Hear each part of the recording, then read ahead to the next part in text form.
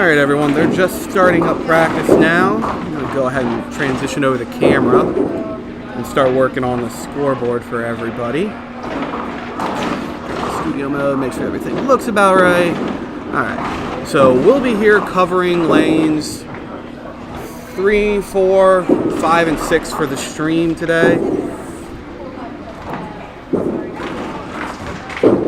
So just trying to, once I figure out the order that they're going to go in, I'll start putting in the names for everybody. So this is the first qualifying shift, Friday. Just got my clock, 1:30. All right, oh, my phone's time was a little off. 1:30. So the way it's going to work for this shift, I believe we have bowlers all the way over to lane 10, which means if you are bowling on 1, 2, 3, 4. I think we're going to end up giving you 4 games. Well, might not be 4 games. Yeah, it should be 1, 2, 3, 4. You're going to end up with 4 games. 5 and 6 should end up with 3 games, and everyone else should end up with 2 games based on where we're located. Sound looks good. Everyone let me know if the sound is, something's off with the sound, because it's occurrence for me. I just wish the 2 pairs I have, none of them put their names in. Nick's coming up. Oh. Hey, we're live. I'm thinking we're doing the pre-show with the camera on you. No, I was going to have it up there so I could put in everyone's names, but the 2 pairs I have, no one's put in their names yet. Y'all driving me crazy. I don't know your order. You're right. Well, I can tell you I'm on lane 3. Me and Calvo are on lane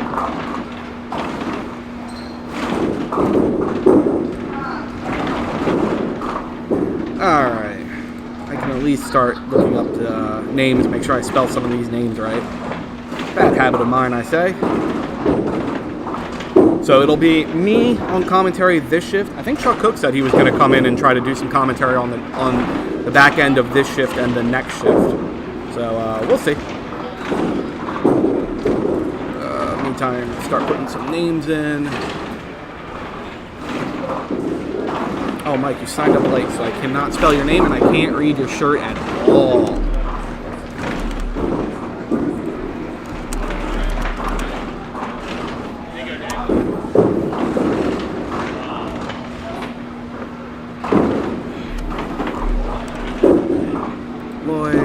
We have Steve Raleigh. Underneath him, Bobby Stockman.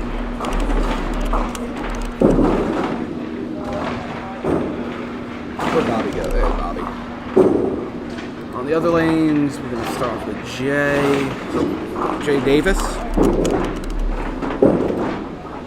He'll be bowling with Bill Fox.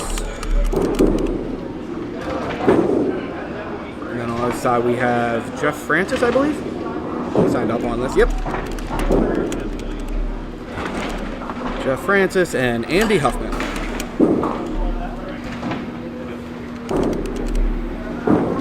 Okay, whenever you're ready, you start your names and start your competition. Oh, we starting now. Okay. All right. Now I gotta figure out how to spell Mike's name.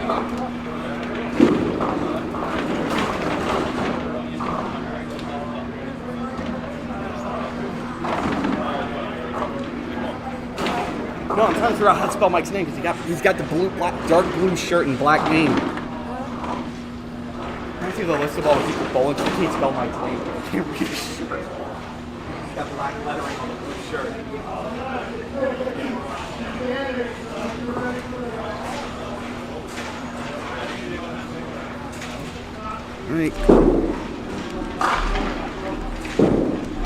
All right, there we go. That should do it.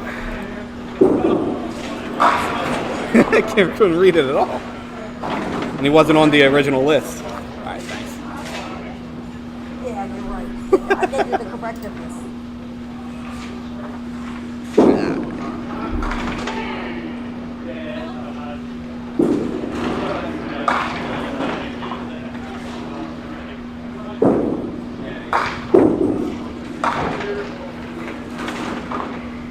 All right, good start for Jay. Get himself. Ooh, nice comeback shot there from Mike. Have replay up? Yeah, we can go with replay. We'll have him go.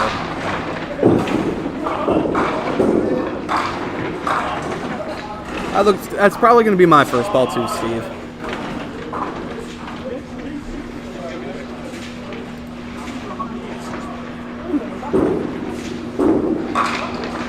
See with a comeback shot and rip through the middle. Yep, this is going to be what my frames look like today. I can already see this.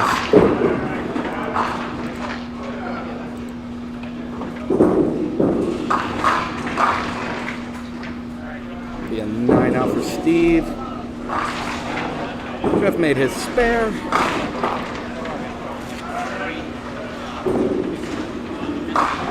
Ooh. Shot for Bill.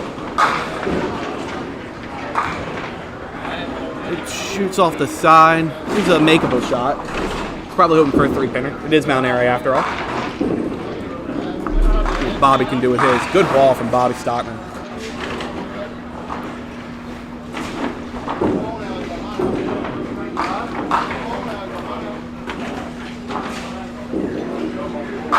Oh, nice try, Nick.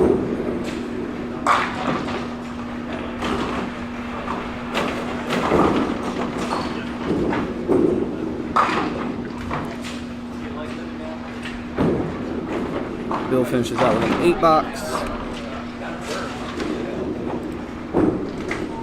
Oh, Bobby just passed by that single pin. Who didn't turn on numlock? Who decided that is a default factor on computers these days? Bobby finishes up with a 10. Bill had an 8. Andy Huffman with a spare.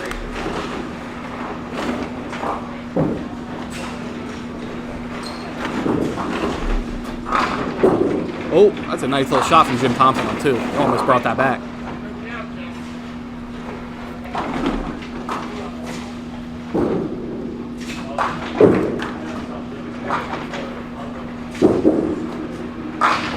Good ball from Steve.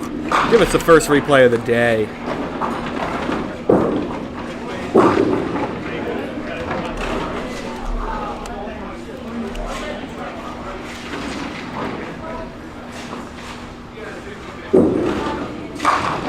See, with a good ball. Leaves a tricky triangle. Thought it was a better ball than that.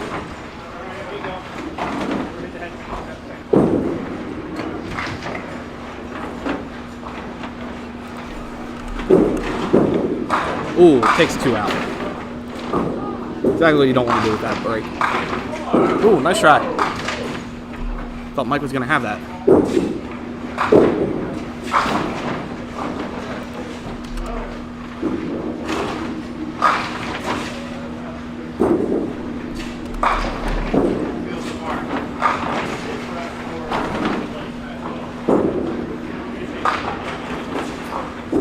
Mike had 7 on. 7 on, 9 out. Let's see what they put in. Yep, 7 on, 9 out.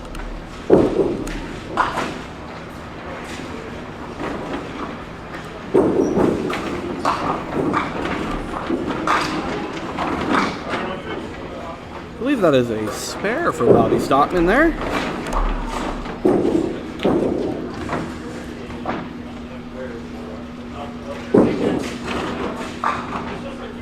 Wait a second, I'm going to actually turn off the scoreboard so I can see something. Yeah, I might do that later. Nice ball from Nick. Yeah, guess he hit a little too heavy.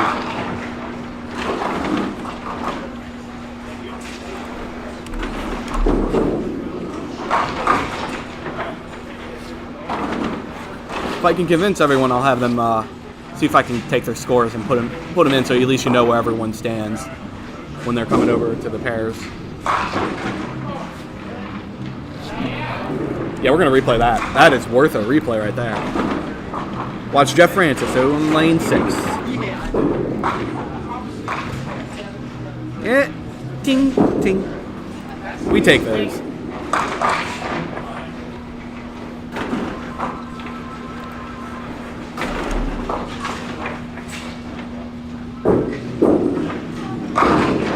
Jay didn't get that ball in the way he wanted. Left the 5 pin along with the 10. Could have easily left a single pin, but if he hit a little heavier, might have had a strike.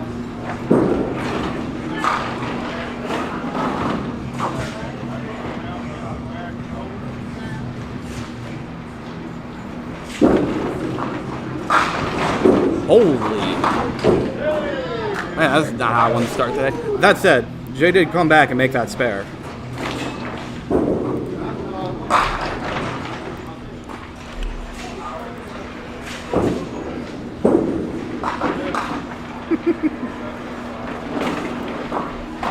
Yeah, that was a ugly break from Mike. That was a very good ball he threw. He left kind of garbage out there.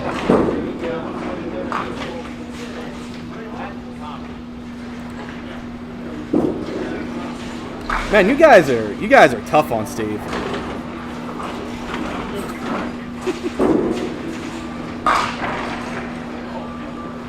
It was a good ball from Steve there.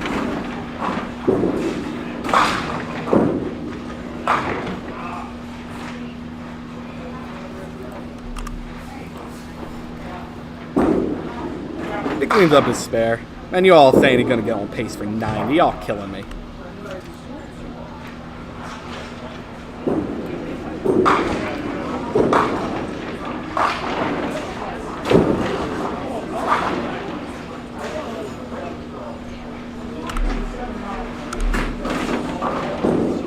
I had my thing on Nick there.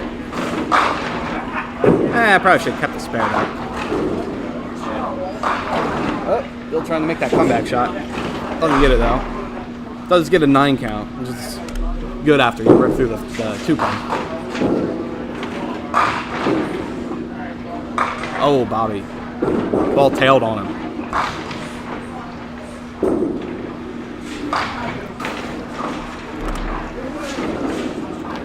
Yeah, I should have kept that spare in for Nick. I had it all the way.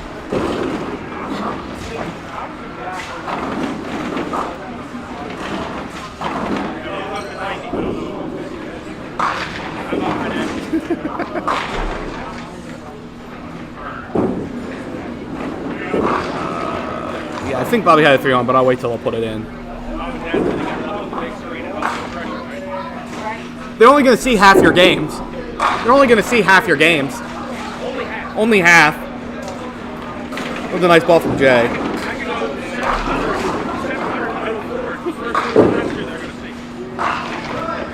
Ooh, that was a 10 for Bobby. Like I said, I didn't see what he got on his first frame.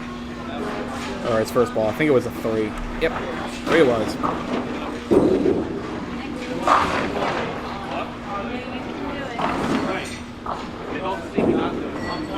Jay off to a pretty good start this game. After making that split last frame. Wow. Little life for Steve.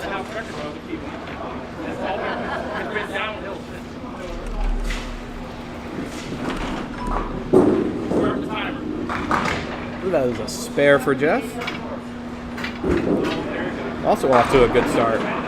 4 marks to open up this game for him. Alright, I gotta fix these or these are gonna drive me insane all day. I didn't realize so many were gonna be off. It gets that way because the key command I use for replay is the same one that shifts everything. So I need to change my key command. I should have done that last night, but I didn't have a chance with all the travel I was going. Ah, Bill goes through the middle.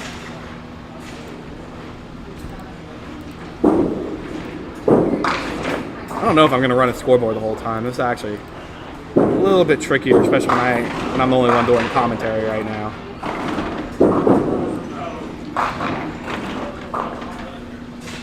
Alright. 10. Oh, nope. Oh, a frame behind. I gotta learn to look and see what I'm doing. How did that 8 get there? 8 goes there. 8, 9. Right there.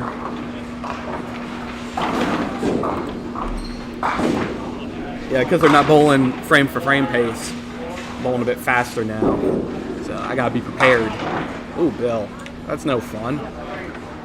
That is a $6 for Bill. After it appears he went rip, chase, pick. No fun. Oh, spare for Andy.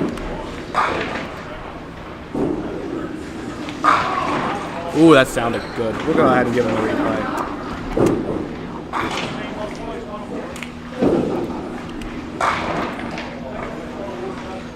And boom, man, that's a perfect ball.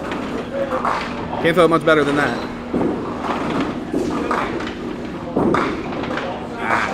Bobby went for the 3-pin there. John off the side gets some good old Mount Airy help. So his shirt says John Davis Jr., but he put in J, so I'm going to call him J Davis. Then I think that's what it was on the sheet too. Oh, Bobby, that did. I got a little better.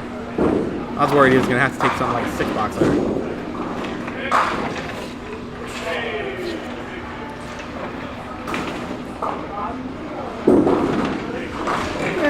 Jay takes advantage of that. Give him a spare.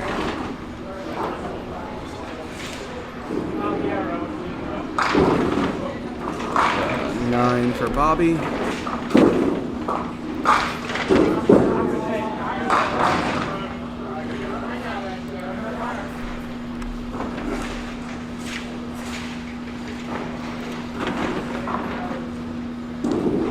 Yep, it's not gonna stay up. Good ball. Little light, little light. I got you. We got the replay.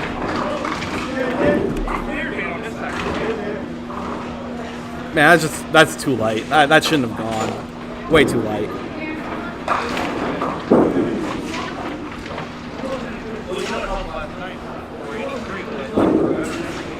Ooh, Steven, another good ball. Gonna have his single pin though.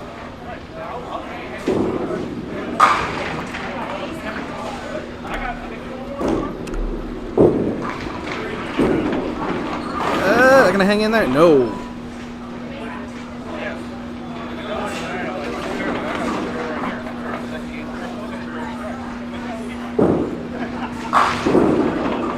That'll be a 9 for Steve.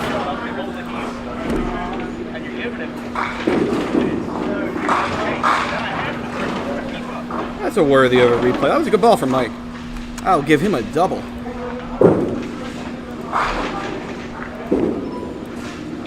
Laid in there, right on target. Bam.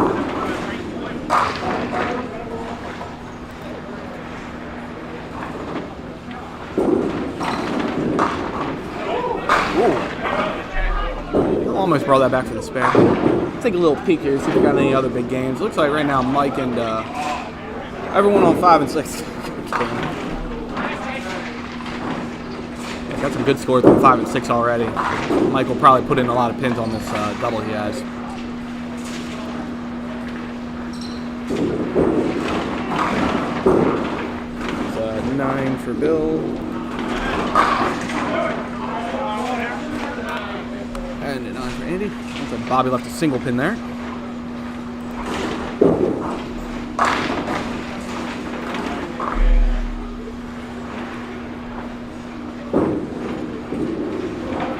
Oops, slid it by.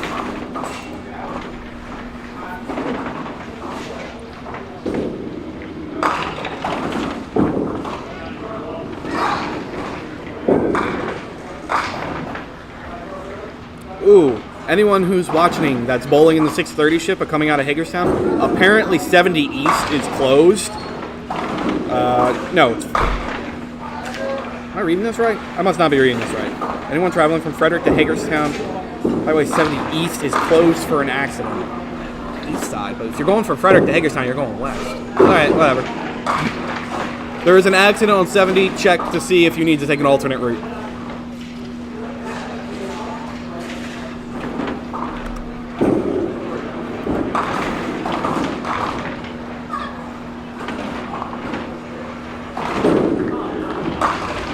Oh, Nick, what are you doing? That wasn't good.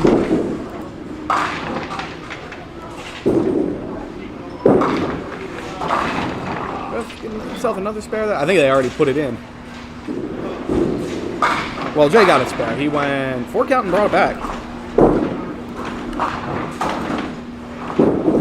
Yeah, that was only a 10 for Jeff.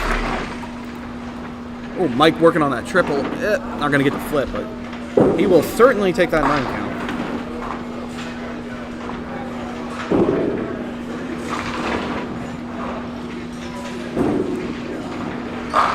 Good ball from Andy.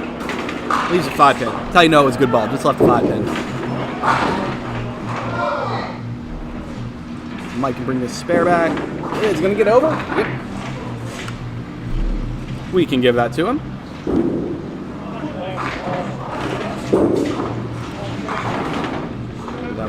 spare for Andy. Bill still got a ball. Yes, Bill still has the ball. Good ball from Steve. Sometimes at Mount Airy when you cross up, it doesn't carry the 5, so you have to make sure that it takes out the 10. It's not that cross up is bad here. Pretty much any way to bowl is okay here. Nothing really gets punished, but when you cross up, you really want to make sure you hit it full to carry out the 5 or the 10.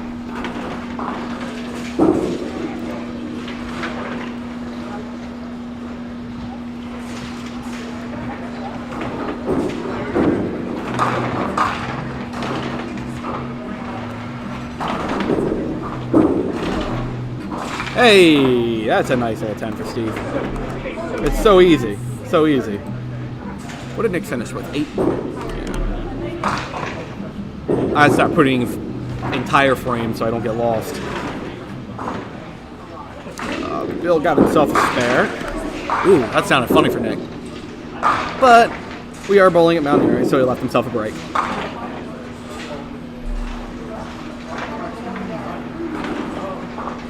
What did I miss on the end? I missed this frame. 7. There we go. All good, all good. I'm double checking scores. I need to make sure I only put in the... Oh, Bill... Oh, for some reason they put Bill had a spare, but he didn't. Oh, Nick.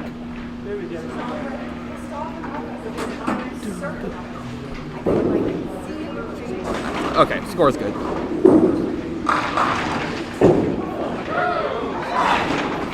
Got a strike for Jay. I couldn't see with the camera. Give him a replay on that. It was a strike. You got a good game going here.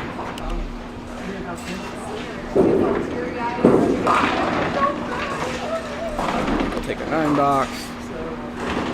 A lot of splits on 3 and 4. I've seen the 5 pin with a corner pin quite a bit. Oh, good shot at. Hey! Mr. Bobby Stockman. It's such an easy shot, isn't it?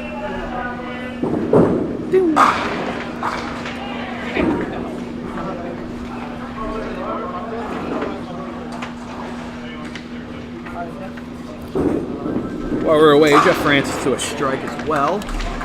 Andy Huppin's working on trying to get his. I don't think that pin's got enough juice to get over there, though.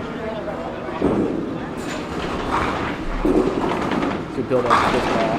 Hey, Mount Airy gift.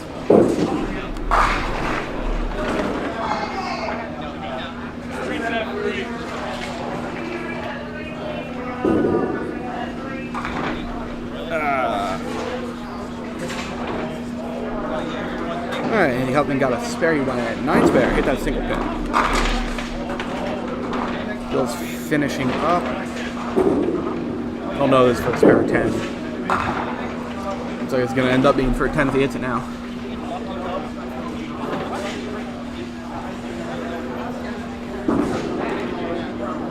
10 for Bill.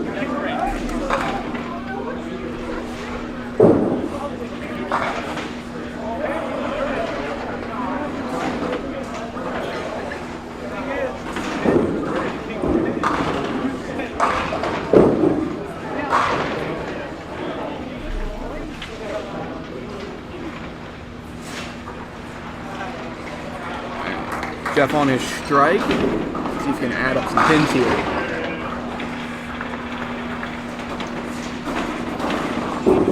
That's a little right. Oh, cuts it nice. Is he going to follow it? Hey, give him the double.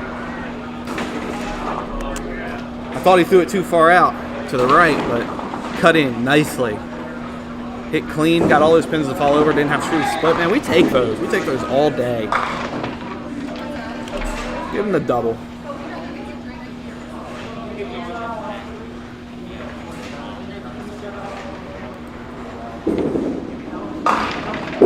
Jake doing a spare. Good ball. The messenger going to get over. Is he going to wait on that? I probably would. Yeah, I don't think he's going to get over.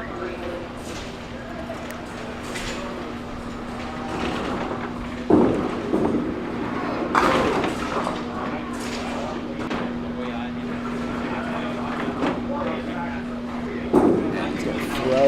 Yeah, through the middle. Last thing you want to do. especially when you're struggling to get strikes, but still throwing a pretty good ball as he is. Jay's on fire. That's a 20 box for him.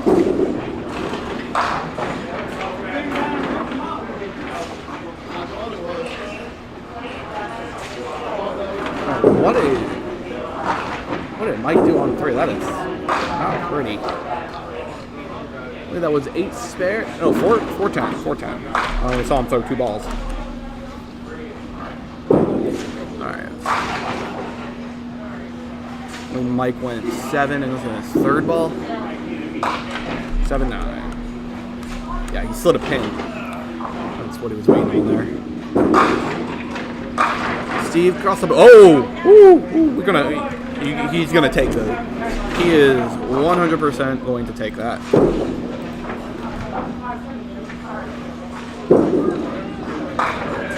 You might not have been able to see it, but he got that 5-10 to fall over.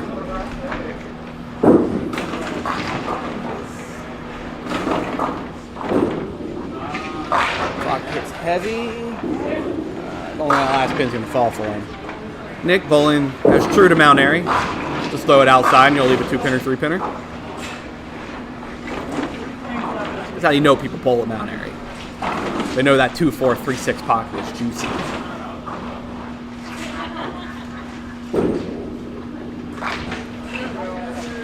It's a spare for Bill, I believe. Nick gonna bring it back? Yes, he is.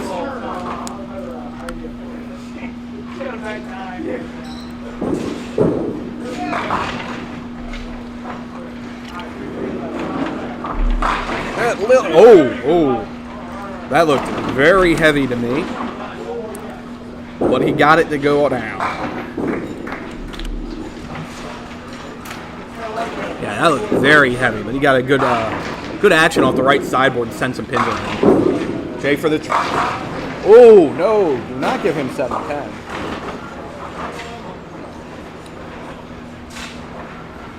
Yeah. That was a good ball for Jay. That's unfortunate he left that.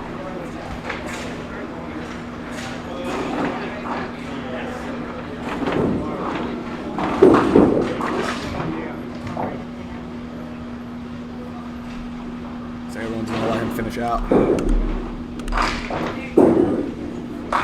Rest in peace, that frame. Ooh, that was a good ball. I didn't deserve that. Mike, after an open, crosses over. Gets a reasonable break. I think he'll take that. Jeff was on his double. Gets the head pin. Oh, wow! That is action plus action on top of action for the triple for Jeff Francis.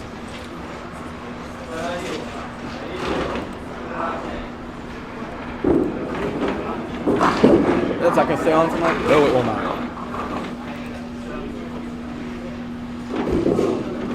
Jeff will be starting off with quite the game. He's got 2 counts and already 154 going into the 10th frame. Steve, ooh, is that going to move? He needed that one to move a bit more. Didn't hit flush in the pocket and he left a pretty ugly break for it. That said, if you're going to leave an ugly break, this is probably the best ugly break you can leave. As long as you shoot it outside, you got a shot to make it. Just hit right side of that 5-pin. That's not the right side.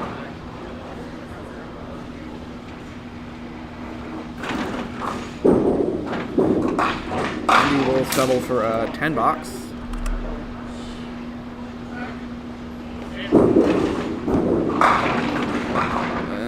Steve will have 8 on, 9 out.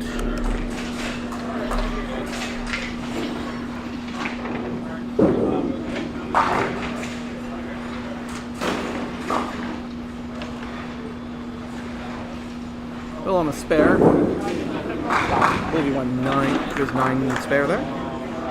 Get a little something rolling to go into the next game.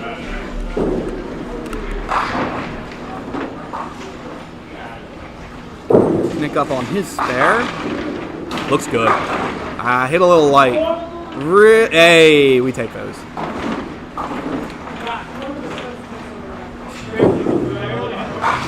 What are you doing here? I came to see John Davis Jr. bowl. I'm not kidding. I was here the last time you bowled. What are you doing? Streaming. Oh, like it's not on, right? It's on. It's live. Everyone can hear you.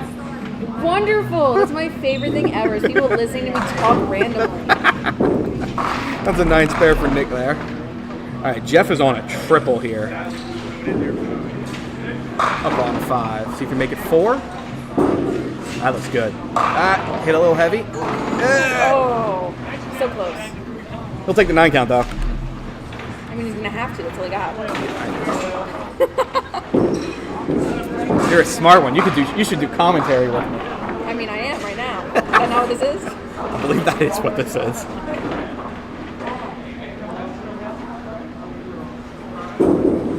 That's not gonna get over it. Yep, that is a spare for And Jeff. look at that. What a spare.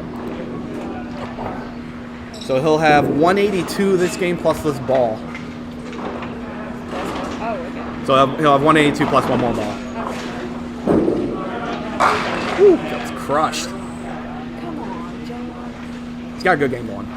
Is it? Yeah. Good. He's got 184 right now. Good. He's Jay. Spare for Bobby. Give him a 20 box. Or put down the check. So Yep. you keep everybody's score all the time? Yeah, it's easier to read rather than having to worry about the camera. Jay got a spare, so he'll have 158 plus his next ball. Ooh. Still a good game for Jeff. It's only 4 though. Still a good game for Jeff. Still a very good game. It's, 187. I'm sure he'll take that. I've never rolled out a day in my life, so.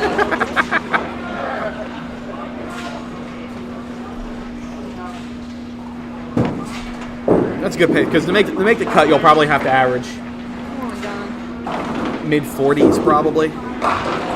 Rushed it for 9. Well, maybe look. Oh, I wanted that so bad for him. That'll give him a 167.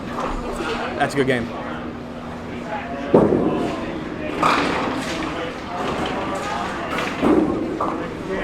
Good ball for Steve. Again, he likes to cross it up, and sometimes he gets punished really hard for it.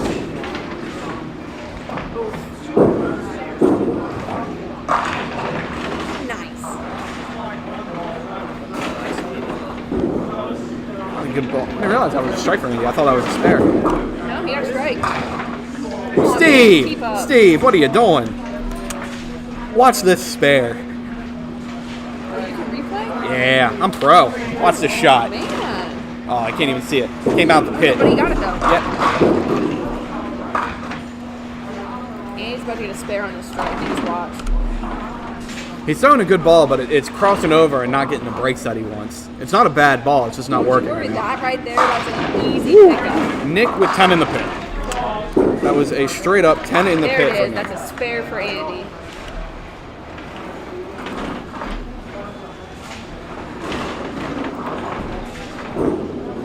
So Andy finished with a 20 box for 42? Yeah. Well, 143 actually. Yes. You do your math, 143. right? No. Thank you. Ah, more strikes. More strikes for everyone. We will keep hitting that replay button for strikes. Oh, that's back-to-back 20 boxes for... Oh, no, that's back-to-back 20 boxes for Bobby Stockman. That was a spare for Bill. Bill able to get something going this game. He'll finish up with a decent score considering the rough start he had.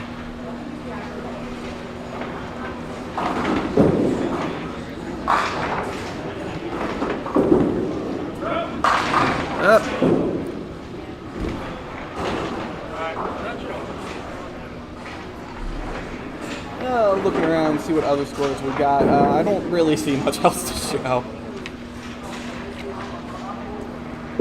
Yeah, our big games here, we're on 5 and 6 with Jeff and Jay.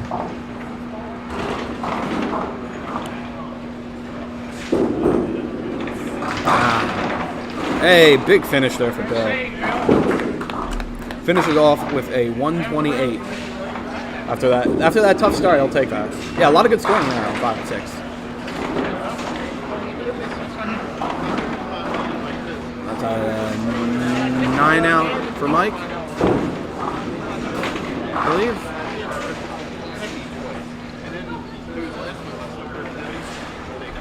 I believe that was a 9 out. I just don't think he put it in.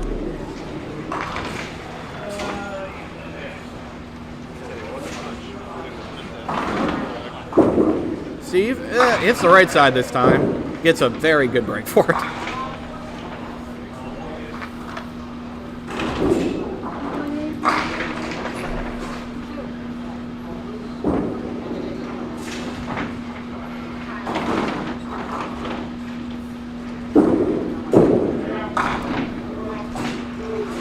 Steve makes it count. Goes 9 spare. So that's 31 plus.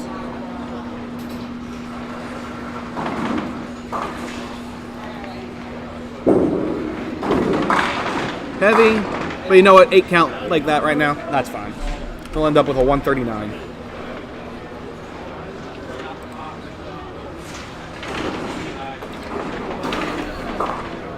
All right, Nick Lloyd on a strike.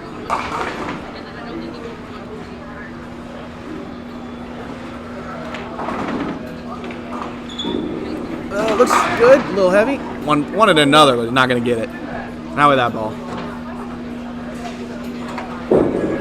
Yeah, it crept up a bit too much on the head pin. He's gonna wait for that single pin. He's not gonna get it, but he's gonna wait for it. Come on, Nick. I've got another like 10 hours to be here. Please just hit the deadwood. Killing me, Nick.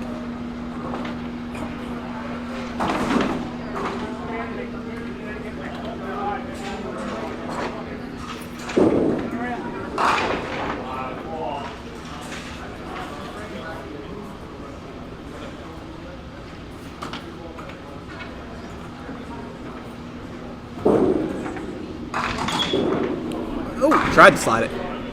Gonna take the 9 count. Give him 28, 37, plus or minus 1. Bobby trying to get more 20 boxes. That will not be a 20 box for Bobby Stockman. That will be quite a bit more for Bobby Stockman, as he gets a double. He finishes with 9 on, 9 out. Respectable 137. Bobby Stockman with 142 plus 2 counts.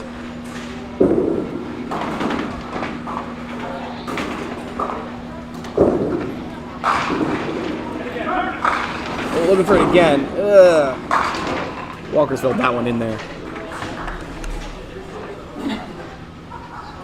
So 149 plus this ball. Well, plus this count, really.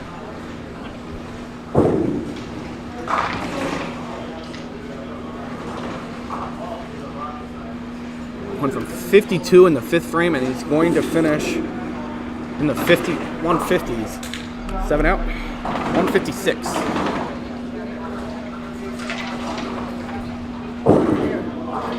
Yeah, Rick, solid numbers being put up by everyone on this pair. Scoring elsewhere, not as good. All right. So everyone's gonna shift over to the right. I was hoping I could just copy this names. I don't think I can because I have that set up. Right, let's see. Oh, that was not good. Oh, it did work. All right, we're good. So I can just put in their scores quickly, and then I'll grab the scores of everyone around. So it's nice to know what everyone's total is. 37.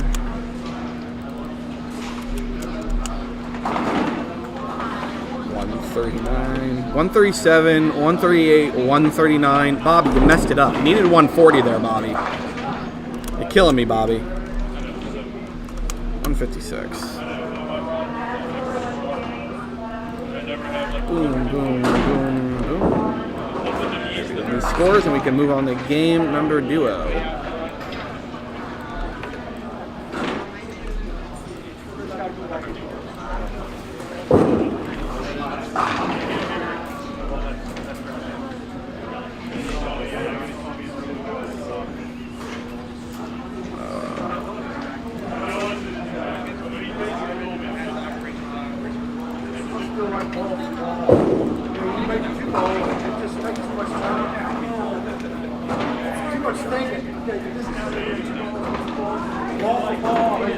Got Chris Hook. I have caps lock on. Chris Hook. This is Jim Thompson. Oh, we got two Chris's. Which Chris is on which side? Oh, guys. Guys, why would you do this to me? Okay, it looks like Hook's gonna be on the right.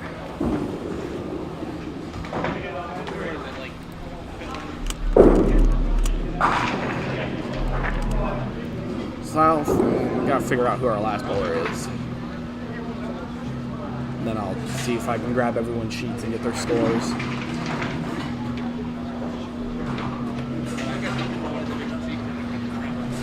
Yeah, just grab the count.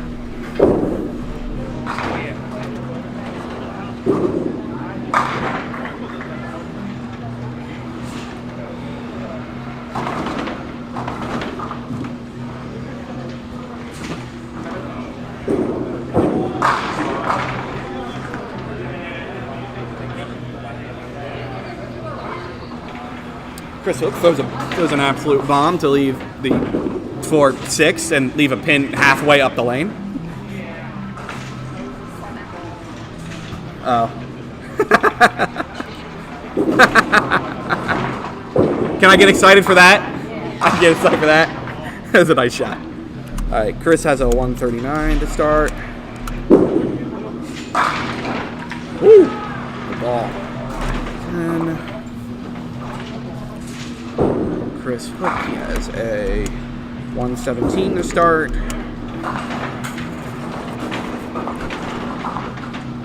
Jim Thompson, 129. And Carrie Moore, 109. Okay, that's everybody.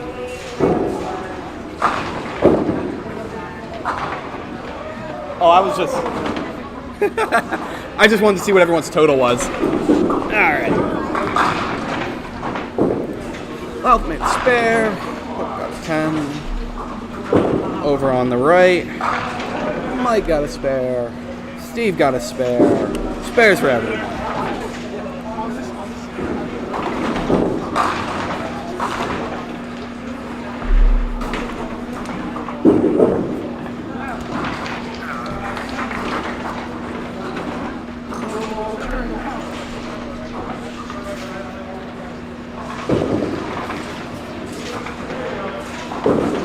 I don't know if it popped up because I wasn't paying attention, but thanks, Landon, for the donation. Kindly appreciated.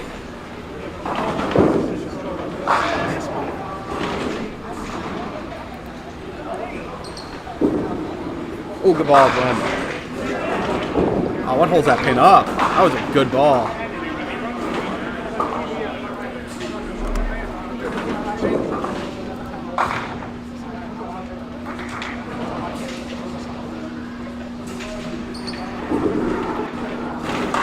I'm sure he'll take that spare, though.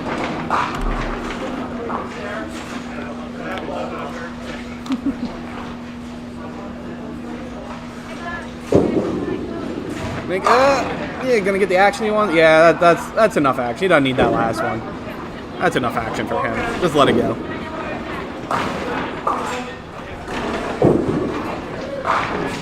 I'm gonna go and get myself something to snack on once Nick is done.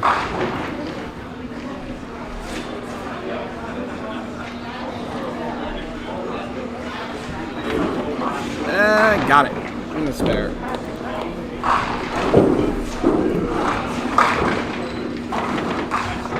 Shoot the 5 like you normally do. Pull it left.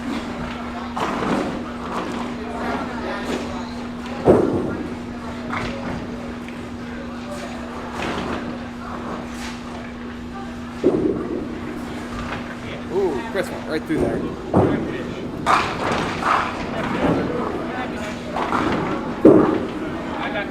That was a good ball. Oh, got that back pin to fall. I didn't see that there. Yeah, you don't want to leave that. Good comeback shot for Chris. Finish with a 10 there.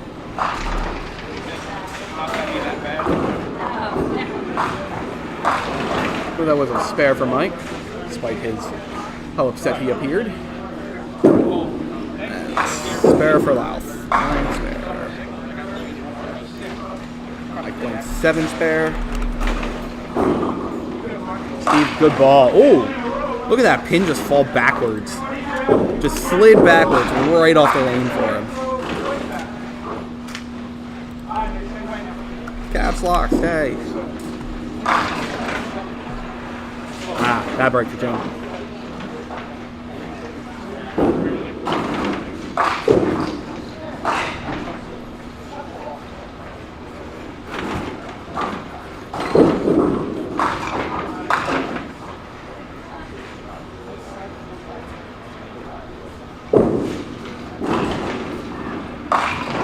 Oh, Bobby Stockman, everybody.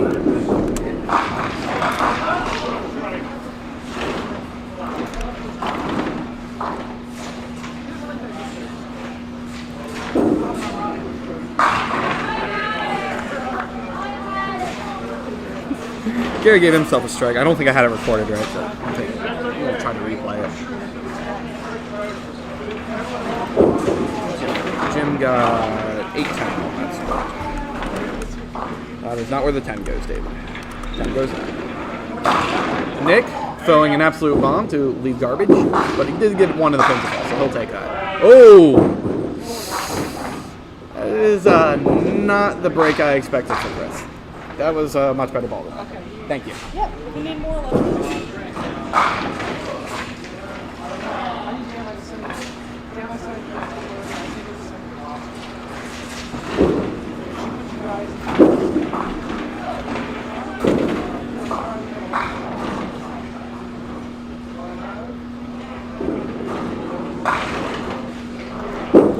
Nine spare for Nick. 8-9 for Chris.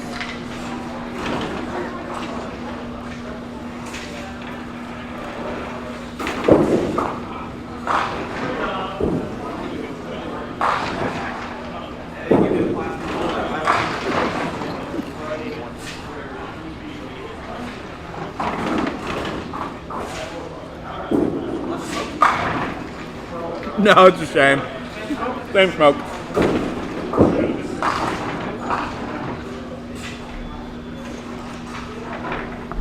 I'm gonna grab a napkin.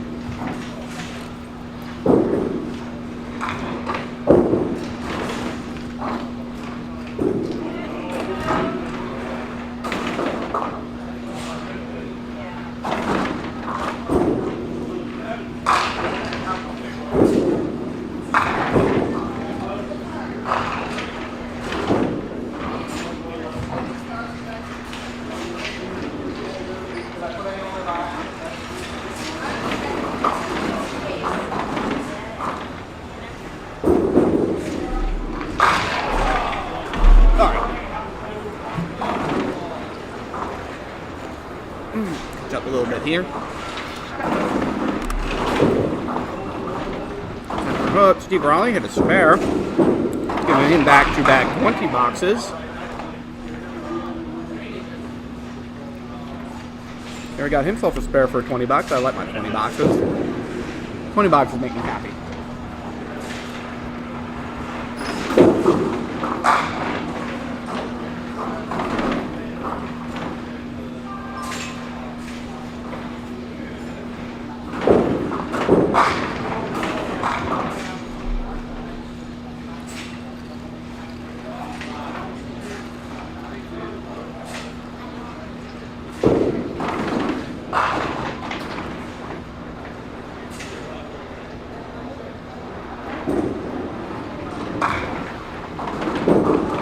I believe that was a spare for Mike.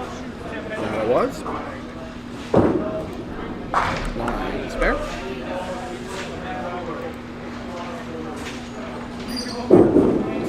Oh, is that going to come over? Ah!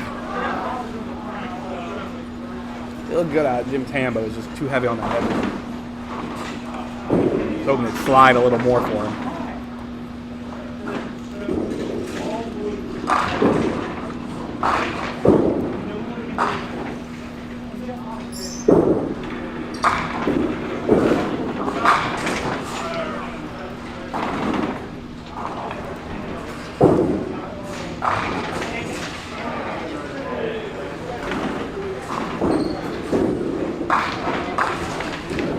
over Jim. I don't even think he knocked that pin off the deck. Oh, there it is, in the gutter. Bobby Stockman with a spare for another 20 bucks.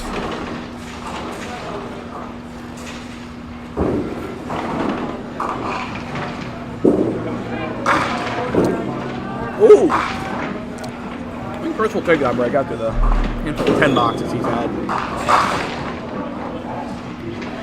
That was a little light there, Nick.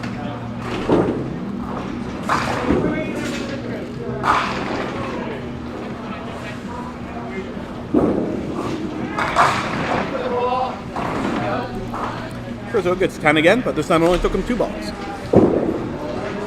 Alright, hopefully we'll get him started up.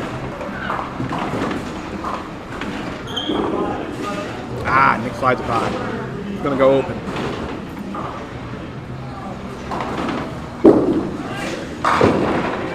Excellent ball from Chris out there. You can give him a replay for that.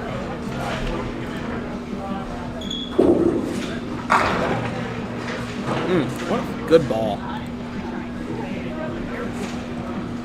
believe Nick went 8 on, 10 out.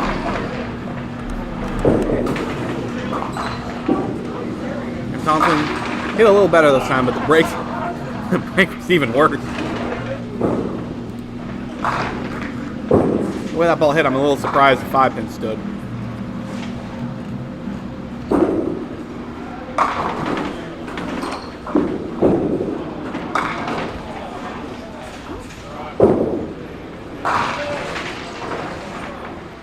Tried to pinch that 10-pin to fly back, but got stuck in the gutter.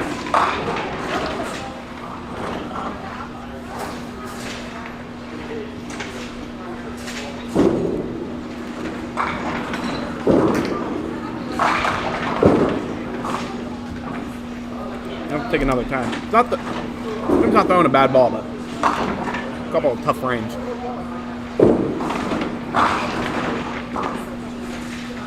Steve on his spare, unfortunately, is going to go 2 on, 9 out.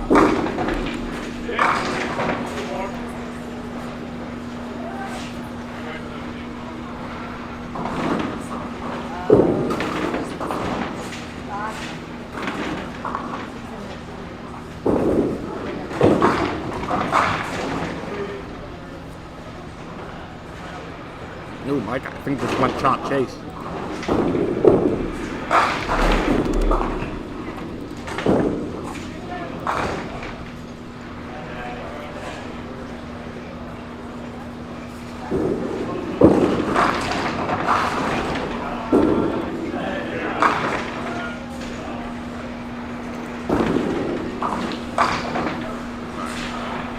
What did Carey do?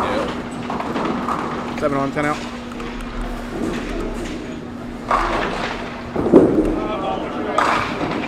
Not a bad ball. It's a tricky triangle. Chris, I think it a little heavy. Left a makeable 3-pin out. What did Mike do? Mike went 2 on, 9 out. Didn't Steve go 2 on? What are you guys doing? Don't do this to me. And that, sir, is why we call it the tricky triangle.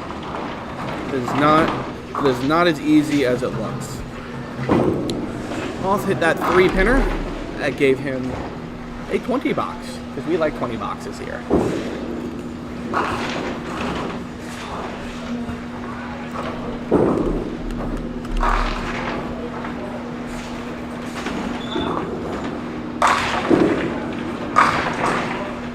Pair absolutely hammered balls on 4 and 6.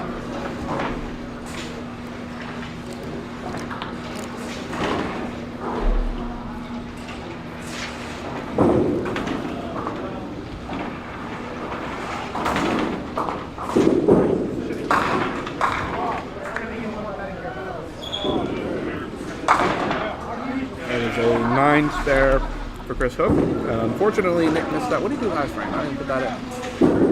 Oh, this is a frame he's on. I get mixed up because one frame's one lane's frame behind.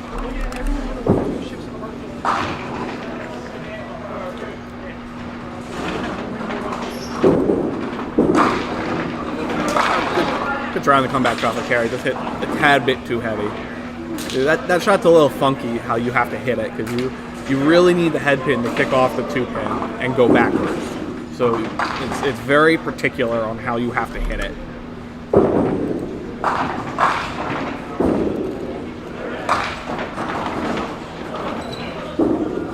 Damn, is that going to stay on 9? Nope. Looked like he lost his balance as he went to throw it.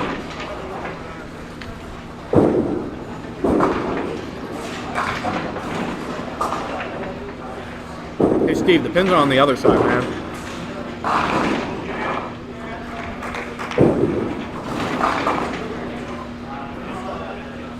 He's actually in a bad shot for Jim White throws the ball. Hey, got it. Because his ball's already moving from left to right. He can easily send the ball over or hit the pocket pretty clean. Or send the pin over. Good shot. Does Steve really get a 4-box? Steve.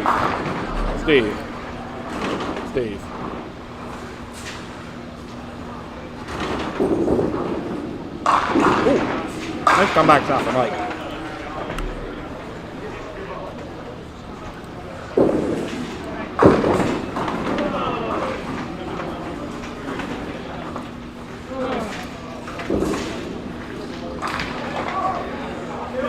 You might have seen it just out of the side of the picture, but on lane 7, Bill Fox had the 5, 9, 10. He kicked the 5 into the 10 off the wall and back through the 9. Not how they teach you how to shoot that shot.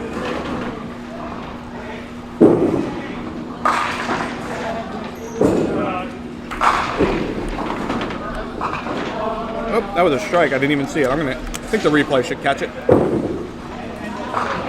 Bam. That is back-to-back 20 boxes for Chris Off.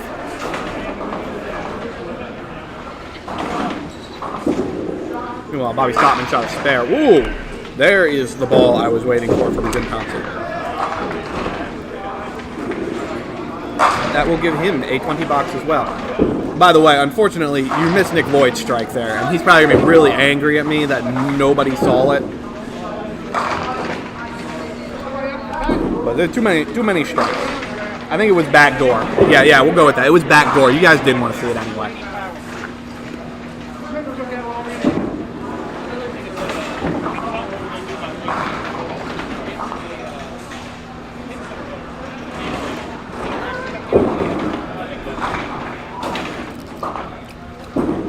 Carey shooting out a single, and slides it left.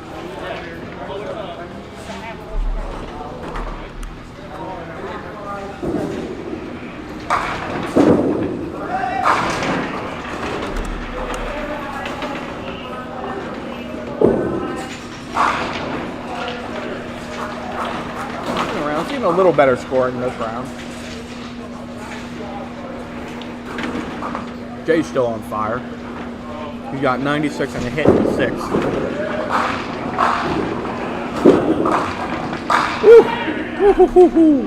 Woo. Beautiful ball. I don't think you can throw a better ball than that.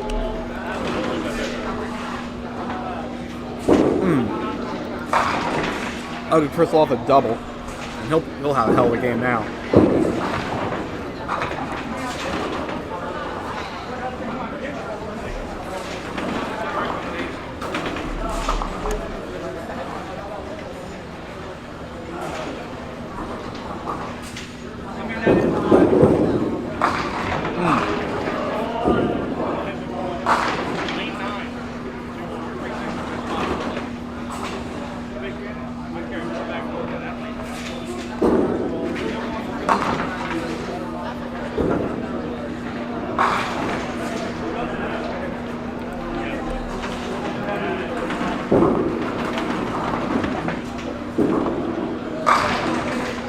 Ooh, that was a lot of action on that ball from Chris Hope. Kind of need it because it didn't hit very well.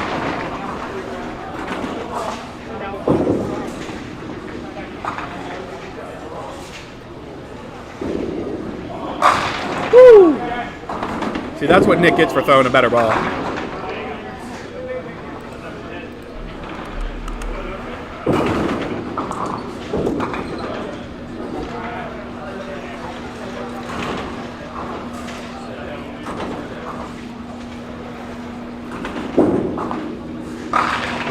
Oh. That was almost a nasty break for Carey. I guess we can give Nick his $20.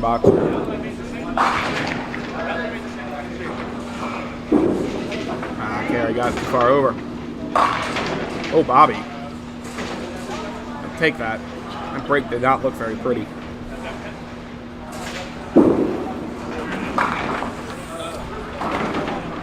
Now for Carey, give him credit. He's getting his wood. He only dropped one pin this game.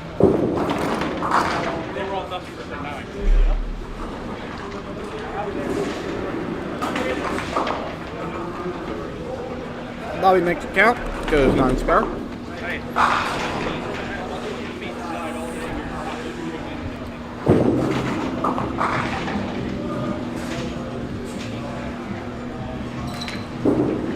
Oh, Jim. Gotta get that ball out there at least.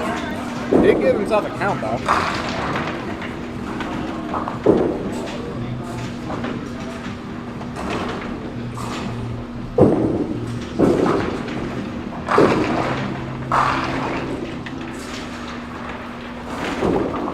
Taking a peek around. I think we got some good scores on 11 and 12, but that's normal around here. Nice shot for Jim. Got that $20 back after that pretty ugly first ball.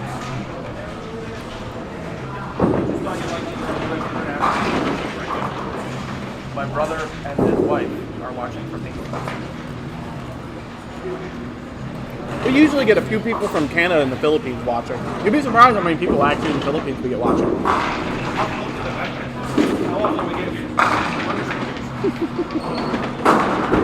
Ooh. Not a great break for Chris there. Hey, nice shot for Steve. I don't think he was happy he left that break. He's having a tough game.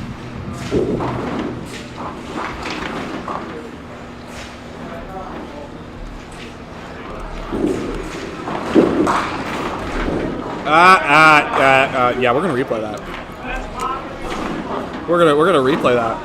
Mike, everyone is going to know what you just did. There's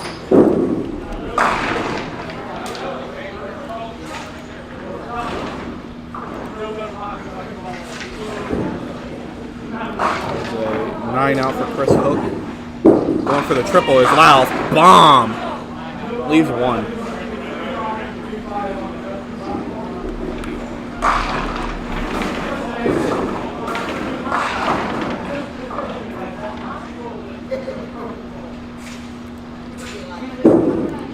Missed it.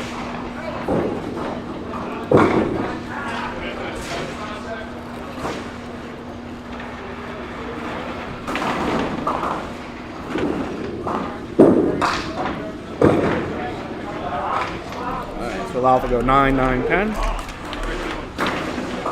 Bobby give himself another spare. Bobby went 9 spare again. Not a $20, but we take 19s as well. Woo! Jim, great ball. I'll give him another $20.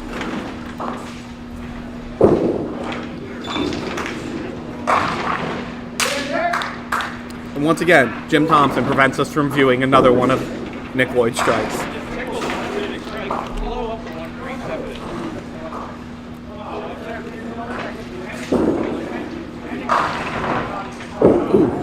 Oh, I thought that 7 pin stood up on 4. I would have been angry if I left 7 pin up on that ball.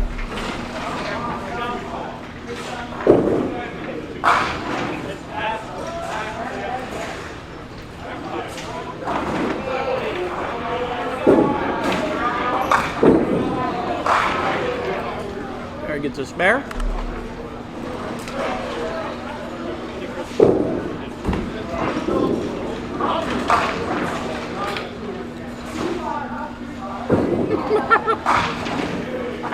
Steve let him know he missed the spot there.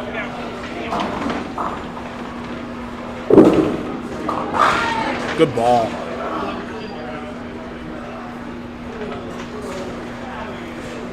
Mouth is locked in now. Probably a little angry he missed that single pin last frame, but he's still locked in. See my man Jay? Strike, strike, spare, strike, strike. What you got right now? Oh yeah, I saw he had a good game going in the 5th. Yeah, he'll have another good game coming out. Don't you worry.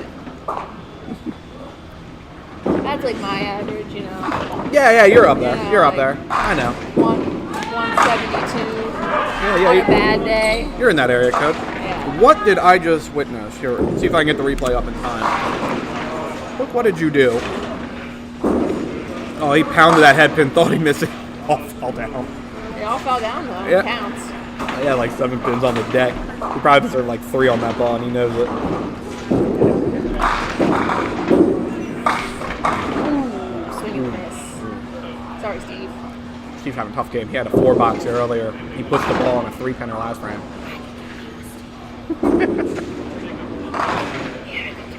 Ooh, now he got That did. What? Makes no sense. Mine never does that. Steve had a good last game. He's struggling this game though. That's my average. Alright. Carry after that, we'll just call it a tough game. It's 8 out. Jim on a strike. See if we can get at least another 20 box. Oh, that looks good. Wait. Close but no cigar. Also, by the way, Nick, you need to learn to throw the ball so you don't do things like you just did. Nick Boyd on lane 6. He's usually my co-commentator. Oh, that's me right now. Yeah. Well, he's usually the main commentator, and I just sit there and say crap. Me right now. Yeah. Okay, cool. Jim gonna bring that back? Give Jim another 20 bucks. Jim, the local boy. Jim's out there with the spare boy. Do you know Jim? No. Yeah, he's local. No, Jim's at 130. Okay, he's right there. Yeah, he's local. He bowls here. I don't think I mentioned. He's a good bowler. Oh, Nick, right in the middle. It's a field goal if I ever saw one. Still doesn't get in 3 points. Chris tries to get back-to-back ugly ass strikes. I think we'll finish out with a 10 box there. Or a 9 box. 8 on 9 out? Yeah, 8 on 9 out. Bobby's still up to go. They're already in the 10th. Ah! You're on your pin, and you're just a little bit too much on it. It's on YouTube. It's called Duckpins Forever. The number 4. Number 4. Yeah, Duckpins the number 4 ever on YouTube. Duckpins 4.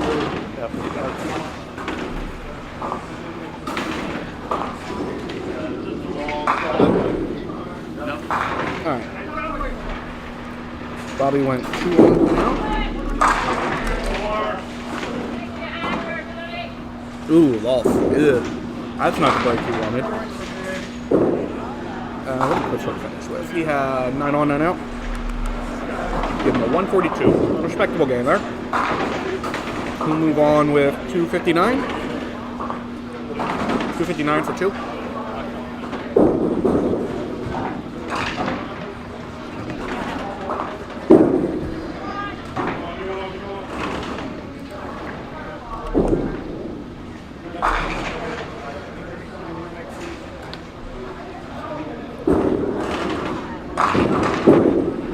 Good to see some of the Lloyd family out there. He told me that some of you were tuning in. That's a 9 out for Loft. He'll have a good 179 game. That'll give him, what is that, 310?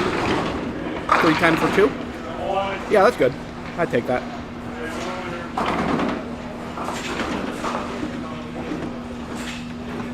Let's see, Steve got a 9 out.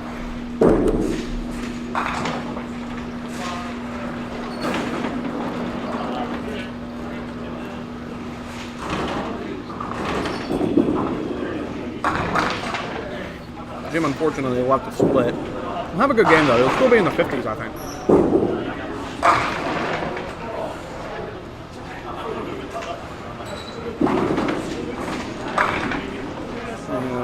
Jim, where are you at? There you are. I believe that was 8 on 10 out. So he'll finish with a 156. And after 2, that will give him 285. That's about the pace you need to shoot. Yeah, if you keep that pace up, that should make the cut.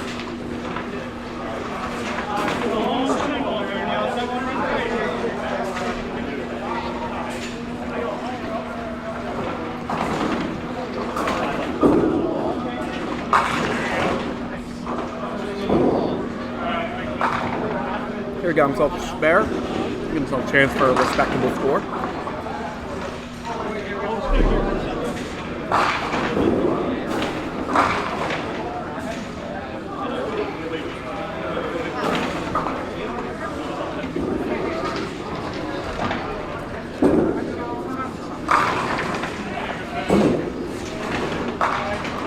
We can end this game with a replay. That was pretty enough for me.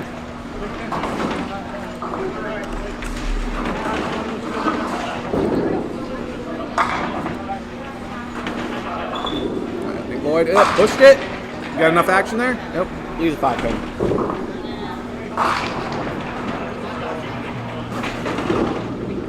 Looks like I missed Mike throwing a spare.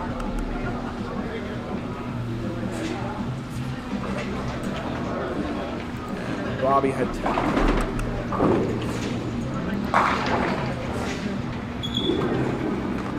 And a spare for him.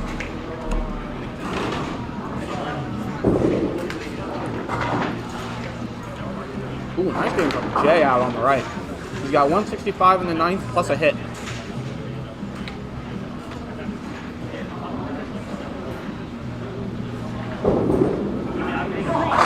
Ooh. Michael took that break, but I think he needs double by hand.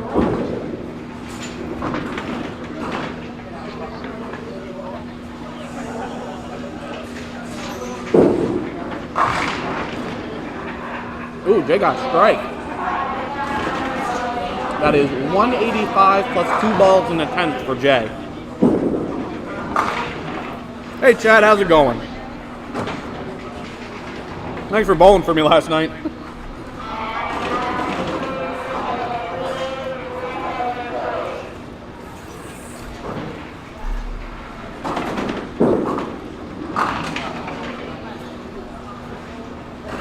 That they've already started rolling up on 1 and 2. Let's see, that looks like Randy Farlow, Larry Lipka, Kevin Gibson, and Scott Mack. Yeah, Jay's gonna have another huge game.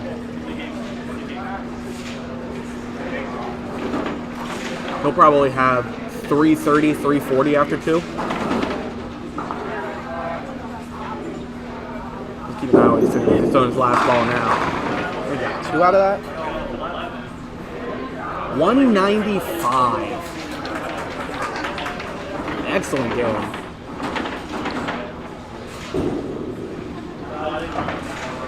$195 for John Davis Jr., aka Jay Davis.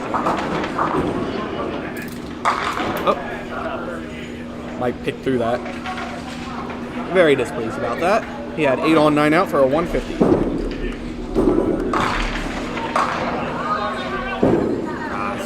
Steve continuing his troubles. His ball keeps crossing over and he's not hitting anything clean.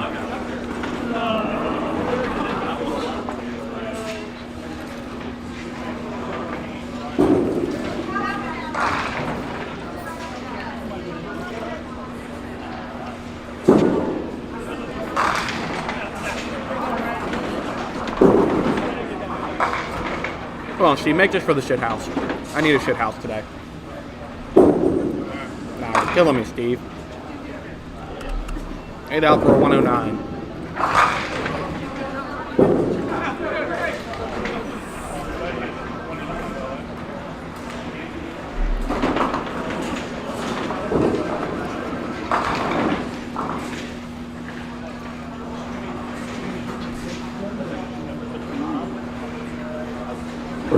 What sort of numbers do we got right now? We got about 50 of you out there. Pretty good. I'm actually pretty happy about that, especially for this early qualifying shift. I think blew through. Gonna have to work to get 50 now.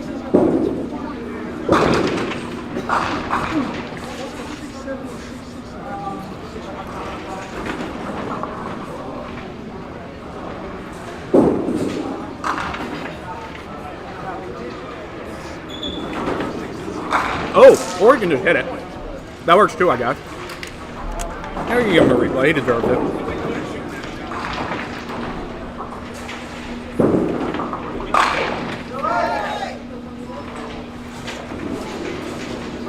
Bobby Stockman. Oh, wow. That ball just pancaked. The pancake went straight through everything. Wasn't a bad ball. This was an unfortunate break. I would like you to know that my friend scored a 195. I saw it getting shot at. It was good. It looked like a good game up there. Bobby working it. Oh. Mackey's Bayside Bar and Grill. Visit it. You making shot? Go. Oh, make I just shout did it. I outs. just did it. You can go again if you want. Mackey's Bayside Bar and Grill, Ocean City, Maryland, 53rd Street. That's where my man who's got a 195 works on a regular basis.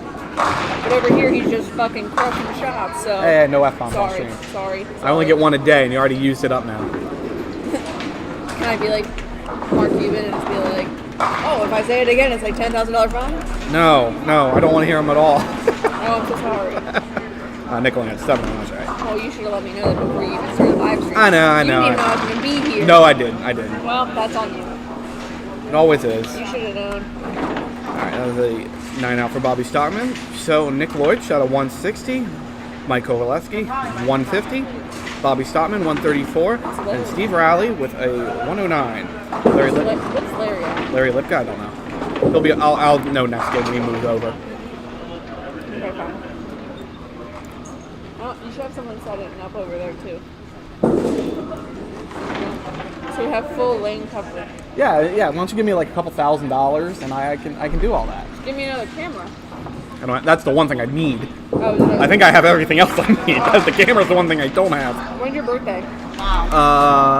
3 weeks ago? 2 weeks ago? 2 weeks ago. Well, mine's next week, so you can buy me one for my birthday, and then I'll let you use it. You're horrible. You You're know welcome. that? You're horrible. You know that? Ladies and gentlemen, David Hughes is my best friend. He loves me so much, it's crazy.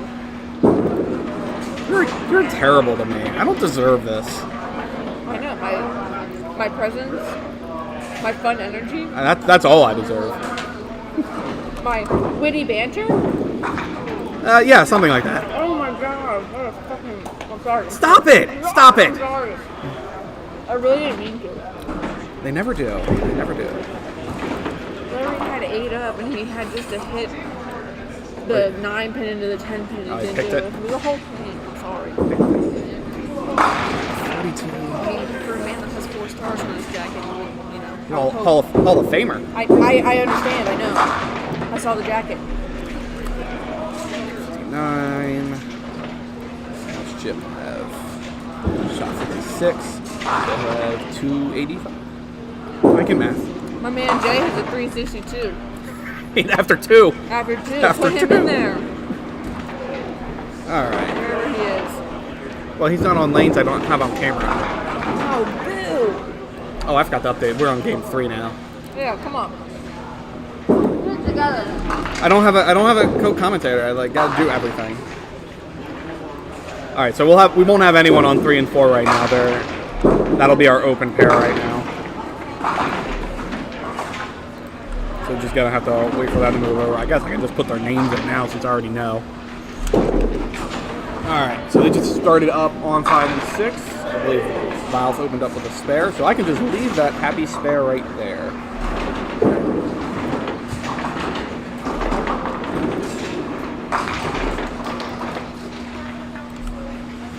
And I had cap locks on, because I always have cap locks on. Randy.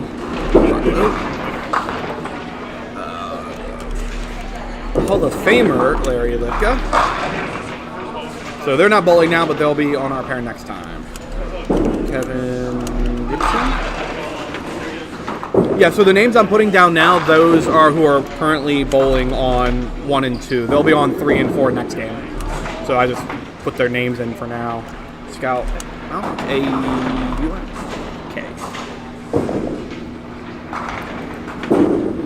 And I'll get their totals from them after the next game. That way I don't have to math it out.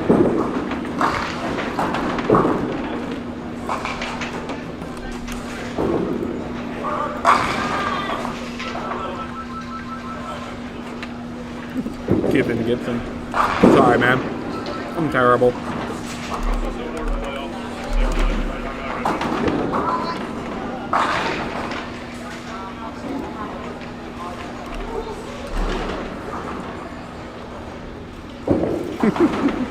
Good to see some Larry Lipka love.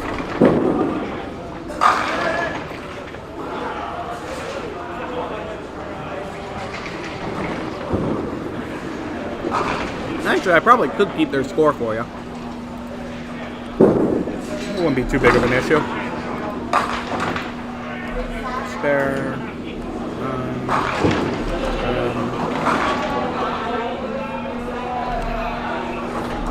Strike. If I get a chance, I'll get their totals too. That way I'm at least prepared or something along those lines. 8, 9, 9. Strike. 7, 9, 10. Spare. 9, 9. Spare. And then Kevin got another spare. Okay. That should do. Alright, I'm gonna go grab their sheet so I can see what their totals are. How's it going?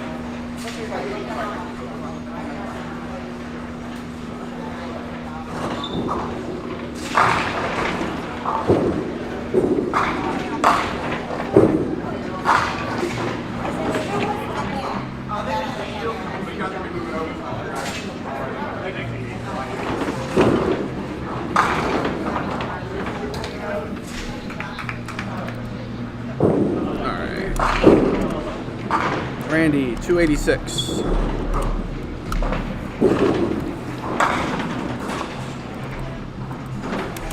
Larry, 221.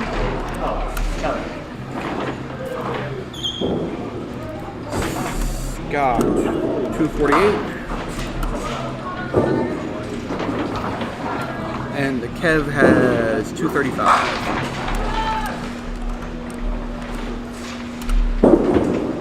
Okay, that should be everyone.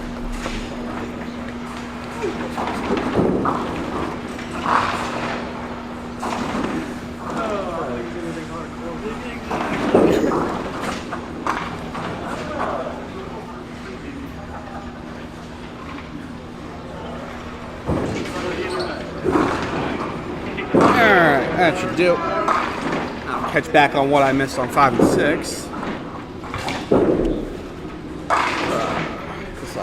Strike. This hook went 6 on, 8 out. Jim Thompson. I got it.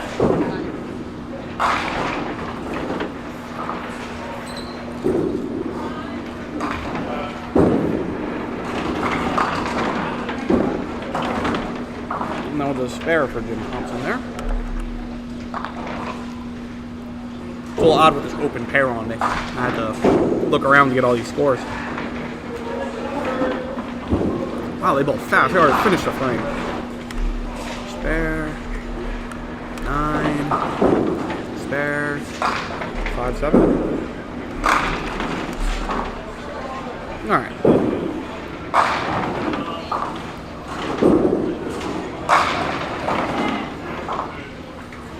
Good ball from Carey. If I was paying attention, I'd give him a replay. I'm not sure when he hit it, my replay got it.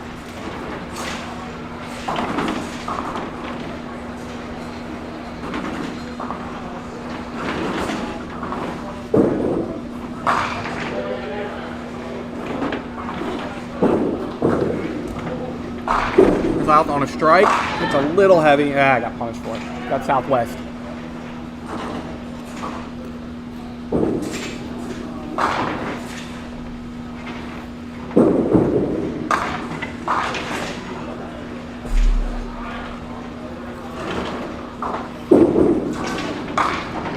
They're gonna roll? Nope.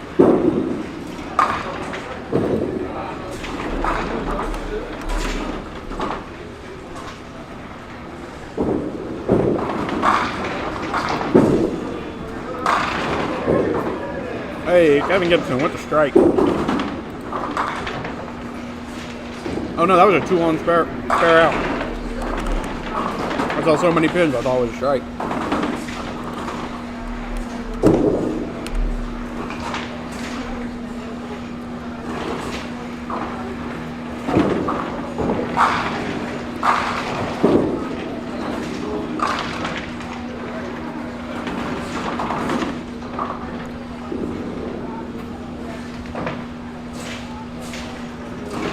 starters. I think someone got 4 spares in a row over there.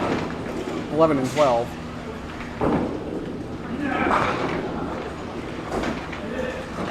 Yeah, someone opened up with 4 spares in a row.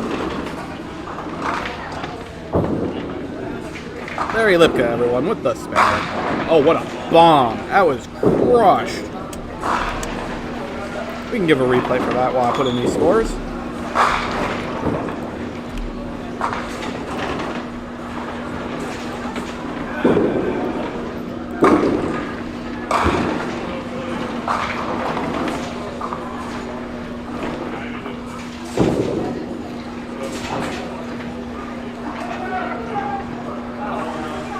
I believe for the rest of the shifts, we don't have any more open pairs, so every pair will be taken. This is the only shift that'll have an open pair. Unfortunately, I think we have to deal with the open pair again later. Yeah, I think we finish like this.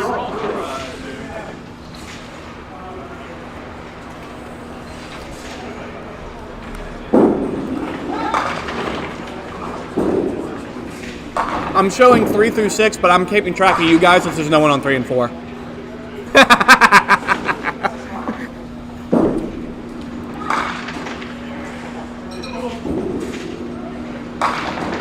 Not gonna get the mixer, Jim? Yeah, it doesn't look like it. You got a good break though. You can tell he bowls at Mount Airy.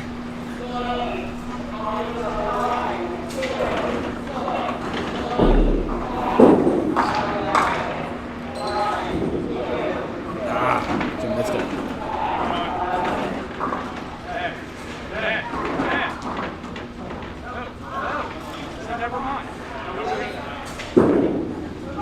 Ah, Randy.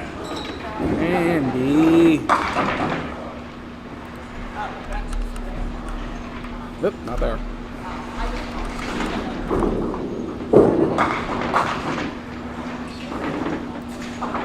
Give him an 8 on 9 out. Oh, Randy tried to bring it back. Didn't go though.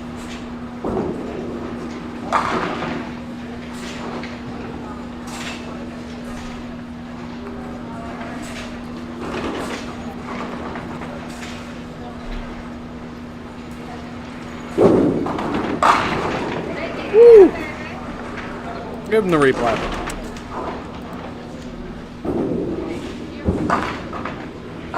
That is a double for Chris Hook.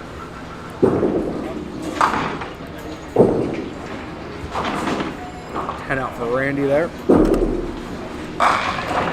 Oh, lost with another. Let me hit that replay button again.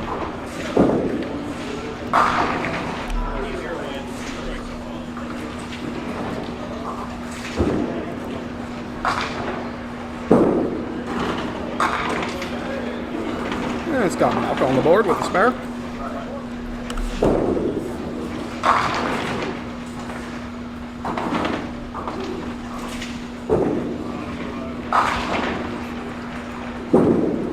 There you look on the snare. Good ball.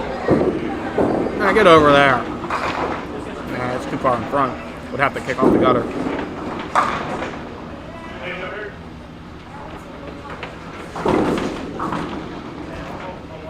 One time, I think it's kind of stuck there.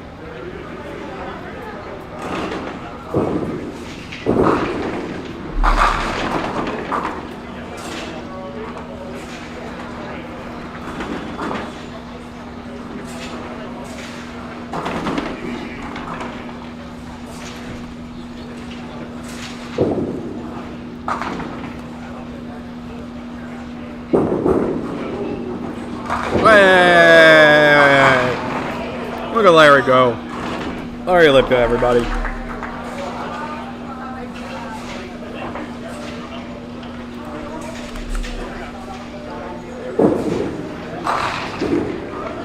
Yeah, didn't stay over for Jim. Not the makeable shot though. Gotta shoot left side.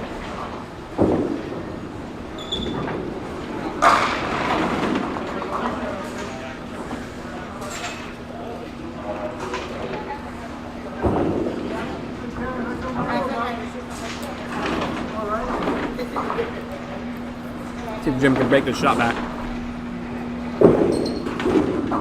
Yeah, looks good. Oh, wow.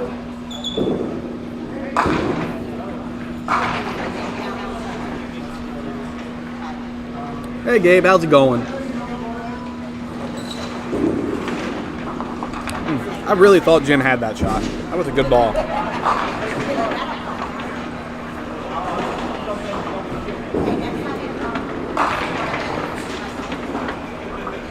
I'm not paying attention to these pop-ups, but I believe we had another donation come in from the previous Pro Tour winner, Gary Santora.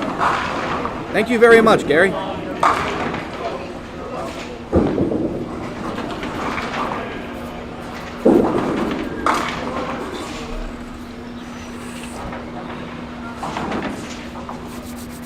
Oh, just getting started.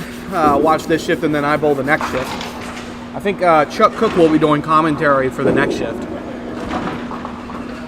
He offered his services. Ooh, Randy went chop chase there.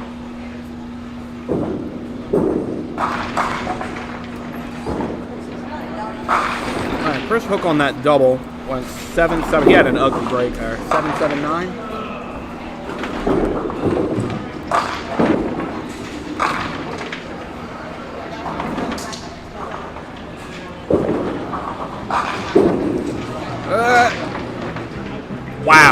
Wow, we're gonna replay that. That was amazing. What Laws did. He barely hits the head pin here, just barely nicks it, and gets them all to fall over.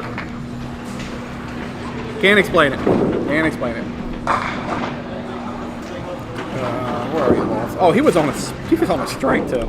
That's one way to get a 20 bucks, I suppose. Meanwhile, while we were talking, Kevin Gibson threw a bomb. Randy got an 8 out. Ooh. Well, Larry's break's a little easier to hit. Jim got a nice break out of that to leave just a single.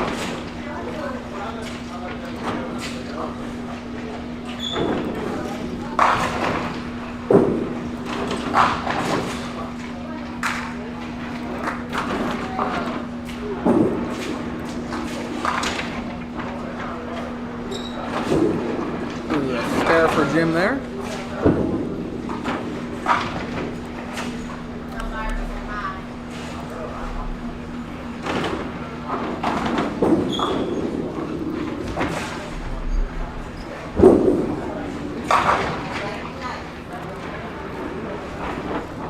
Let's see, Larry has 7 on, 8 out.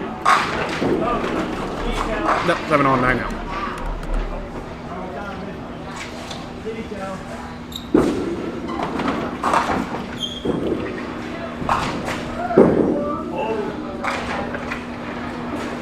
And Scott with the 9 spare.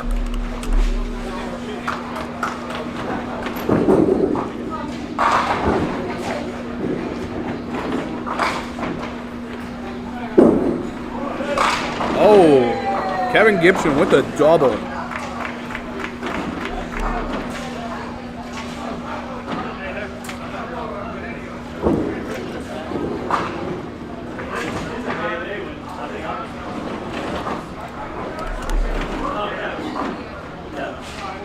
What did I miss on carry? There we go. Let's count.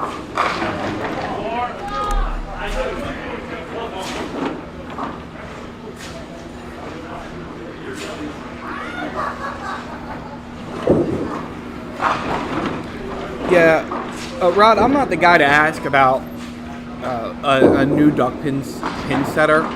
I mean, if the sport's going to grow, I would argue certainly we probably would need a new pin setter because they don't make pin setters anymore. So all the ones that we have, we're just pulling out of old bowling alleys. So what we have is what we got. So if a sport's going to actually physically grow, a pin setter is probably going to be needed. What would be helpful is if we could get pin setters that functioned like nicely, that didn't require a significant amount of maintenance, because that's what's helping pins on strings, which uses fairly similar equipment to duck pins. That's what's helping that grow, the lack of maintenance that pins on strings requires. That's just my opinion. But a guy like Nick Lloyd would be a better man to ask that question, because he knows way more about the equipment than I do. All right, we'll get back to the scoring here. After that little discussion.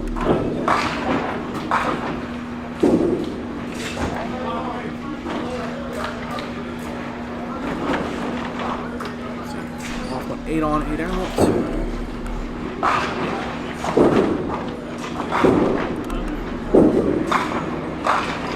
Yeah, if you ask Nick a question like that, he'd probably be discussing that for like the next 20 minutes. But in my opinion, yes, probably a new pin setter is needed. I don't know if houses that already have pin setters would be really that interested in them. But if you were going to open up a new house, you would 100% need them because they don't make pin setters anymore. You're just pulling them out of old houses and doing maintenance on them.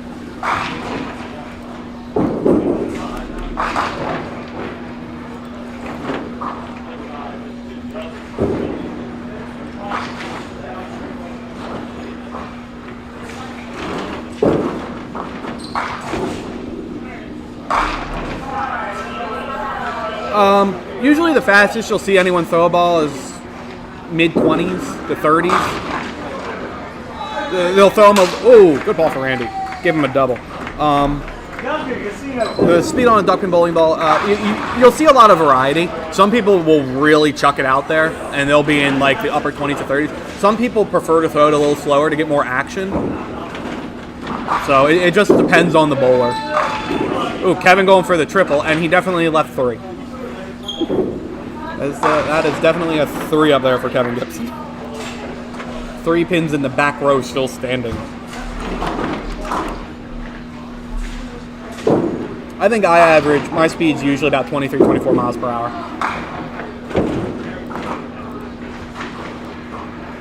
And a lot of people say I throw pretty hard.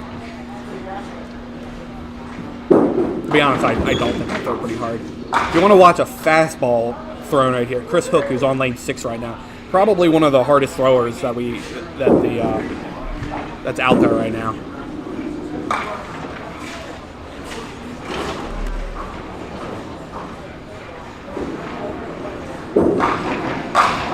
I see what I did. I put the 9 in the wrong spot. There we go. That's better. Yep, that was it right there. Let's see if I can even catch it on replay. It came out so fast. Yeah, John Green's another hard throw. John Green throws bombs out there. That's a good call. Chad, yeah. Yeah, John Green is another hard thrower.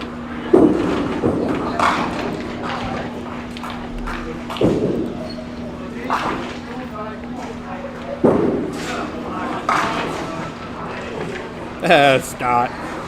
Scott, you're going to take that, Scott.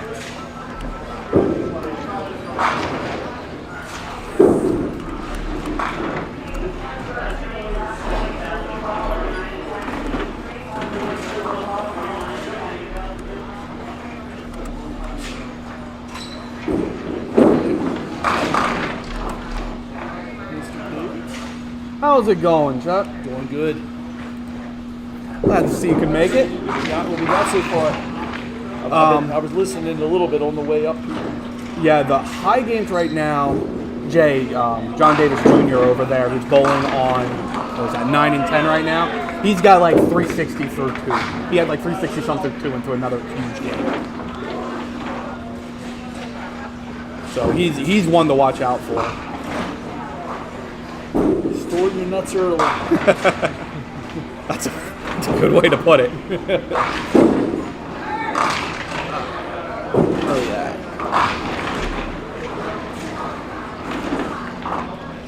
So right now they're only using 4 of the pairs right now, so 3 and 4 are empty. So I'm keeping track on 1 and 2 on occasion. Good finish there from Kevin Gibson. He finishes with a 146. Spare strike to finish out.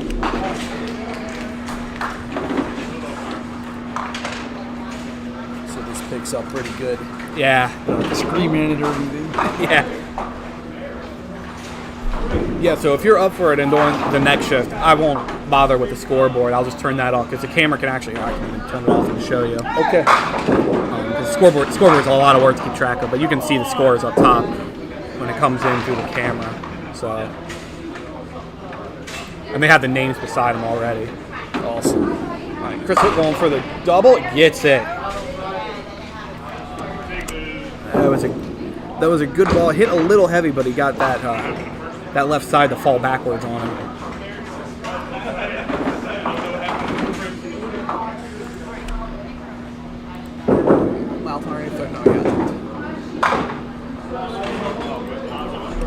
Randy's trying to finish up with a decent game here. Good ball here. He could get into the 50s. He's got 141 plus one more ball.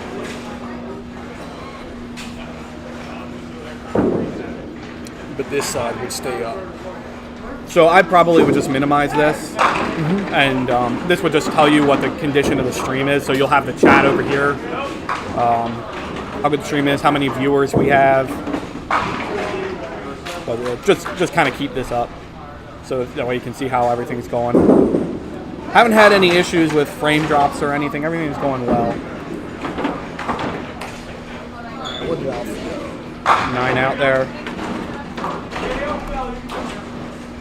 Carry out the spare last frame. Jim. I'd like to see Jim do well. He's a local guy.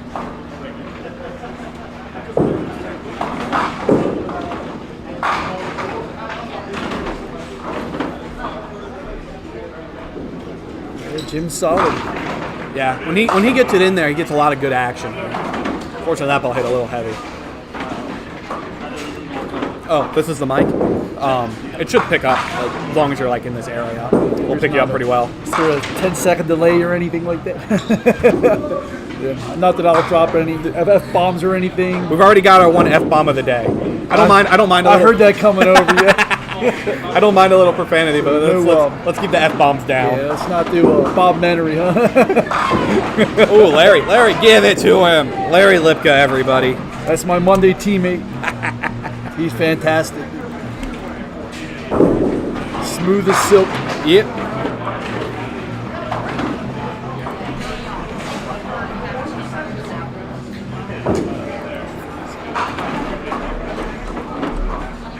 I tell our teammate Matt Weirheim he's cooler than the other side of the pillow.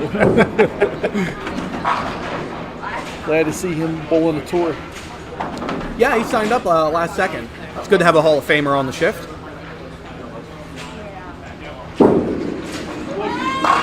Give him another. Give him another. Looks like a changeup until it hits the pins. Yeah, Mount Airy. I think there's a lot of styles that work here well at Mount Airy. You can bowl. You don't really get punished for bowling a particular style here at Mount Airy, which I can't say about a lot of houses. As long as you're throwing a good ball, you hit the pocket, you're going to get good results here. Well, it seemed like on a good ball, your pocket's large here. Yep. Hell, you don't even need to hit the pocket to put up a good score. You can shoot that 2, 4, 3, 6 pocket all day. As long as you're between pins, you're usually pretty good around here. Scott finished out too while I wasn't paying attention. He had a nice $20 finishes out with Looks like he has a 43 up there. 43? Yep. So they're going to move over. I'm just going to add their scores in and then catch back up on 5 and 6 scoring. So Randy had 7, 2. Looks like Chris Hook's on the fill here with a 124 plus in the 9th. 7.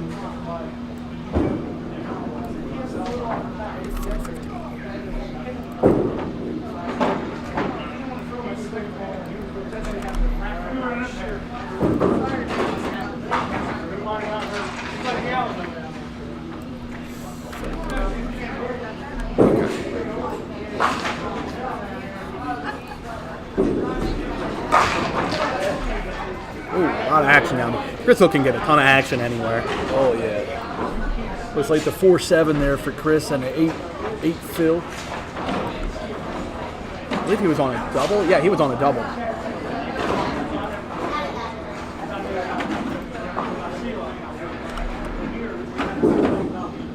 Got it. You got it.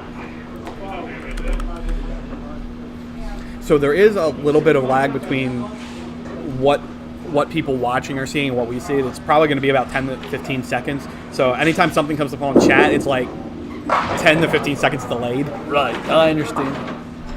Just kind of the nature of streaming. I could reduce it, but it would take a lot of the quality of the You've image done great down. with what you've done. Thanks. I actually got a new piece of equipment to come in yesterday, but I didn't have time to get it tested and set up. I have a wireless transmitter, so I don't have to run a cable to the camera anymore. So I can pick up the camera and move it and put it wherever I need to.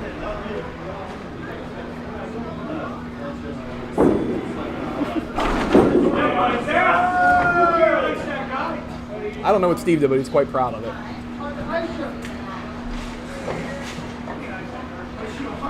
At minimum, Chris Hook's going to be in the 150s. Yeah, probably much higher. Still could get into the 80s. Jim Thompson, everyone with a strike.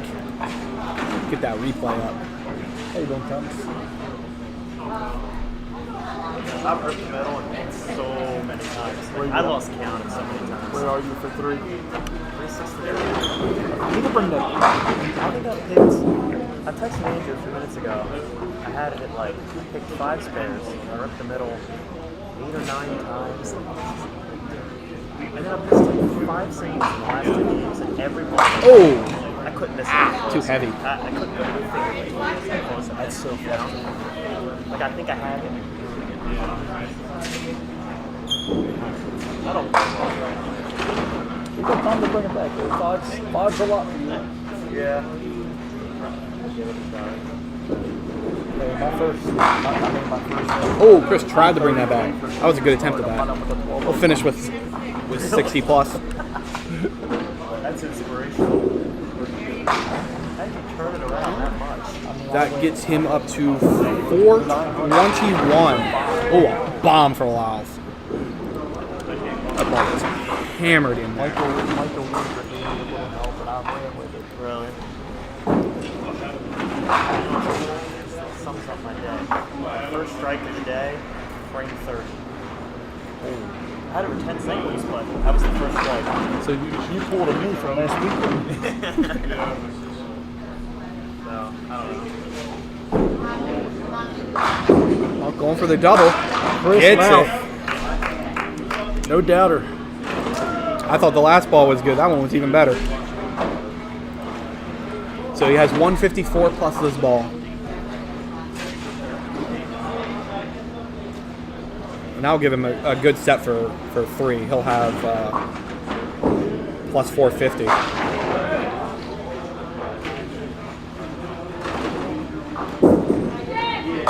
Oh, why not? 30 bucks to finish out the game. 164 to beat Chris Hook. That's one of those games you wish you could throw 11 or 12 frames. When you end like that, you want to keep going. Keep it running. Well, just keep it running to the next pair.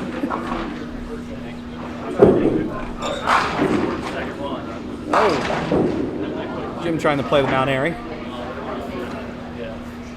When you have those rough games, you can't wait to move on to the next one. You just want to keep your bag games high enough to keep it competitive. Exactly. If you can have a bag game in the 20s, high 20s, that's fine. It's when you start getting into the below 110, it gets tough to bring back. A lot of times, the guys that just sneak into the cuts, they save their games at the end and make them, take them from a 1-0 to 120 something maybe. Yep. Couple late marks. 110, so Jim will finish with a 124. That'll give him, if I math correctly, 409 for 3. No, that's more than that.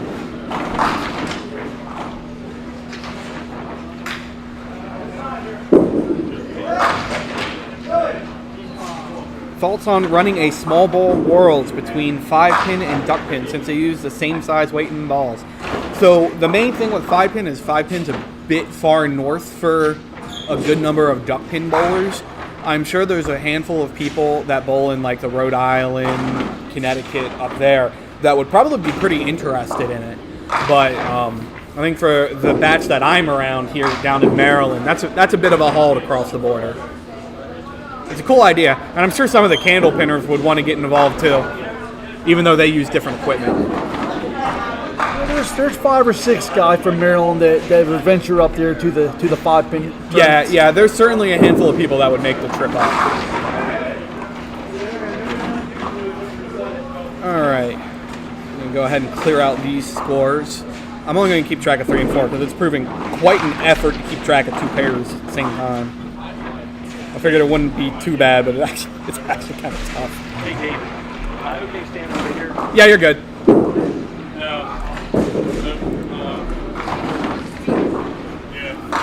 Everyone just wants to watch the back of your head anyway.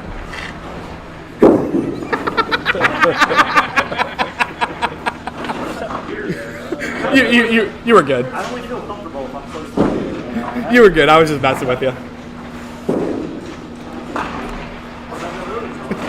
Man, 5 in a row. Very watchable this year.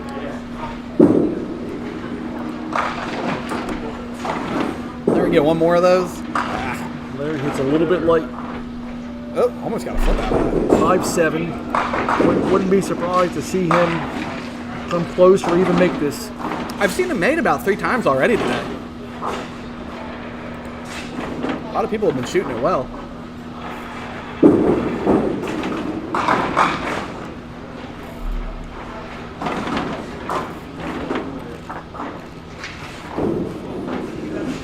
Better up there. We're on game 4 now.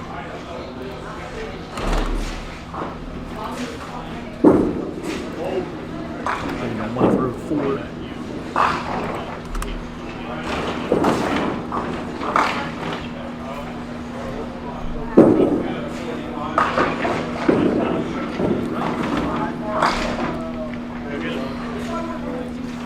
Scott with a nice hit, leaving the 7 only. Scott's been bowling pretty well at the pro events.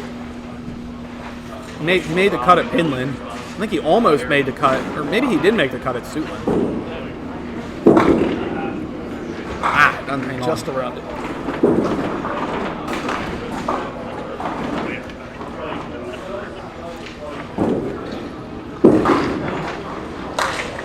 Ooh, that sounds like a dead pin.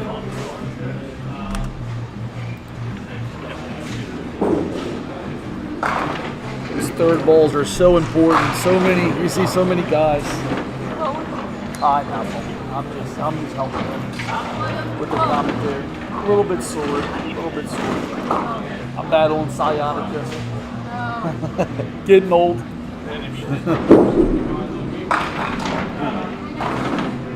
Yeah, those third balls will make or break a cut a lot of times. It's so easy to not intentionally throw it away, but just go up there and go through the motions. Yeah, across 8 games, I mean, that drop wood can start mean 40, 50 pins. Oh, Kevin went chop, chase. That's never fun.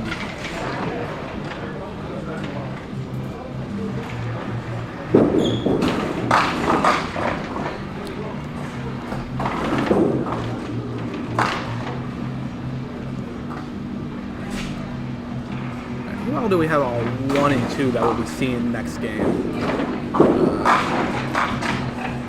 I had the list of bowlers up and then I closed it out. That sounded good, Randy. I'll tell you what, Thomas Harvey's really bowled well. I don't know he's off to a slow start today, but he's really bowled well. These last couple of team tournaments. Let's see. Carl Monarica Jr., Paul Croson, I think I pronounced that right. Thomas Harvey, and Sean Donaldson. They're bowling on 1 and 2 right now. We'll have them for the next 2 games. I believe that's a spare for Randy.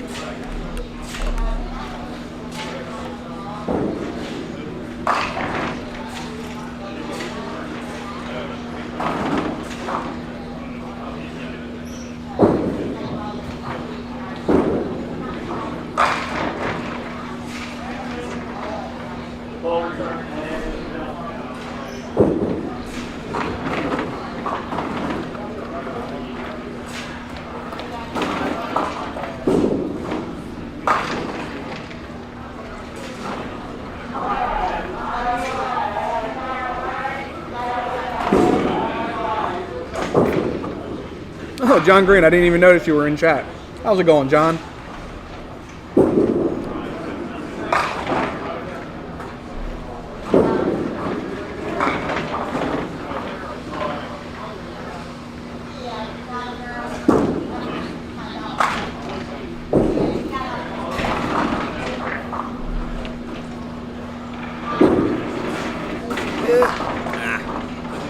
Well, that would hold for Larry there. Had a good shot at it.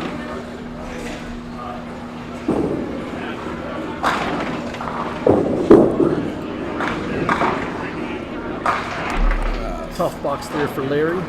Yep. What shift you bowling, John? Are you bowling tomorrow?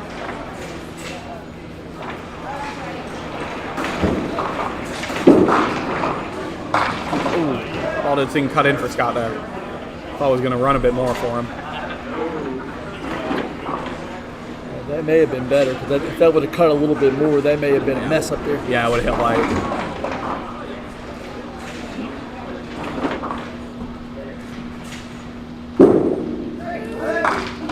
Oh! Messenger didn't quite make it. You're bowling the 8:30. Man, I don't get you people who bowl the 8:30 shift. Why are you all trying to wake up in the morning? That's start time. That's not wake up time. Yeah. For me, I'll wake up at 8. I'll wake up at 8 and just walk in here drowsy. No way you get me to wake up at the bowl at 8 o'clock. Woo.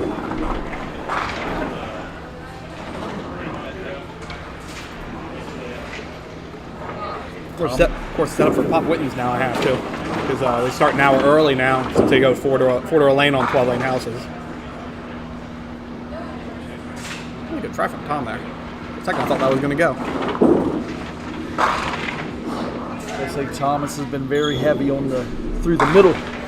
Yeah, he's been bowling here in the singles league on Thursdays. It's fun, John. You're gonna tell me bowling at 8:30 in the morning is fun? No. Take that home. Take that back home, man. Wow. Farlow treated rudely there with the 7-8. That was not pretty.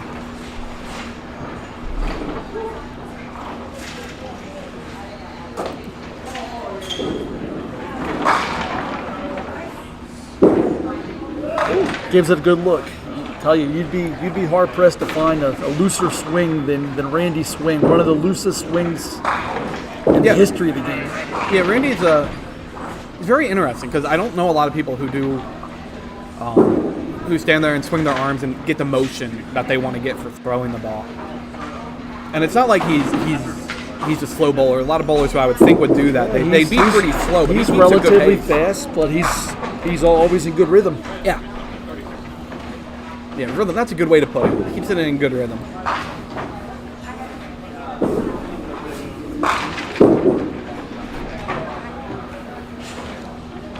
Joe's any comments on the way ahead? You can put it out there. 10.5 minutes goes the ball 2 mile an hour too fast. 2 miles per hour too fast? We just said that it bent you over. That's all. Some bowling alley speed filled, and that's hot right there. You stay down a little bit, something comes off the wall, and that's a strike.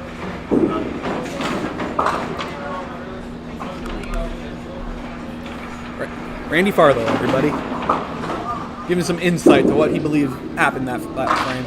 Wow! Yeah.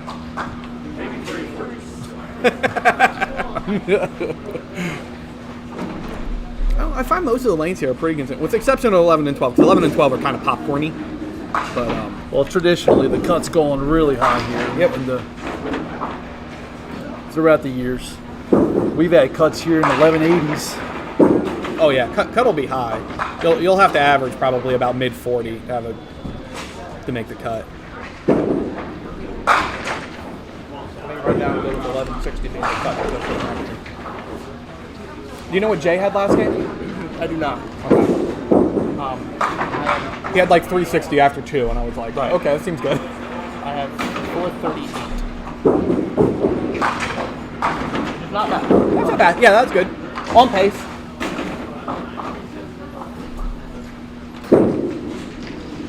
Yeah, John Green would tell me 11 and 12 are goated. Yeah, that makes sense, John. I can believe you telling me that.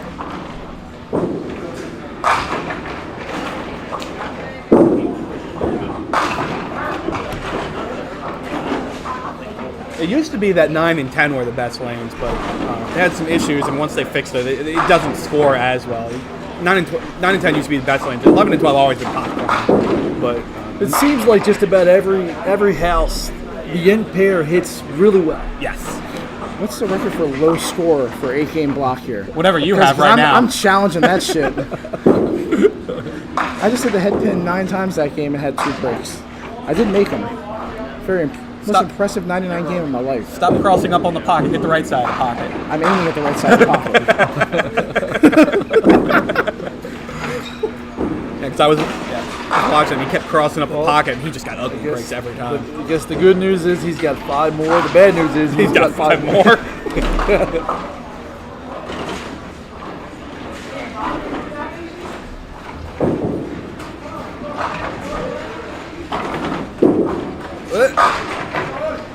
I didn't think that ball was going to come back for him. Tripped at the 5 for him there, leaving the 10 pin.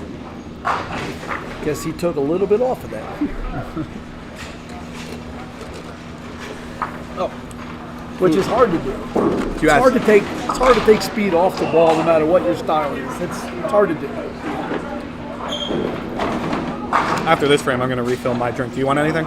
Oh, not yet. Thank you though. Yeah, if you tell them you're going to do commentary for the next shift, they'll give you a free drink. And they'll probably refill this all day for us all. That was a count out for Randy? Yeah. Ooh, didn't move an ounce.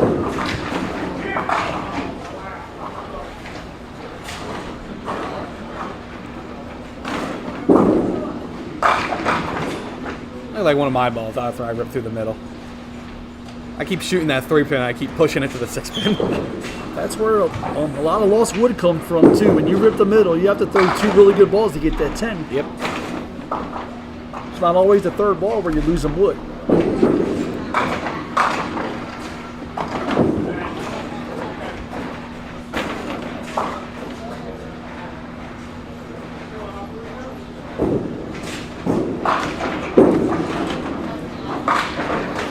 Alright, you take that.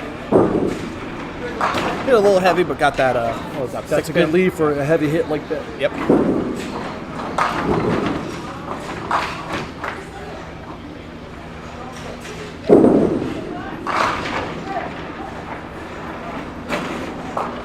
Thomas with a mark gives him 2 in a row. Ooh, just didn't hold.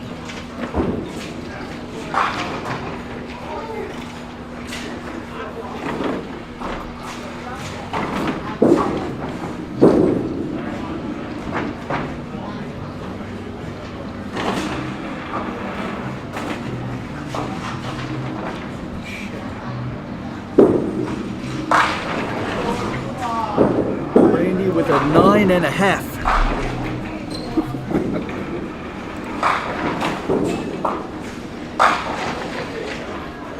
Thanks for the donation, Linda. Thanks for the donation, Scott. Whenever Scott comes back here, I will actually tell him thanks for the donation.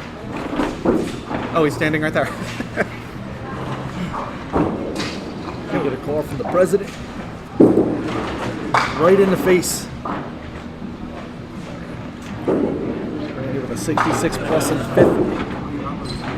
Yeah, I saw it pop up. I was like, thanks for the donation, Scott.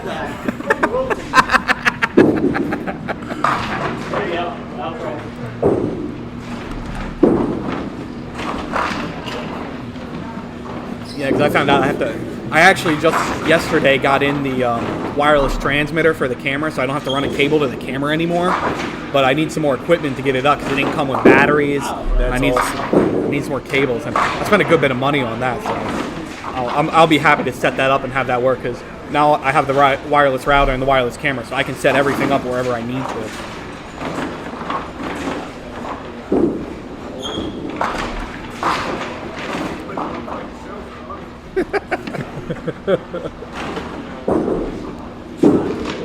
Get back in there. Hey, that's a solid Mount Airy ball right there.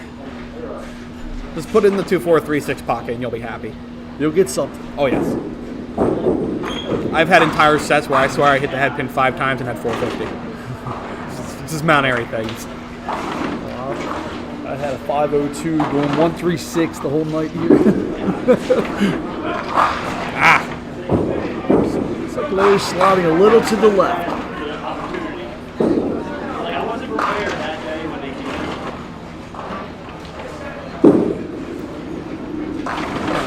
10 out for Larry.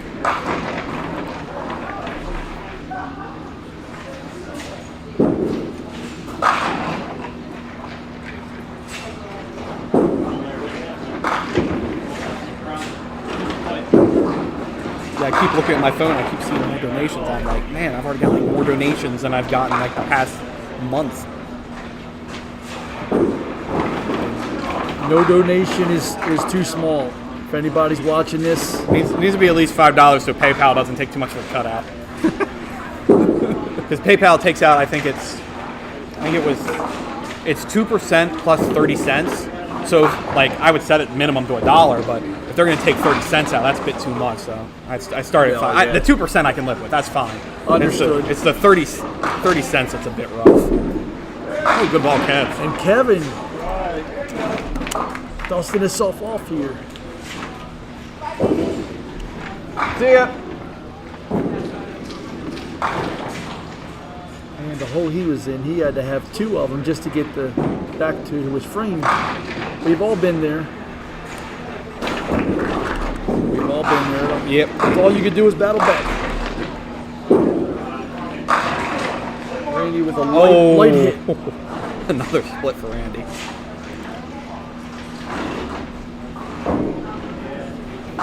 That one was going away from the head pin there. Yep.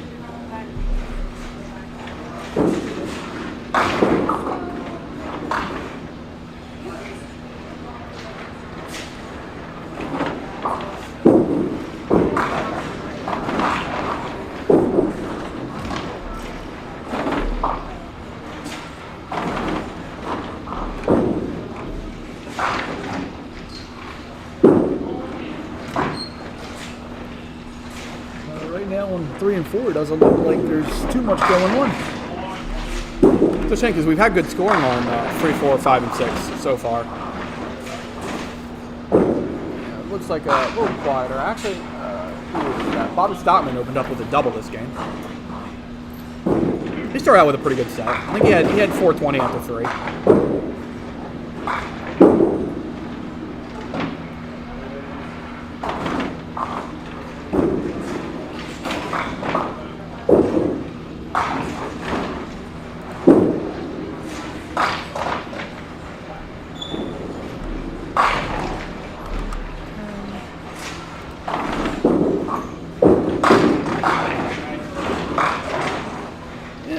That's a good Mount Airy ball for Larry.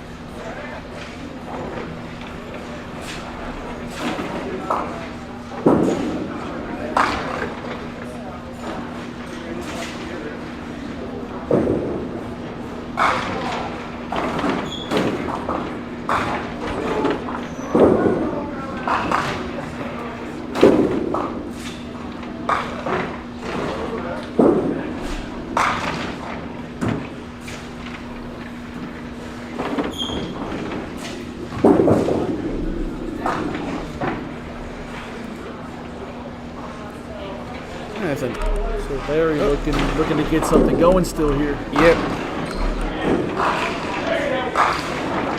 And he's not alone.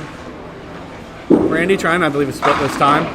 Oh, I jinxed him, didn't I? I feel really bad about that. That's not a Highland spare shot, but let's see if it'll kick it.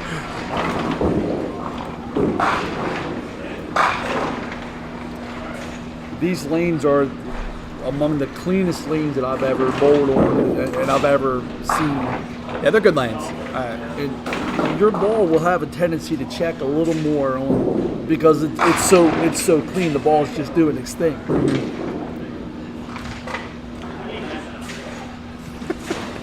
Randy trying to steal someone else's break.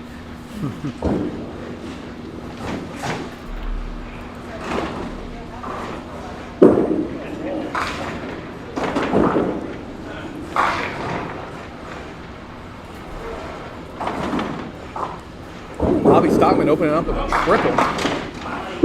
I'll have to keep an eye on that.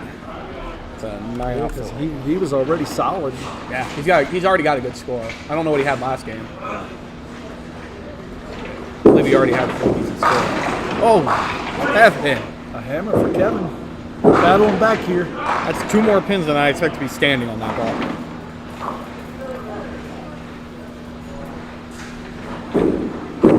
Ah, pushed it.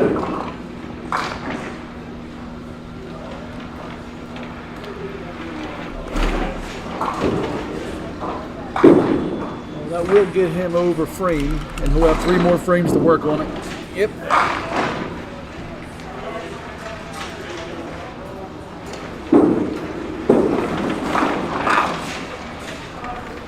I'm going to take a moment to refill my drink. You sure don't want anything? Nope. Good to go. Thank you.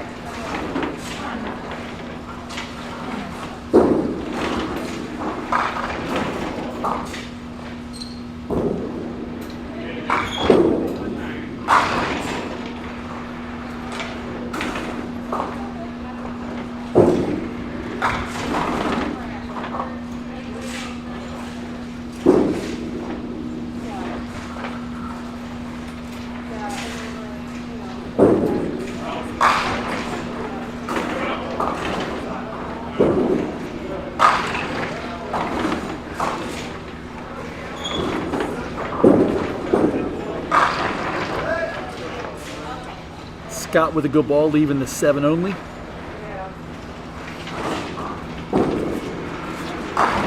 Needs a good finish here, 63 and a 6.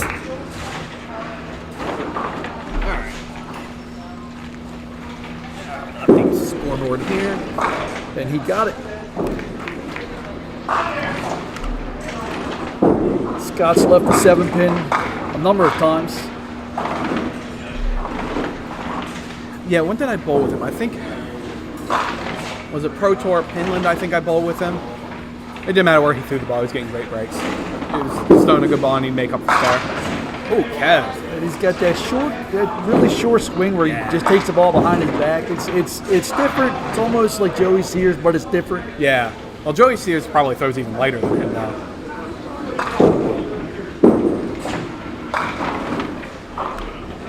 Kev, who honestly I think just got ripped off a triple. That was 2 back-to-back bombs he threw.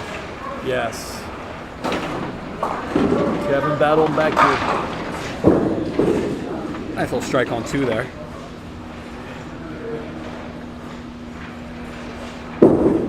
Ooh, off to the right. Wasn't sure how to pronounce his name. I just been calling him Italian Paul. I couldn't say it either. It's okay. We know everyone here. We can call them by first names. We're on first name basis with everybody. I don't know that he's Italian now. I'm just assuming it. Andy trying to pick up this fair and put up a respectable score here. A little heavy. Game of inches.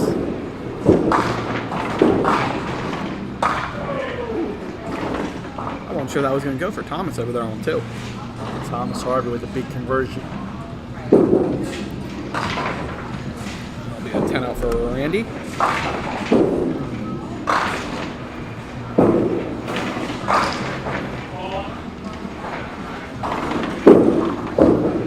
Oh, heavy.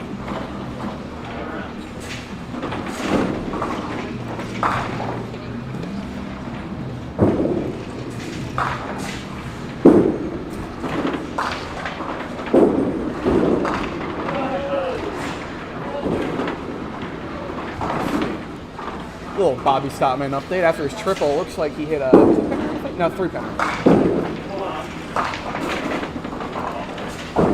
So Bobby Stockman's still continuing his Bobby Stockman ways. Well, for a guy that had all those years away from the game to come back doing what he's doing. Part of the championship team last weekend at the COVID triples. He was. I think we were one of the 2 teams that actually beat him. And we bowled his team in the second game, and I think we beat him. And if you watch the old videos, the same exact style that he had 30 years ago. that was wild when I watched that, and I realized he hasn't changed his style a bit. And that's hard when you haven't done it for that yeah. many years. That's hard to come back and have the exact same style. Mm-hmm.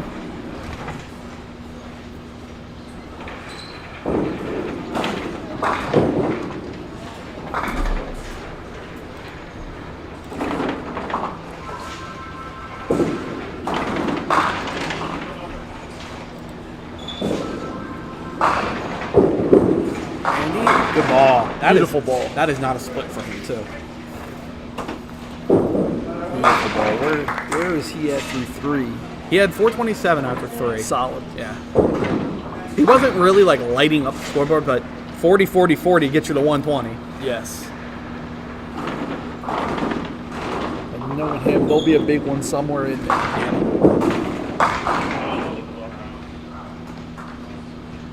Got my eye on Bobby Stockman on LinkedIn right now. Good ball for Randy. Get a spare. Big conversion. Bobby up to Singleton there. Yeah, he did. Big conversion there with another good count on the mark. Keeps him on pace. Yep. Kev, probably deserving the 4-bagger now. That ball was clean in there. That's one thing I've always said. If you leave just a 5-pin, you knew you could throw a good ball. Oh, Bobby converted. Kevin looks like got it. Yep, He got it. It's a shame about that 2-box. He's throwing the ball pretty well, especially the second part of this game. Yeah, that 2-box was tough. But yeah, since the 5th frame, he's thrown a great ball. But he's got a chance to get into the 30s without a double, so. Yeah, I think he'll take that after the 2-box. Larry, rough break.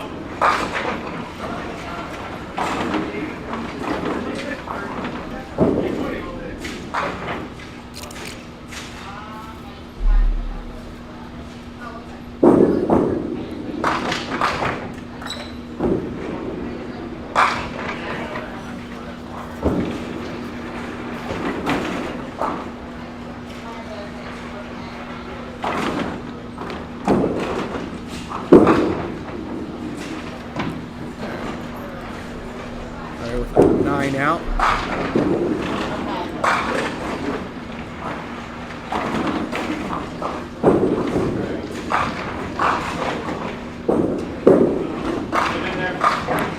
Oh, that's a nice little break for Scott.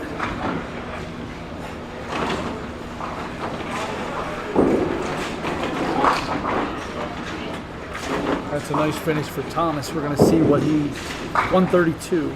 Yeah, we'll be on our pair next game.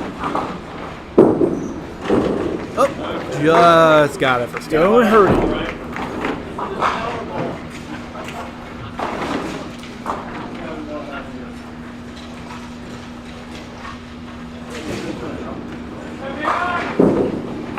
I don't think Bobby got a good break out of that. A couple of big balls coming up here for Kevin and Randy. Yeah. Just trying to see if they can get into the 40s with another mark. Kevin will break into the 30s, but Randy can get into the 40s here with good count and good mark. Spare there for Paul. The Italian stallion. Yeah. Paul's going to have a good game. He'll be in the 50s. 50 plus, maybe 60. Kevin? At least it wasn't a straight 2-8. Which I thought it may be when he released it. Yeah.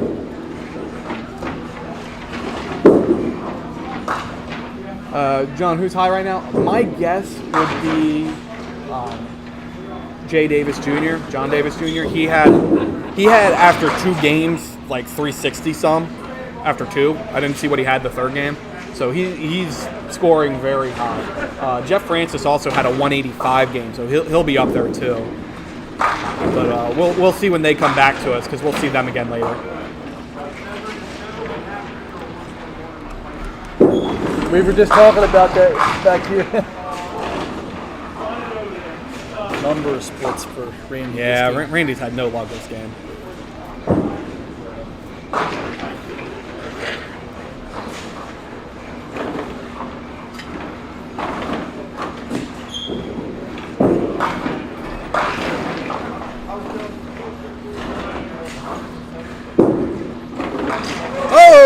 Randy, Whoa. if you're gonna miss him, if you're gonna leave that, you gotta figure out how to hit him, I guess. We'll give Randy a replay for it.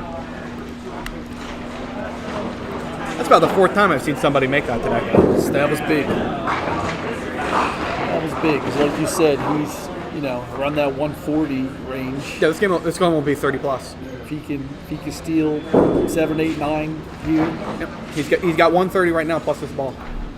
I think he'll take that as rough as this game has been. He's kind of begging for pins. 36.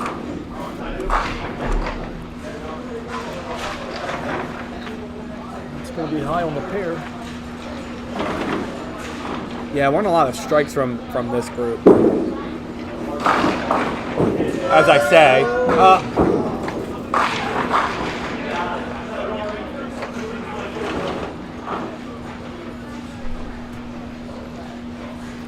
they're going to be over, so I'm just going to go ahead and start copying them over. That is a spare for Scott. Oh, whoa, David, what did I do? That's not too bad. Undo. Slam the undo button, David.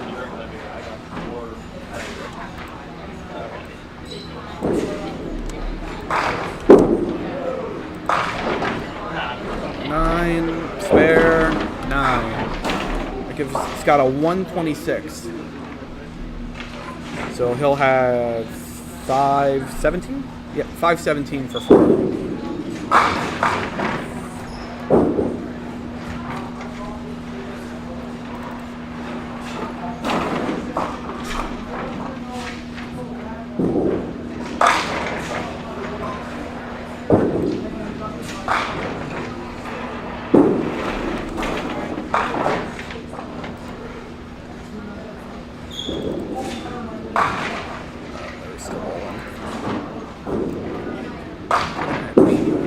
So he has 502.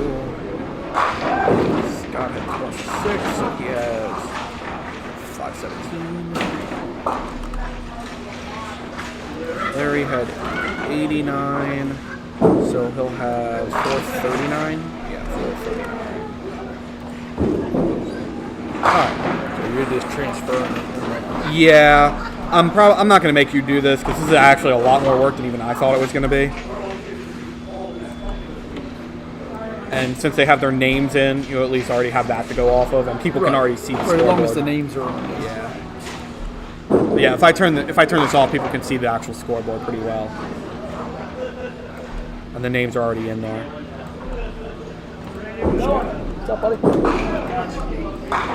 All right. I'm going to go steal their sheet so I know what the totals are. Okay.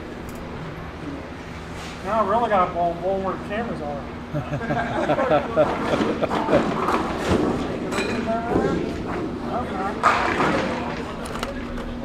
I think it's just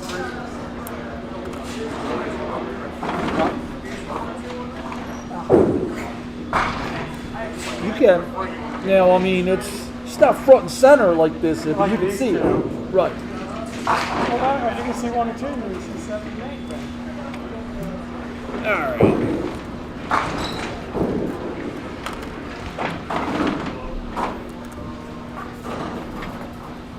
And I can update this. We're on game 5 now. Actually, I should say 5 of 8. So that way people know how many games they have to play. Okay. Once it transfers over, I'll have the order and I can put the names and totals in and get this back to them. So what do you have to do to get it to transfer? Like when the new boards come on? So, like I said, I'm not going to do the scoreboard next time. I'll just turn it off next shift because you don't have to do it. But when I have it off, it already shows the scoreboard up there, and people can read off that. Okay. It's not too hard to see if they have a bigger TV. It's a little tiny. And I'll also keep everybody up to date on what everybody has. Yeah, that's helpful too. Okay. I'll kind of jot down everybody's set after every game, so everybody kind of knows where everybody's at. Yeah, like if you ask for the set and then give everyone their sheets and give everyone what the total is, I mean, that's helpful a lot of people because a lot of people want to know what everyone has. Just to periodically go through it just so the viewers know where everyone stands.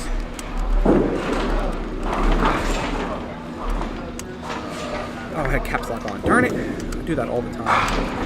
I will show you how to run replay, though, because that's pretty easy to do.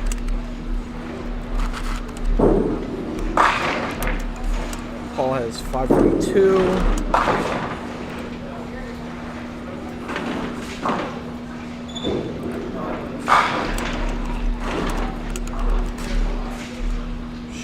Jonathan has 465.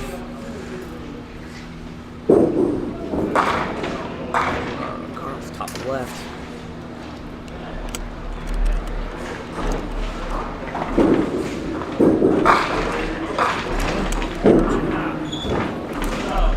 He has 528.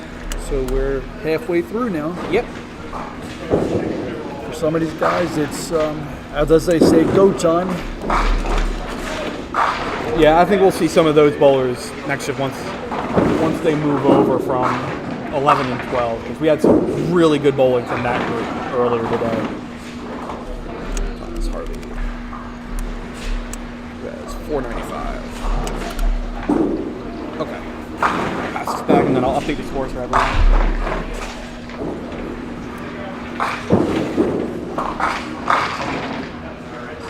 Bill?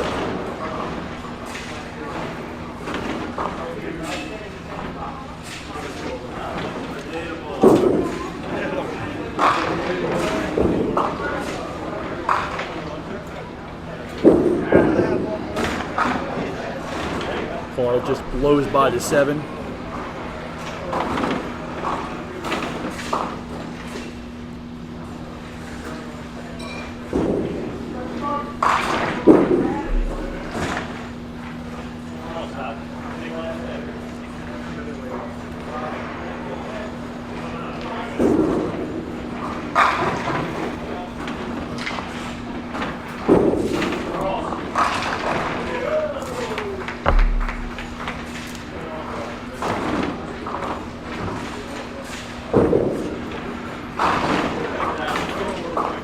Looks like the 289 for Sean Dotson. Takes out the 28. Alrighty. Scores here. Larry Lipko with the strike open out.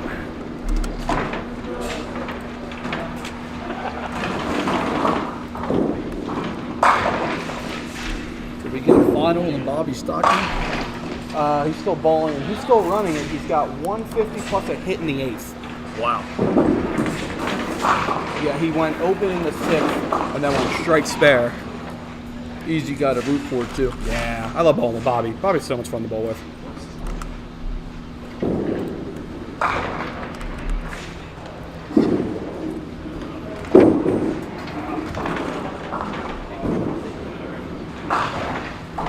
Should I tell everyone that Scott's blinding everyone who's watching the video?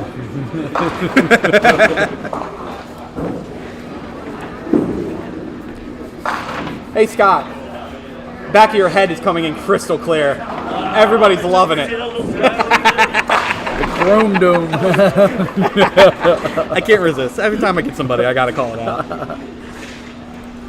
After Mike Spiegel stood in front of that thing for like 2 full minutes and we saw his balls by, it was gold. He's probably watching and gonna say something about it. I don't think he'll be doing any commercials for Pert Plus.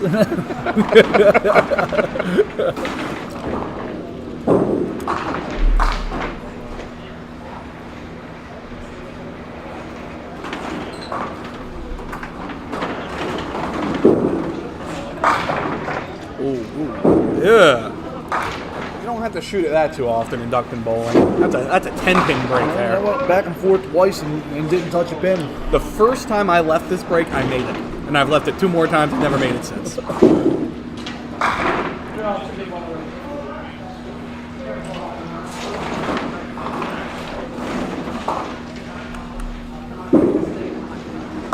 Oh, Thomas, too heavy. Good hit from Randy there. For some reason, I had already given Randy a 10. It's because Kevin had the 10.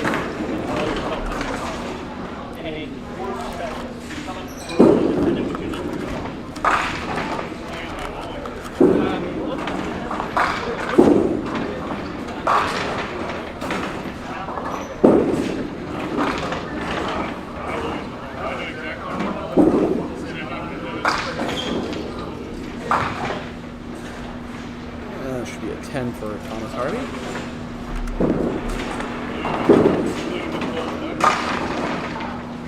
That sounded awful.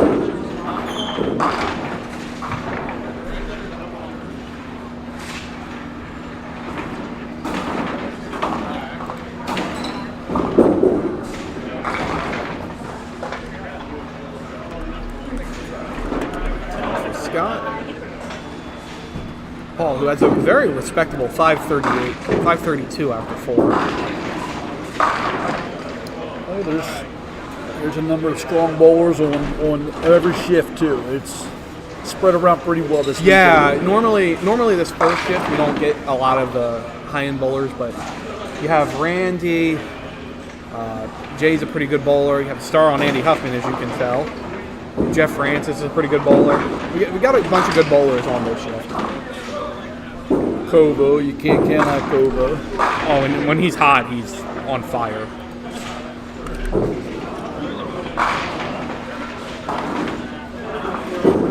Yeah, Kovo can be a little hot cold, but when he's hot, he's going to make the cut. Yes. I can be hot and not make the cut. Kovo, he can't be hot and miss the cut. That doesn't happen.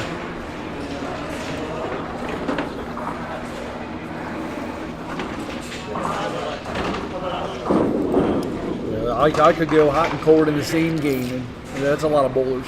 Yeah, I go on streaks. I'll go 5 frames open, 5 frames marks. And then I'll be like, that was a great game I saved. Oh, I thought that pin was going to fly.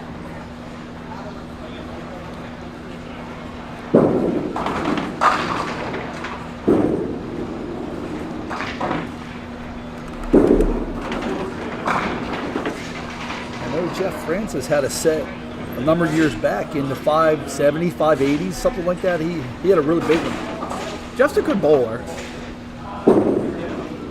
His brother has some Pop Whitten stars, a couple of Pop Whitten stars. I believe his brother came through the POA cut to win one of those stars. Yes.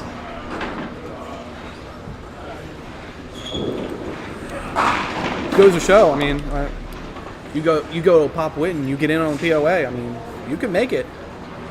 You get a low 130s guy that gets hot on a weekend.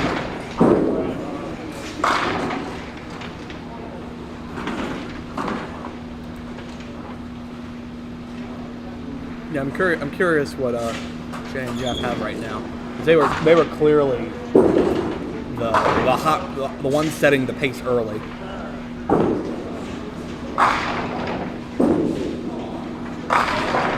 That sounded Nice good. ball for Thomas. We can go ahead and give him a replay. Looked like he had a tight crossover on that.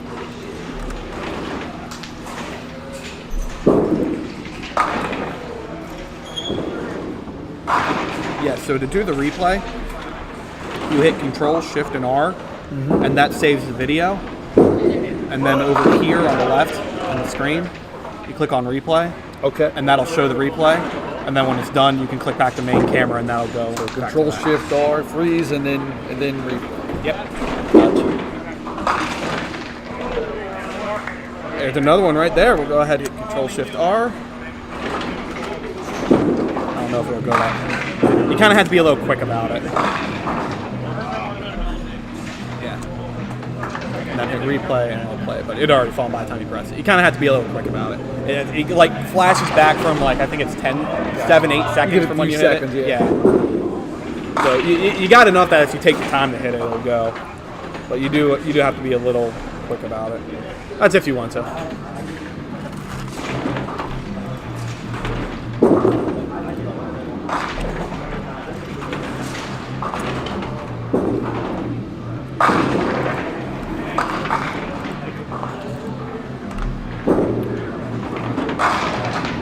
Food here, by the way, is top notch. Really good. You'd be surprised how good bowling alley food is. The more I try bowling alley food, the more I love it. There's Scout Malk here for the strike that he threw. It's cleaned everything up right there. See, when I said I would come down to help, I had an ulterior motive. See, the food here is fantastic.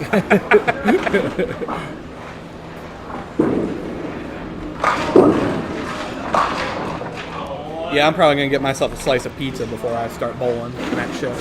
Here, Suitland, Walkersville. Suitland I would go cookies. to. Yes. I would go to those places just to eat, not even the bowl. People don't realize how good the food is at Walkersville, too. Oh, it's.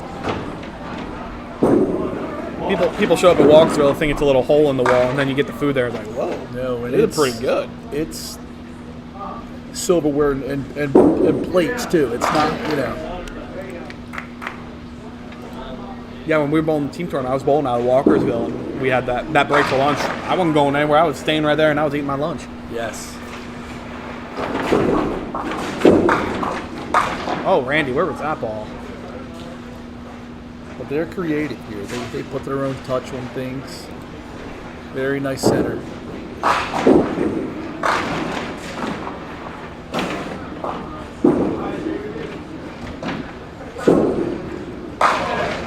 Randy trying to come back shot after the weird ass whatever it was he left.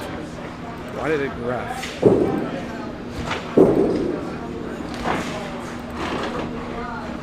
What reference did I lose?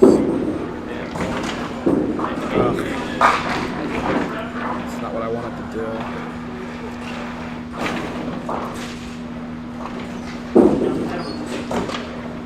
Okay. I must have typed something in bad. Okay. Caught me panicking there, everyone. Oh.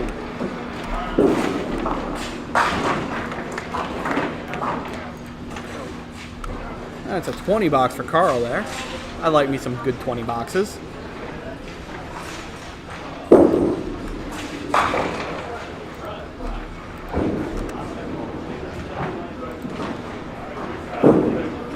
Try the meatloaf at Thunderhead. It's phenomenal. I haven't been to... It's probably been at least a decade since I've been to Thunderhead.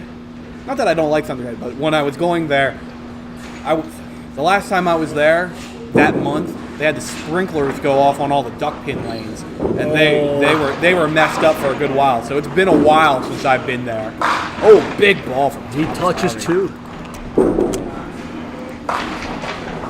bomb from Thomas Harvey, giving him a double. I thought the first one was good. That was even better.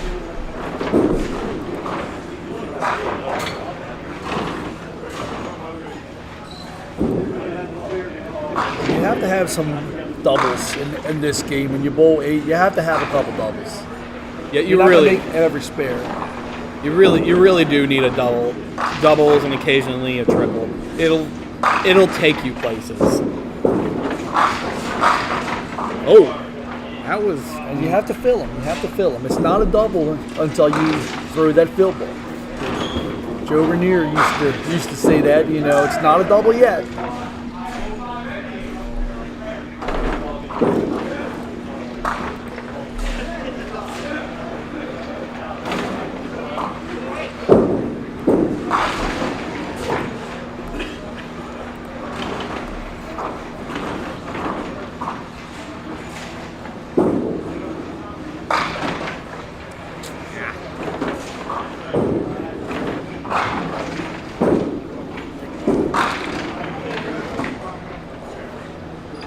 Paul's going to go open here.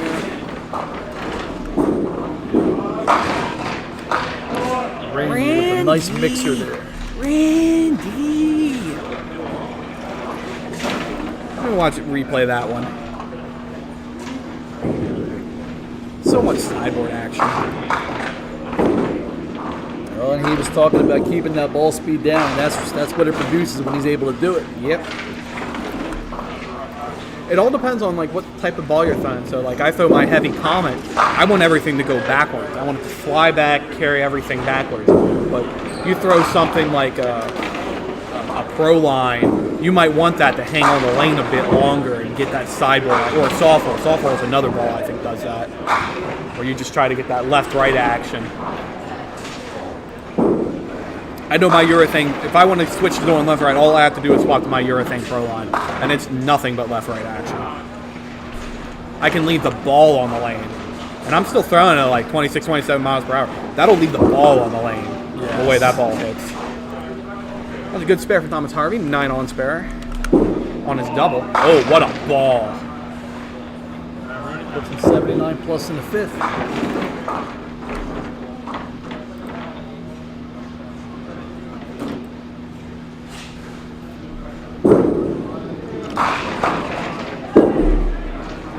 That's good.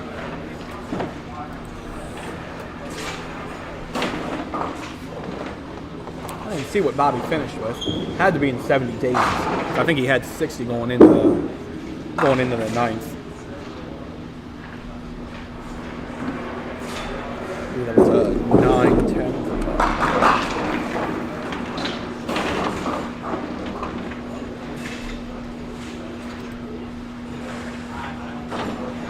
Comets and Ebonite Pro. Most people who bowl will tell you that Comets and Ebonite Pro lines are the two best balls out there. I'm sold on Comets. I'm a true believer in Comets. My experience with Ebonite Pro lines has not been good, so I don't have a lot of good things to say about them. Comet are such a universal ball. You can take it to any center. If you throw it good, you're going to score it. Yeah.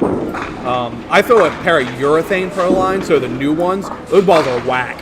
They do weird stuff, and I love having it because if I just want to get nothing but left-right action, I could throw as hard as I want and still get left-right action. Oh, that's a tough break. What else do I have? I have a pair of arrows I've been trying out. They have a lot of grip to them, so I'm still kind of getting used to arrows. You have any tornadoes? I have a pair of tornadoes that I love. Three nines. I haven't tried tornadoes before, but I know a lot of people who love tornadoes. The ones I have, they're about 25 years old. But what I like about them, it gives me a little push, but it gives me the side to side. One thing I've seen a lot more lately is soft rolls.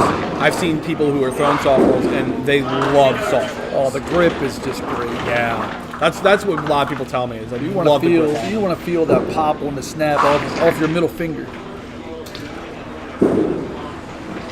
When I feel that little friction on the snap, you know you got it. Mm-hmm.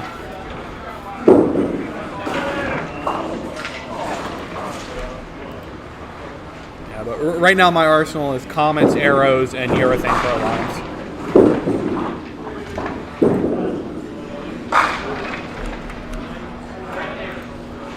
I wonder how many balls John did the Antonis has.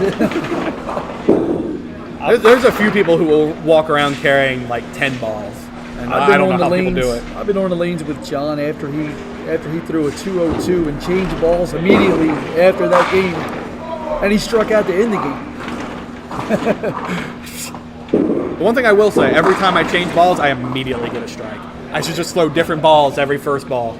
And trust me, I'm not going to question anything that guy does, but that was amazing. Throw 200 swap balls. Manhattans are... So, what I love about Manhattans is that Manhattans are good and they are cheap. So anytime someone is getting into bowling and they want to put up like decent scores, but they don't want to spend $200 on a pair of balls, I go, get a pair of Manhattans. Because they're good balls, they score well, and you'll be competitive. They seem to be the most commonly found balls when you go to the flea markets. They, for some reason. I'd say the same things about ABCs. ABCs cost a little bit more, I think, than Manhattans, but ABCs are pretty similar to commoners. Because most people that are selling these to the flea markets, they bowled 20, 30, 40 years ago. They have no clue what they're selling. And they're selling them for $5, and they're worth a lot more.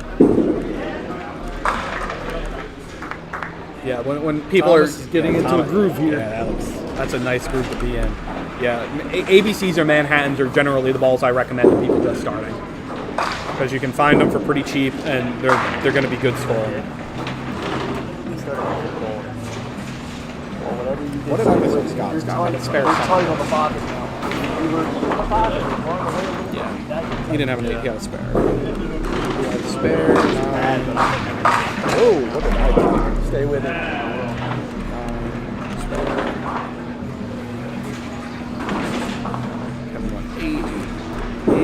Just catching up on some scoring. We have good ball discussions. I like having a good ball discussion with people, what people think of a lot of balls, because now is an interesting time to talk about balls, because we're starting to see a lot more new dump in balls being made, and that's not something we could have said 10 years ago. No, that's encouraging.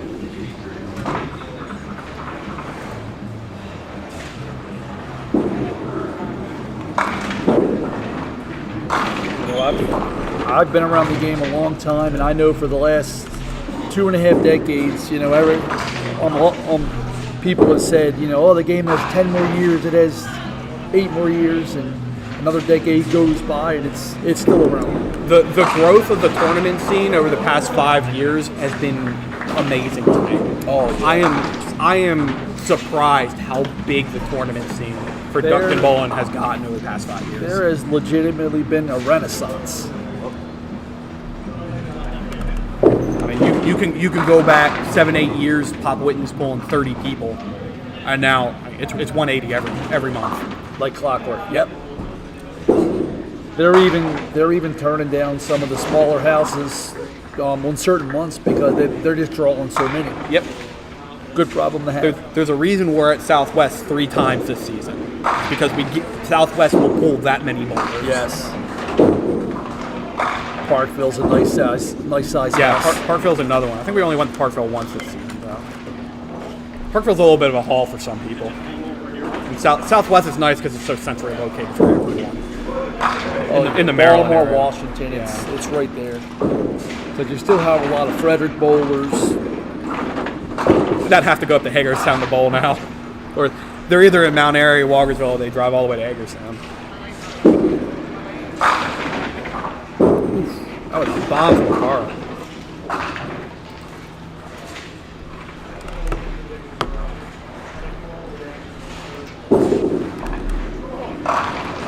Matt Kruger's pink and black half and half. Man, we talk about Matt Kruger's pink and black half and halves every time he brings those balls out. We are never not talking about those pair of balls.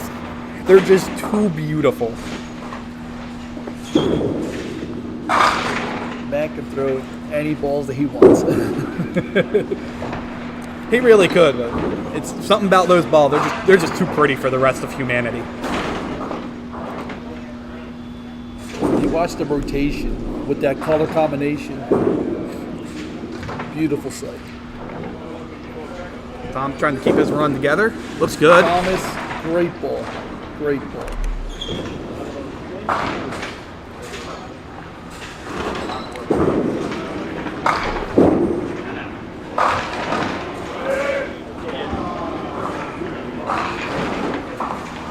Not gonna get over. Got it. And it holds. Keeps it running.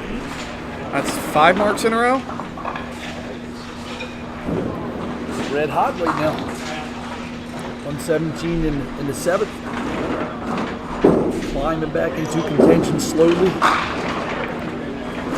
It's unless you get a 200, it's hard to get it all in one game. Or you can be like me and get 200 and not make cuts. I had back-to-back tournaments where I had 200s and didn't make cuts. I shouldn't be saying that on stream. People are going to mock me for that. Oh, do we have backdoor action? Yes. Kevin Gibson with the backdoor. Kevin, we calling you out. We calling you out, Kevin. Here's the replay. Watch that ball. Oh, that's a perfect Mount Airy ball right there. You don't throw Mount Airy balls better than that. And he walked away like you knew it.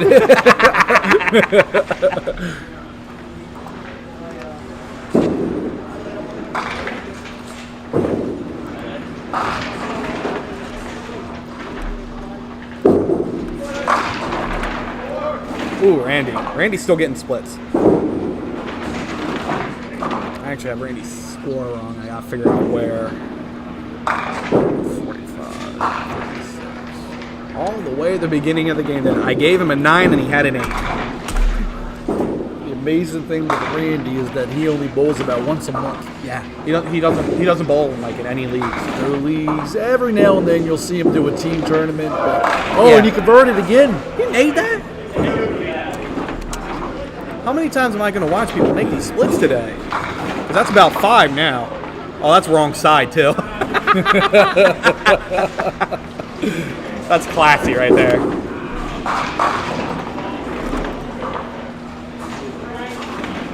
Even when he does it wrong, it looks so good.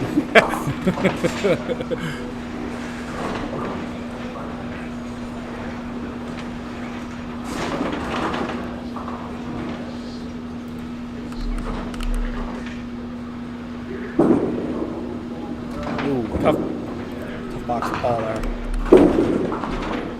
Been a bit too heavy and went through that big hole in the middle there. We'll see how these last 3.5 games shape up. But right now, some of the scores are down a little bit. Hey, Tim, good to hear from you in Howard County. That's not very far from here. I'm pretty sure I could throw a rock and hit Howard County from where I am right now.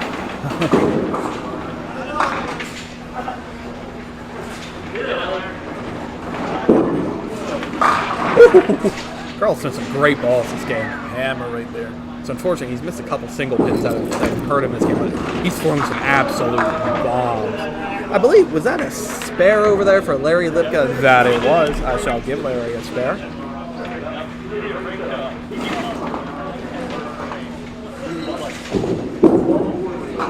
He gets that one. That's back-to-back spares for Carl. Let's see if Thomas can keep it going here.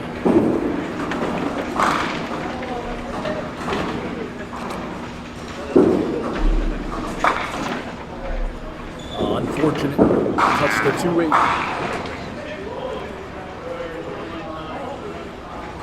Taking a peek out on the right here. Looks like a good start for, I believe that's Chris Lau.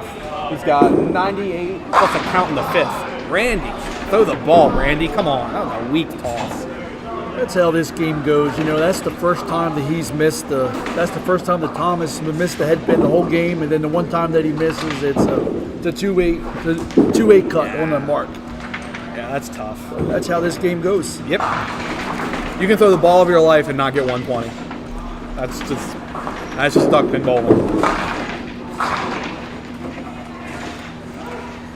The advantage, though, is if you keep doing that for another 10 games, I guarantee you'll have a good game. Yes.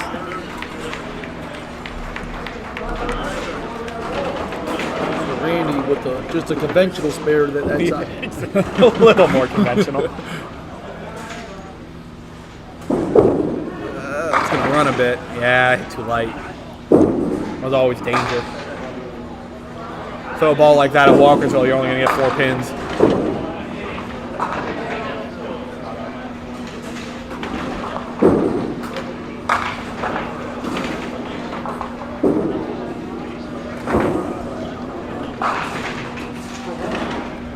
Tried to slide that over. That was a good shot at that.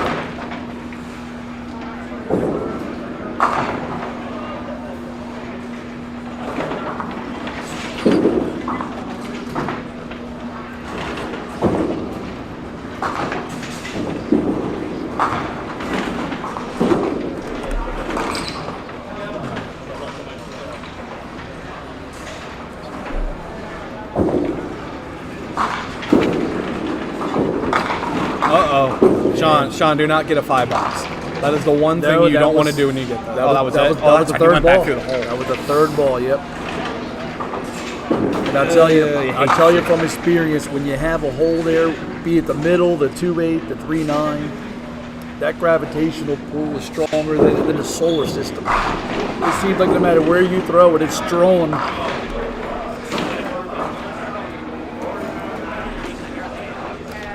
I think Larry Lipka thought it was a strike there. I wasn't watching it. I was trying to fix up the scoreboard. No, that was a spare. He had 8 spare. All right. 8 spare. Thomas gets a break off the side. Makeable. Is the 5 pin there? No. All right, yeah, that's makeable. 5 pin being there makes that a lot trickier. 139.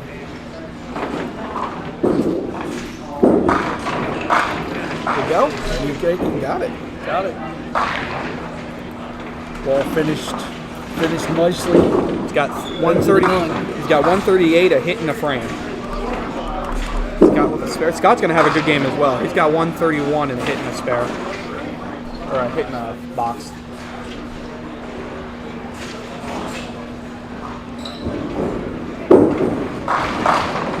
I'm sorry, Kevin. Kevin, you didn't deserve that. Randy giving him the pep talk. Good shot from Carl there. That's bad. I'll have to keep an eye on Carl. He's been throwing a good first ball this game. Second ball's kind of left him a bit every once in a while. Probably deserves a lot more strikes the way he was hitting.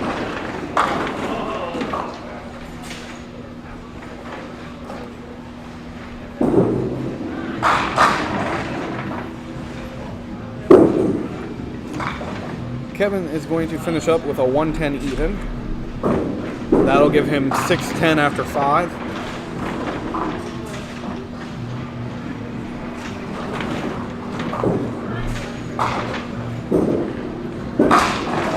Yeah, throw the ball, Randy, and he would have had a strike there.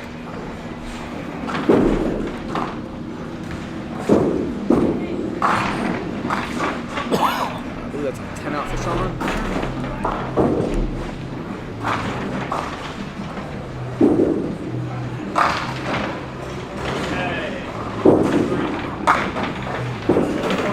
Randy goes 9 spare and has 1 more ball, so he'll have 137 plus this ball. Randy's right on pace. He's right where he wants to be. He'll have 600 plus after 5. No, 700 plus after 5. It seemed like a lot of his games have been the same way, kind of slow starts, and then he saves some of these games at the end. Makes big spare shots, finishes out 4 marks in a row, or 5 marks in a row. We can give 5 marks in a row. Yeah. We can call that striker mark. You're allowed to use all 10 frames. That's the good news. Give him a little replay there. Boom. I already got it. I'm a little quicker on it. Well, the legendary Joe Ranier joined the broadcast this weekend. He might. He talked about it, but I don't know if he's going to make it out on Sunday. That would be awesome. Even if just for a few minutes. That would be awesome. I imagine he'll at least show up at some point, but I don't know if he'll sit on commentary for a bit.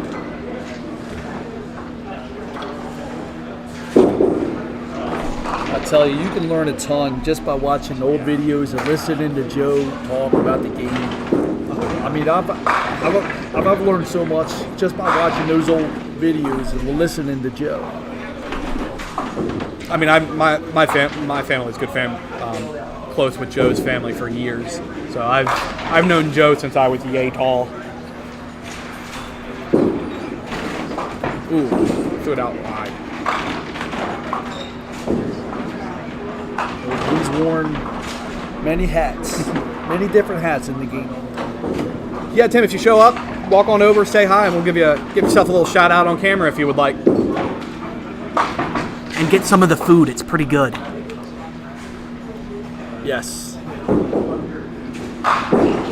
right, Carl with a respectable 140 game. Actually, he's got a pretty good set going. He'll have 668 after 5. That's not bad. Fill up a few big games in the last 3, and I'll have a decent shot at the cut. Finish out. Oh, Scott went chop 8. So Scott finished out with a 141. 810. Thomas finished with a 155. 155. So we'll see where that puts him. He'll have 650.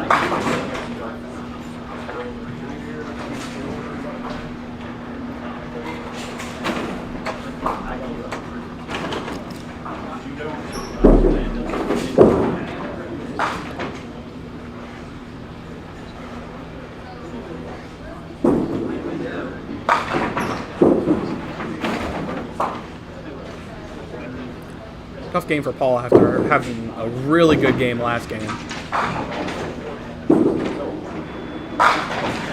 Ball Sean, trying to get the 100. Gonna have to hit this to do it.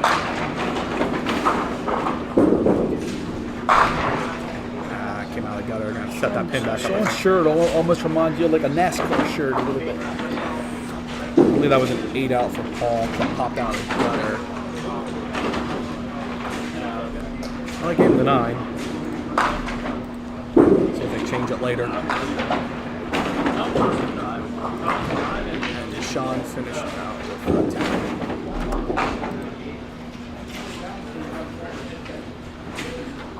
All right. So they're still bowling out on 1 and 2. Jay had a 134. Jeff had a 126. Bill has got 101 and is on a strike in about the third 10 frame. Andy Huffman threw a 20 box for a 135. I would say 1 and 2 are probably the toughest lanes in the house. 3 and 4 are a little tough too. But that said, across the lanes here at Mount Airy, they're mostly consistent.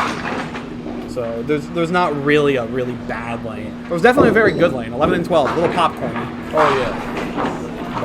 But Otherwise, most of the lanes are pretty consistent throughout. It does seem like the end pair in a lot of centers. Yes. The far right-hand pair. Up at Duel, those last two. Oh god, the last two at last Duel. pair is- There is no pair of lanes that are more popcorny than that right pair at Duel. I could throw backwards and blindfolded and get a strike there and be like, what? Where'd I hit?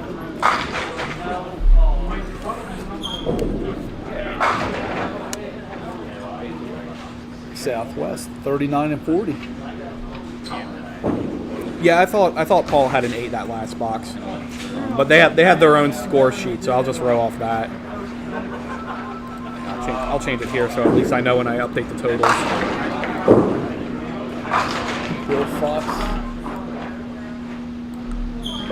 Good time to leave that break if you're going to leave it. Yeah, you got a spare hit. Respectable 128. Had a good finish that game. Looks like he started out a little tough. Just going to update everyone's totals here. Carl had 40, so he'll have 668. That's a respectable total for 5. I'll also update this since we're going into the next game. That's game 6. I'll probably take a quick break in the middle of this game to go grab some grub and go to the bathroom and get ready to bowl and check in. I'll hold it down for you. Yeah, you don't have to worry about the scoreboard. I'll just leave it up, and whenever I come back, I'll update it. I'll probably just take it down and update it. But I'll at least get the totals in so everyone knows what the totals are.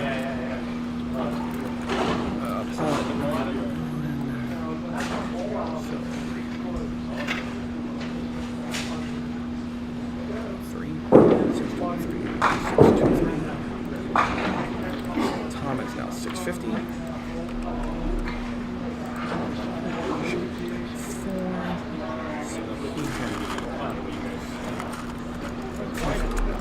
Okay, should be right for them.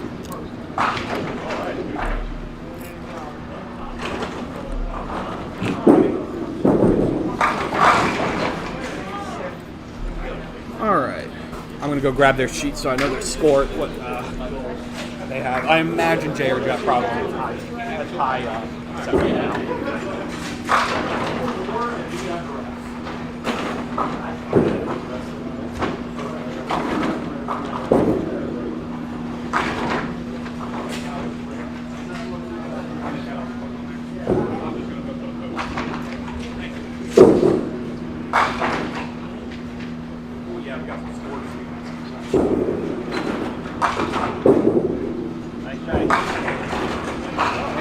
Got a pretty nice set going. Yeah, we got some 700s here. Got some good scores.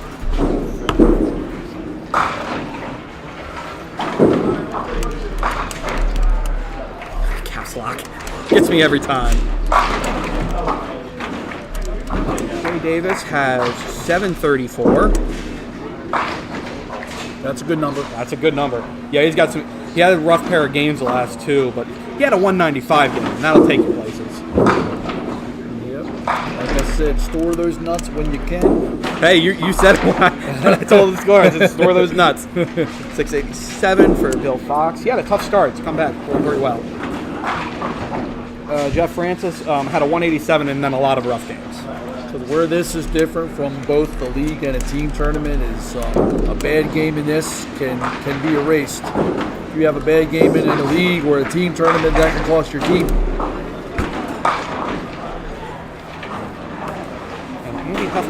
Andy Huffman putting up some consistent scores right there. Give himself 715. Anything above 700 right now is looking pretty good so far.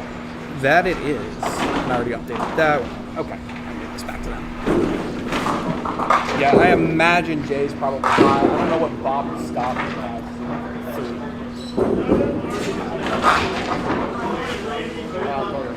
Oh, I assume. I think you're probably high. I don't know what Bobby Stockman might be pretty close.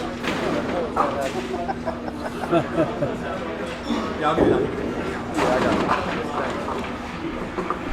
Yeah, I figured after 1 or 2, somebody would have took me over.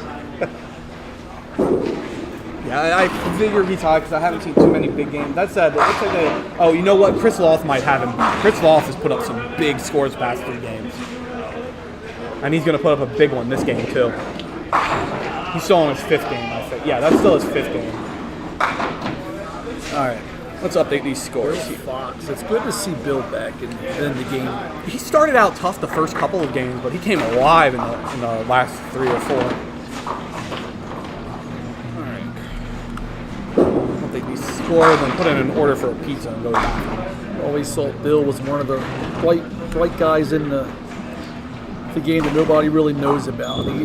The guy knows his stuff. He's run a bowling alley before. Where does he bowl out of? I know him, but I don't know where he bowls out of. Well, he used to run East Point. So for years, he ran just about every part of that center. He just knows his stuff. He knows mechanics well. He knows the lanes well, the machinery.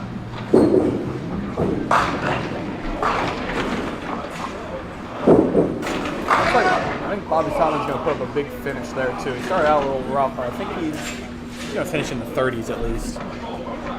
So I'm pretty sure Chris Loff might be first because that's too many games plus 150 he has today. Yeah. I mean, if he's at 3, that's 450 right there. I think what's going to hurt John though, I think he had a bad game on 11 and 12. Now, if you're going to have a bad game, 11 and 12 is not the pair you want to have a bad game on. Exactly. You want to make your that's the pair you want to make count. Make your hay on that side, so when you get down to 1 through 4. Ooh.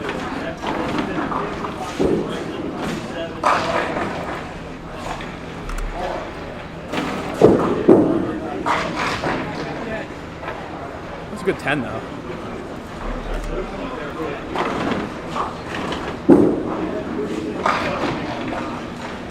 Ran. Come on. I'll give that a replay. That was the drunk fall. There's a little drunk pin there. Andy Huffman. Yeah.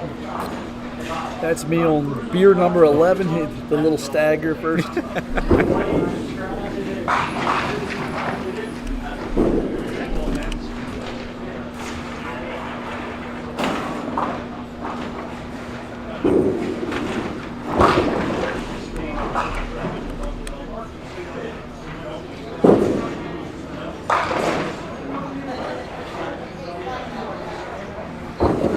How many entries did they wind up having for the weekend so far? I thought I heard 84.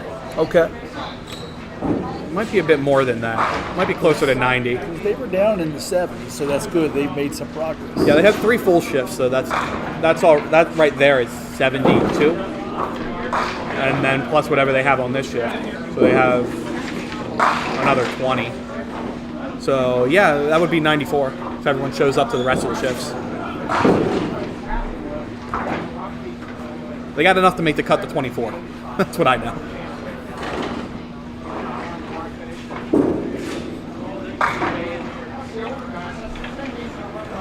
Got a 1 and 3.5. One bowler for every 3.5 entries.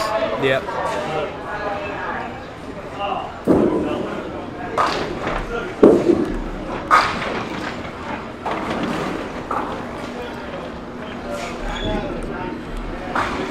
I am going to turn off the scoreboard so I can go order a pizza. Okay. And go to the bathroom, grab a bite to drink. So I'll let you handle the commentary for now. So everyone should be able to see the scoreboard up there. Should come in well enough. You get a good idea of it on a big enough screen. So I'll probably be back for game 7 or probably game 7. They can see what I can see. Basically. Yeah. Okay. Yeah. This is what comes out on the screen. This is exactly what they see. Okay. All right, so I'll be back eventually. Yep. Take your time.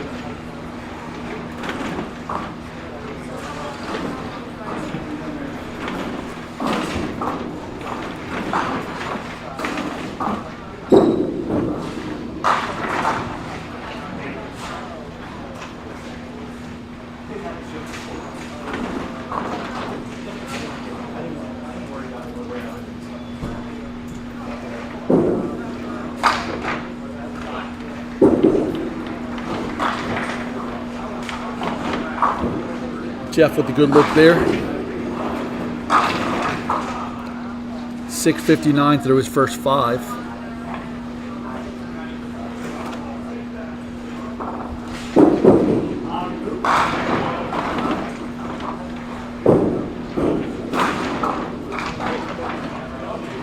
Here's Bill Fox. Let's see what Bill does. 1-2 spare so far. Leave the 1-2-4.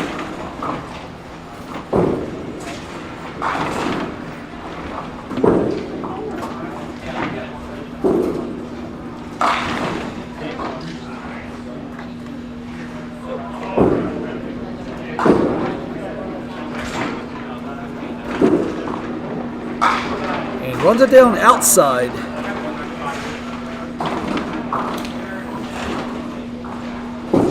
Three in a row to start for Bill. Very respectable 687 through 5 for Bill. Here comes Andy.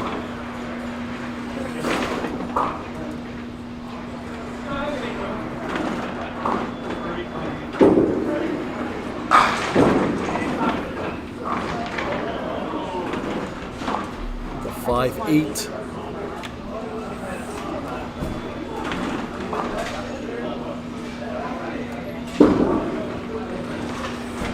And he's over 700, 715.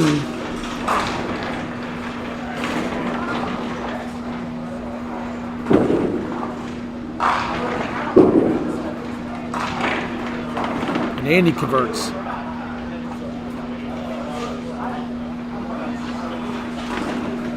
Andy been on the tour a long time.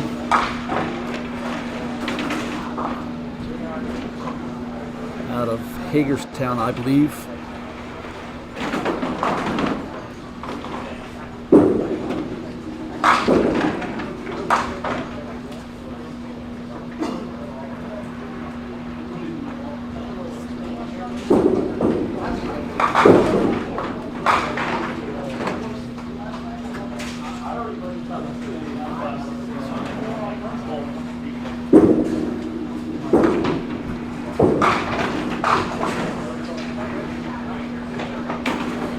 And Jeff converts.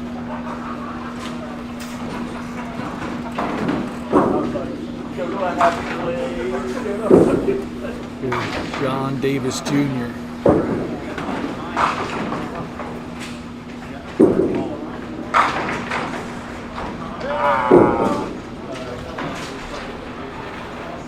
Strike for John.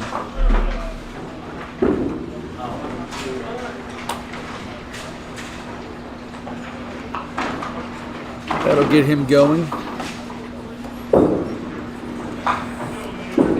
734 right now. And Andy with a mixer.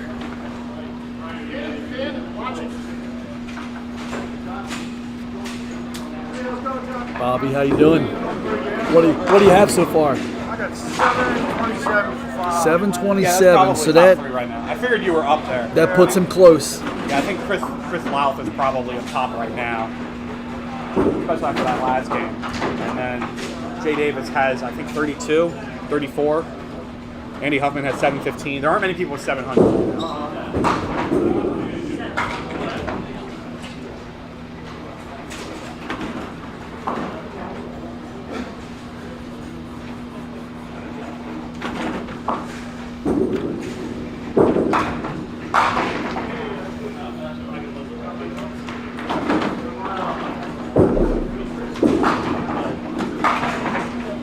Bill rips the middle.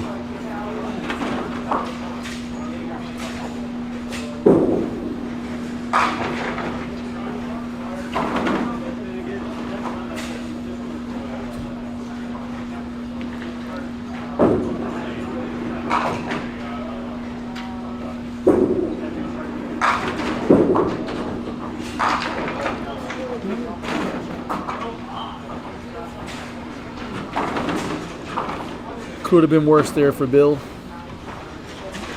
You want to stay out of that hole. That's how you lose a lot of wood in this game.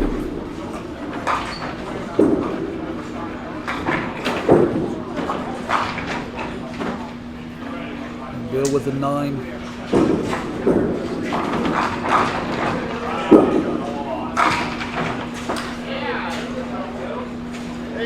And a good ball for Davis Jr.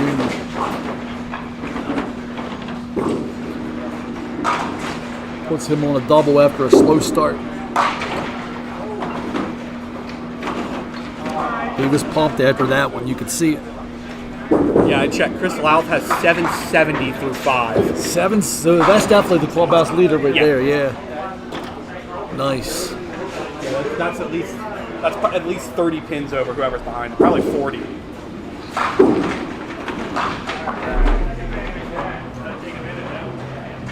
So in our far left-hand view, we now have Nick Lloyd, Steve Rowley, Cavo, Bobby Stockman.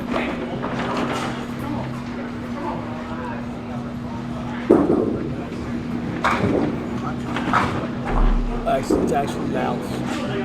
770. You're up there then. You're up there.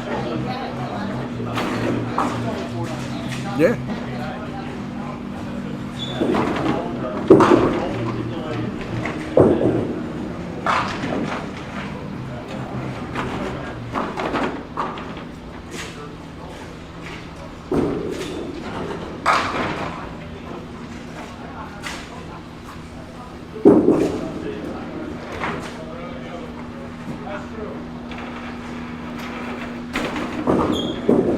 Jeff Francis, 56 in the 5th. Here's Bill Fox. Backdoor. Head pin all by his lonesome.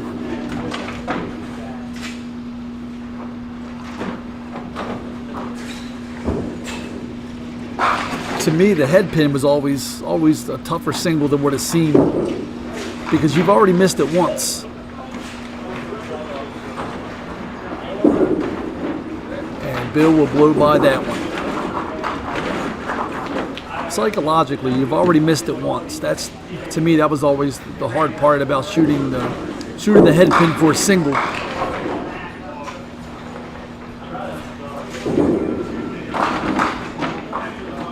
Then again, the percentages are in your favor that you're not going to miss it twice.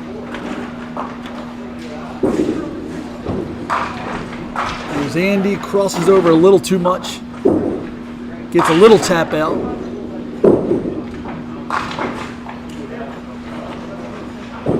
For a 7 count, and he's still counting.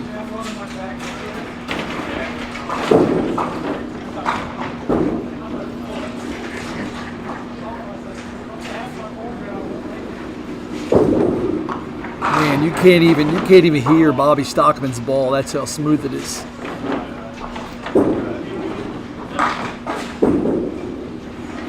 And he gives it a whirl. Good 9 count on a strike. Yeah, top scores right now, you're asking Chris Louth, as we already said, at 770. And then I think there's only like 3 or 4 people who have over 700 from there. Jay has 34. Andy Huffman has 715. Bobby Stockman has, I forget what Bobby said. I think he's at 720 something. I think 727. I think it's what he said. 727, yeah. So there's only a handful of people who are shooting over 700 right now.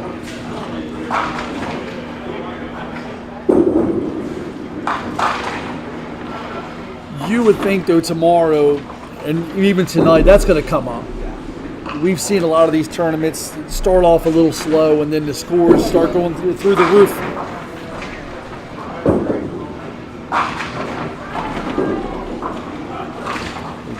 David's going to enjoy some pizza and French fries here. Yeah, whenever you want to, I already let them know that you're going to be going on next shift. Okay. So, and they'll refill that all day.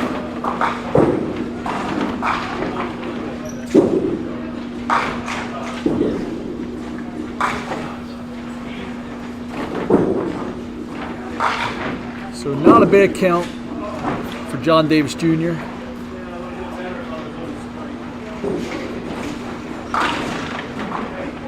He'll have 84 in the 6th.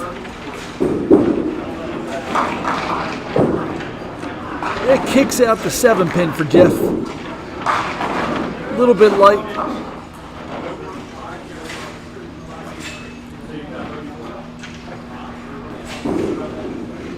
Jeff will have an 8 pin single. It's got a little deadwood.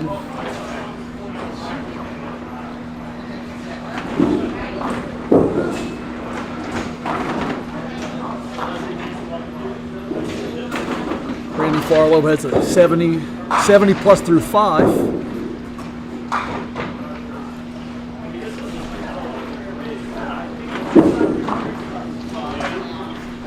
And Jeff will blow by the single.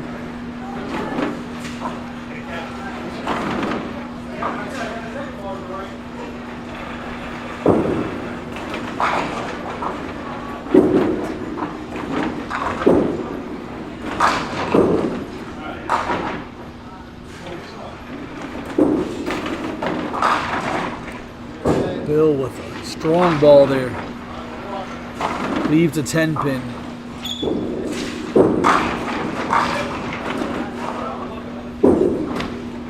The hardest pin for a right-handed bowler.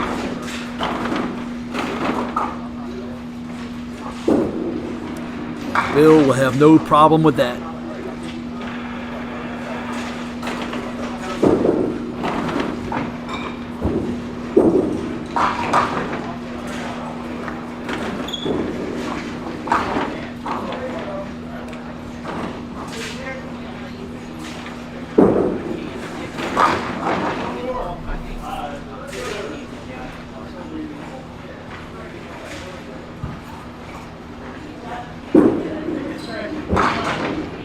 Oh, Andy did not deserve that. Definitely better ball than that.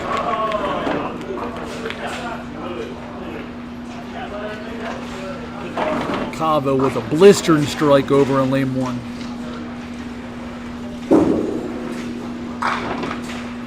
Andy made a bid.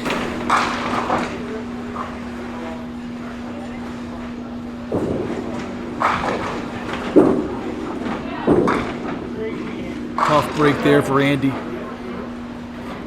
3 good balls.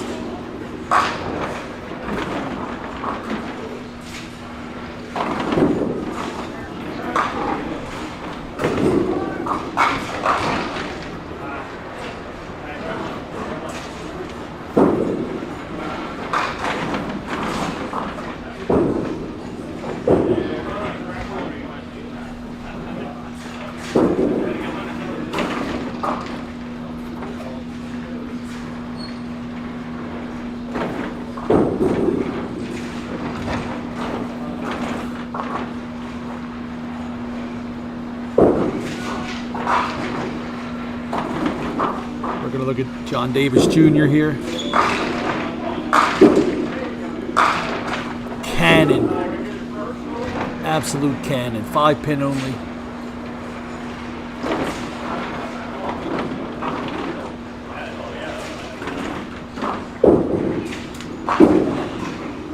And he got it.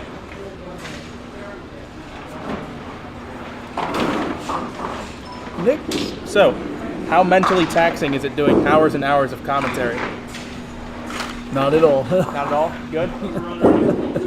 All So good. let's ask Dave how he's feeling at about 7 o'clock tomorrow. But in fairness, I've been here for about an hour. Yeah. That Pop Witten stream. Check with me. Check with me about 10 o'clock. 9 hours. No, it was 7 hours, 8 minutes. I'm telling you, at the end of that 7 hours, 8 minutes, when I got home, I crashed. My mom's not watching now, but she was watching. She could vouch for that. I was out like a light.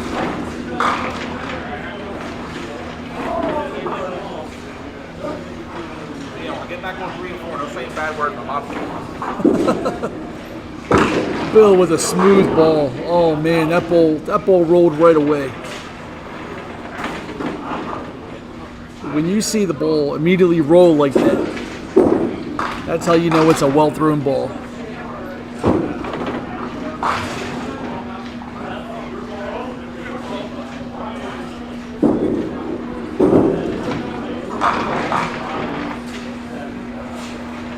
Just blows by the 9 pin there.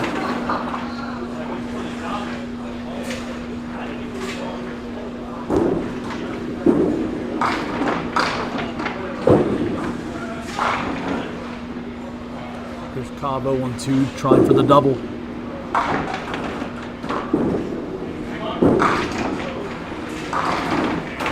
Raggedy 6 there. Still counting.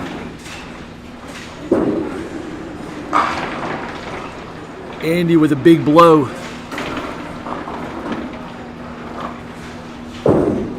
It takes Andy to 97 plus in the 7th. Already on a 7:15 on a nice pace.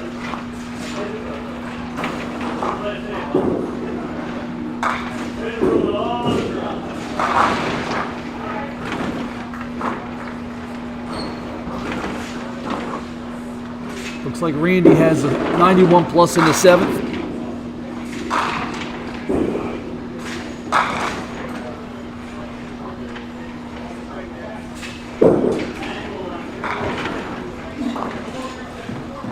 Bobby Stockman with a strike. 49 plus in the 4th.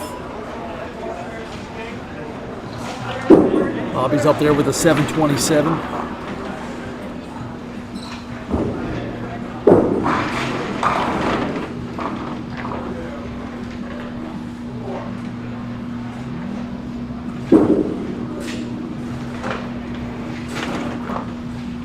John Davis Jr. A seed right through the middle.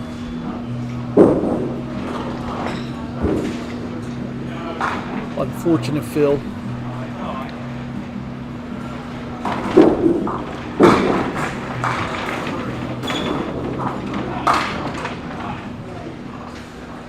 Nick Lloyd goes through the middle.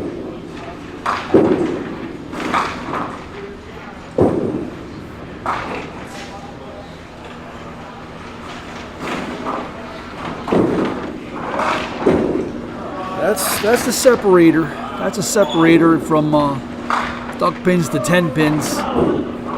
Those middle rips. If it weren't for those middle rips, the numbers would go even higher.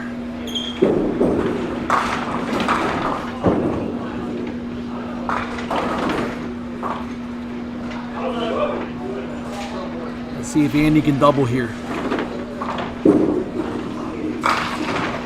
Little bit light. Enough of a, just enough of the pocket to leave something makeable here.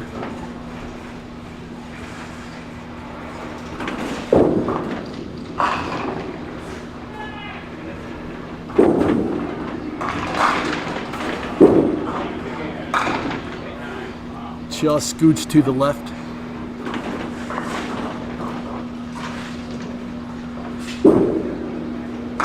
Cavo with a 56 in the 4th, shooting a single here. One lane 1.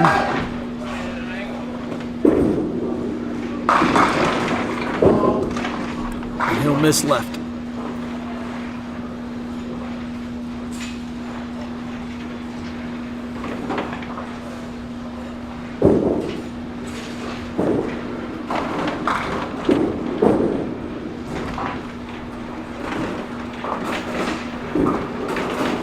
Bill blows by a single.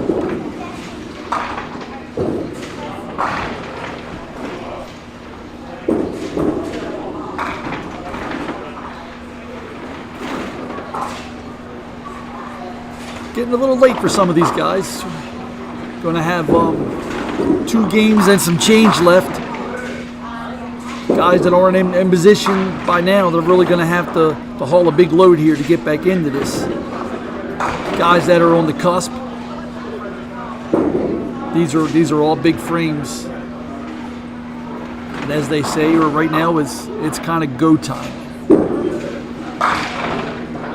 Real nice ball for John Davis Jr.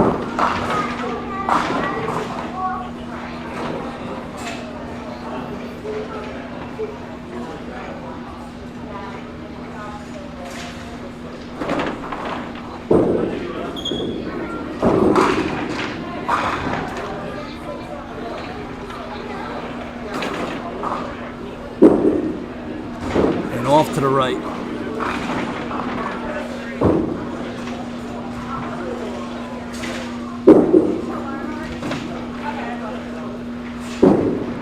For those of you watching that haven't seen a lot of duck pin bowling, this isn't easy.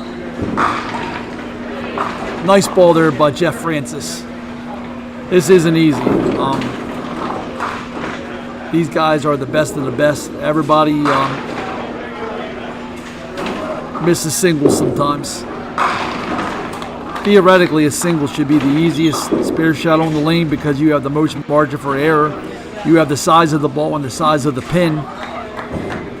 As opposed to a two-pinner, you can pick a two-pinner.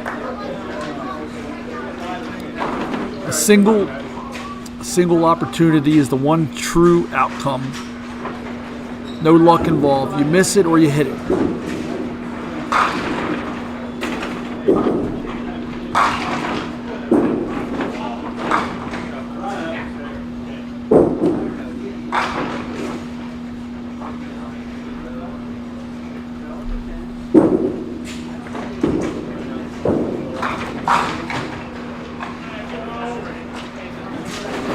Andy with a 124 through 9. Still on a nice pace. Bill with a beautiful ball.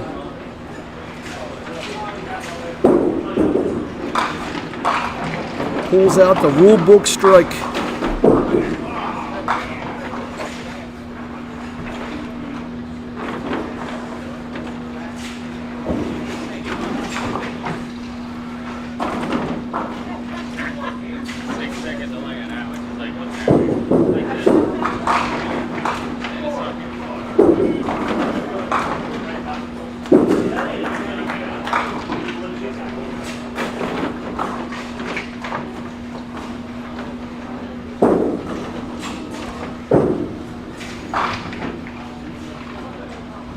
We have Bobby Stockton on a double.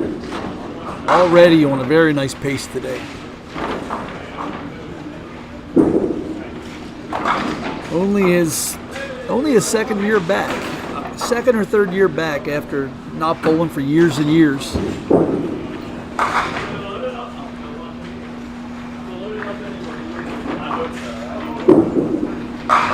That was an absolute cannon.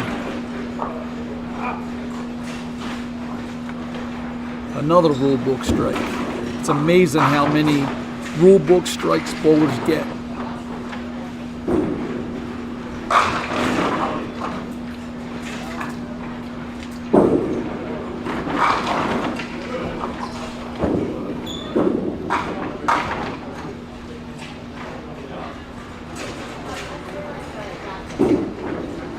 Bobby on a double here. Let's see.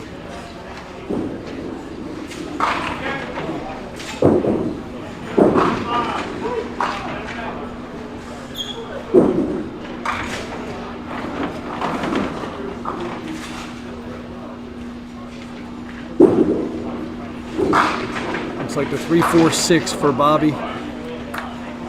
Decent count. Almost ended over. Solid count there for Bobby.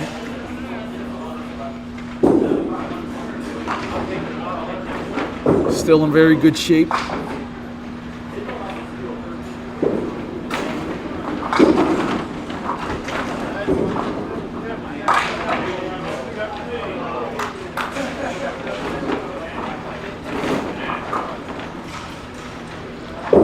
Solid 134 for John Davis Jr.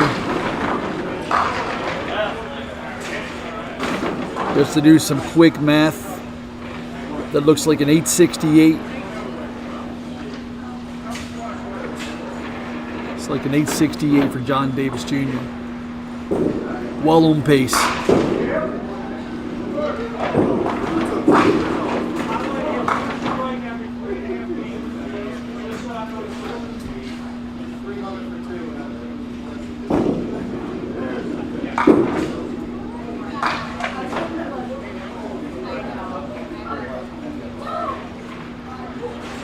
Andy with a 134.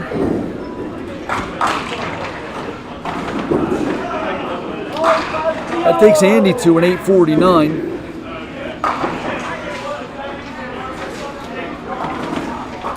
Everyone just finishing their sixth game here. 2 more to go. We'll give you an update soon on some of the totals through 6.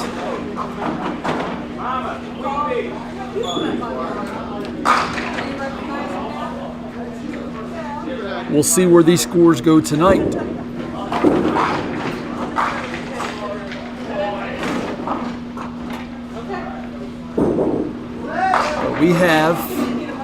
Looks like we have about 6 or 7 guys that are on that 140 plus trajectory. Anything can happen though with 2 more games to go. Any bowler on this tour can go 350 for 2 easily. On the other hand, any bowler could go 220 for 2.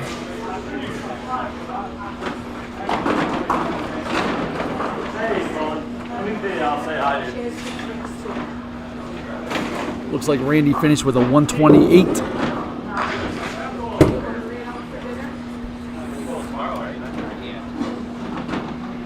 Ball next shift? I'm not. I'm coming in to take over for me. I'm bowling next one. I'd have more pleasure right now taking my pants off and running back to the cornfield. Here's Bobby Stockman on lane 2. Fantastic ball. Fantastic ball. Oh, that's worse than that. Bobby gets so low to the ground, you don't even hear the ball. So 1 and 2, the only way I got my Kind of got that old school style. If I throw the ball out more than an inch, bouncing. Yeah, you can get some bounces here.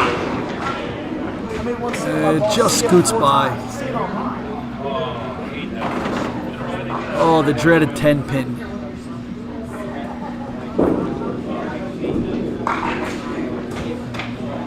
That's going to put Bobby at 104 through 7. Very solid and plenty of room. Plenty of room here in this game even.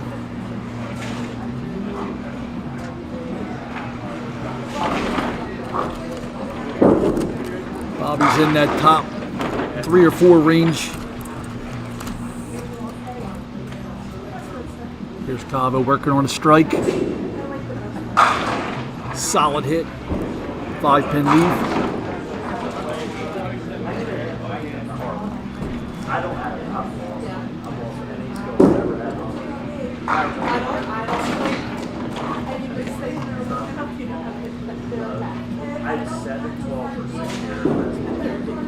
And he's all over it. Didn't look like he was too worried about that, did he?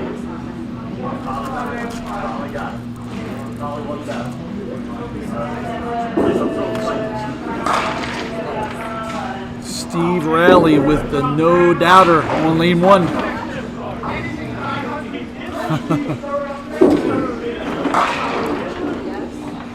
Steve wants a re-entry.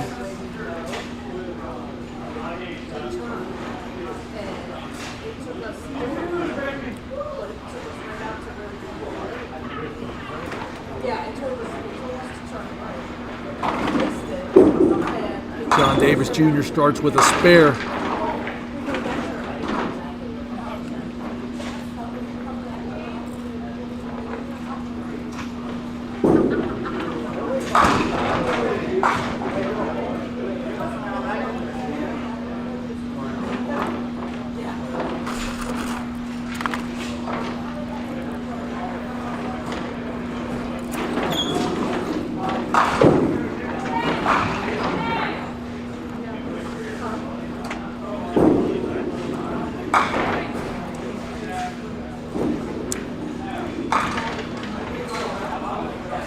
Bobby with a soft hit.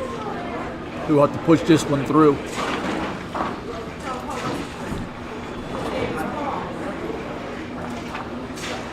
A spare for Nick Lloyd, brought to you by Taco Bell.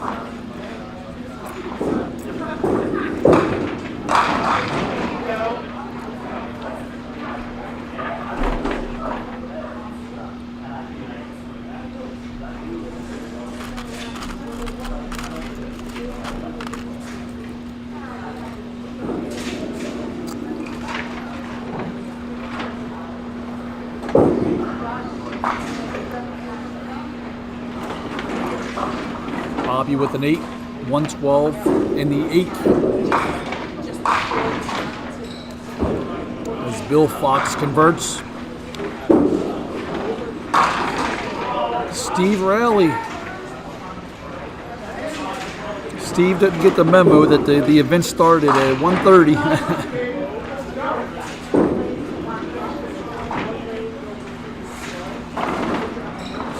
And a triple for Steve. Lau threw a 166, so he's got 936 after 6. He's in the driver's seat for that, at least for the shift clubhouse meeting.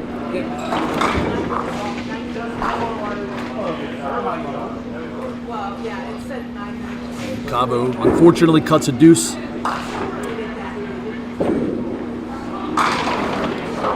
And comes back for the conversion. How is that right now?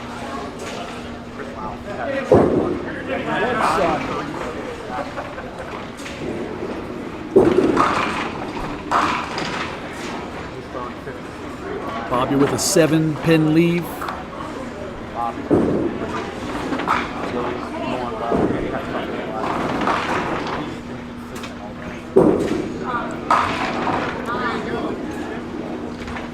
And just brushes by.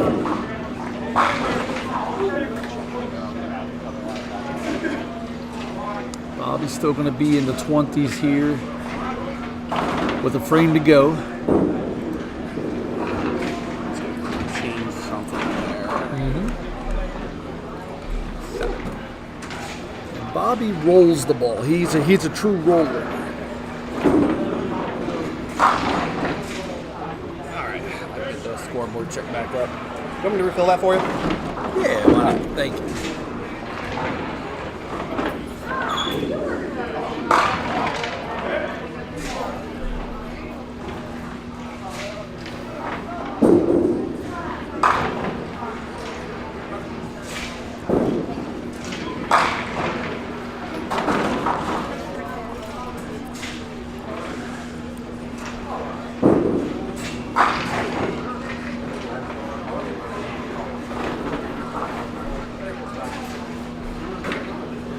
Nice rolling, buddy.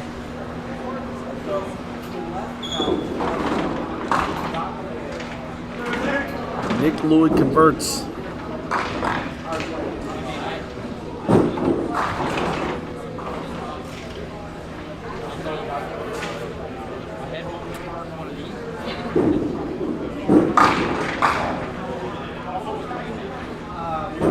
Cabo goes heavy through the middle.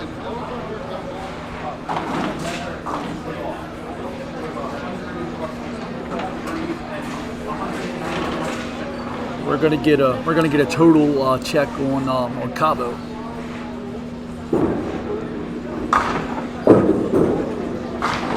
Takes the front one.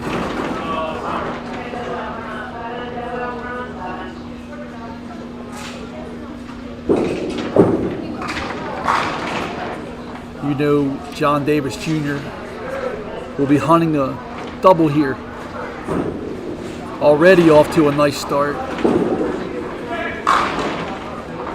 Double here puts him in a really nice spot. Let's see.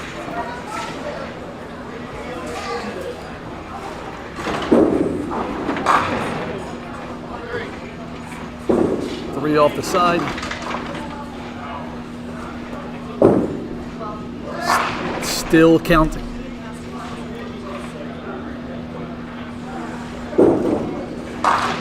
And starts off with 3 in a row. Already a nice total going. That's big. I'm going to check in and then I'll be right back. Thank you.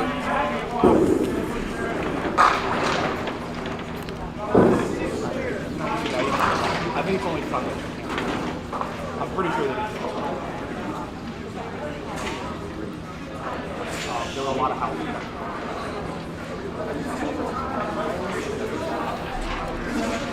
Bobby Stockman would like to get into the 30s here.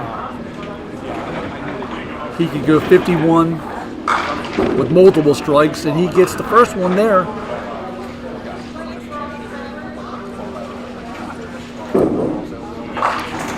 That's a big mark there for Bobby, especially a strike. Let's see if he can double.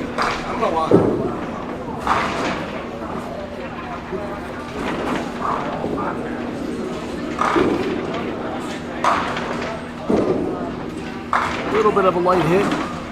Solid count. Sure. But I'm not gonna eat the whole thing.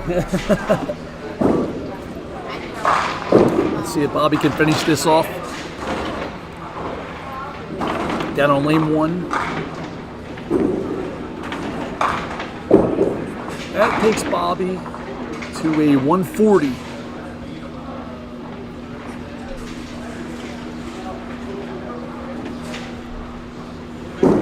That puts him well into the 860 for 6. Well in contention.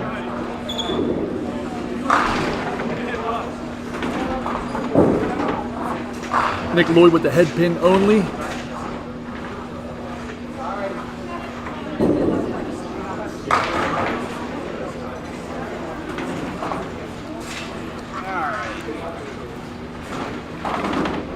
We're going to get you some totals momentarily. Yeah, I should grab everyone's sheet here. Alright, so I already changed that. We're on game 7. I just keep trying like at this point. They've already all moved over. This is if when I'm like that person doesn't. How many times have you thrown? 140? Alright, good job, Bobby. At this point, you should have nothing but confidence in either committing or right. Yeah, so That's how I look Chris at it. Wolf has officially lapped the field with a 9:36 after 6. Wow. Yo, someone across country in Seattle. Good to hear from you, Michael. I'm going to grab their sheet after I check this. Make sure we didn't get any donations that I need to call out. Alright, we're good. I'm going to grab their sheets with their scores.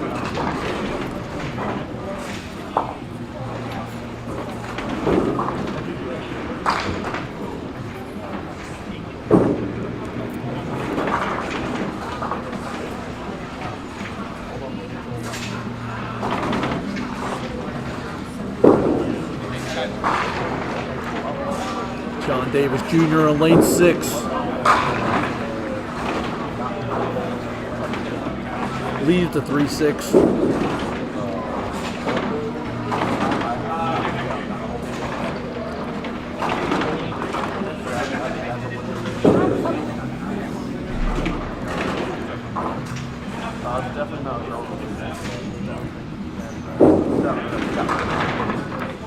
And goes around that one.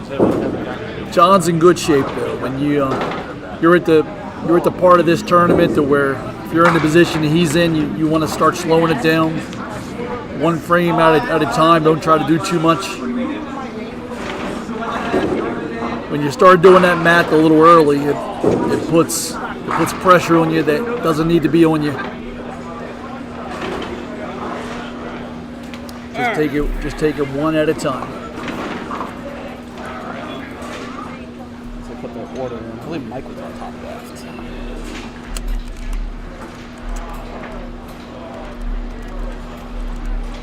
I had caps lock again. Bill Fox with the hammer. He's been bowling a lot better since he started. He had a rough start to the set. He's bowled really well since. Yeah, that last game he was on the head pin. I think 8 out of 10 times.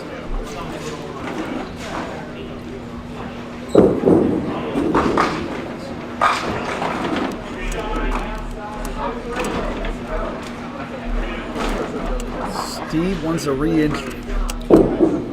Looking at his score, I can agree with that.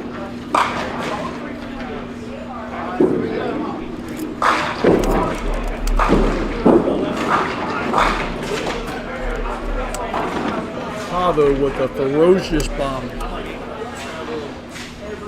Yeah, he's put up some good scores. He hasn't had an awful game. His lowest game's a 29, so lowest game is 22. But he's kept everything 8-17, up. so he's in that periphery where if he could put up a strong 2 here. And Bobby's got 867 right now. I mean, you think, if he could put up 330-ish. Yeah, a couple of big games and you're right in there. If you're above 800 right now and you can put up 2 big final games, you can put yourself in the hunt.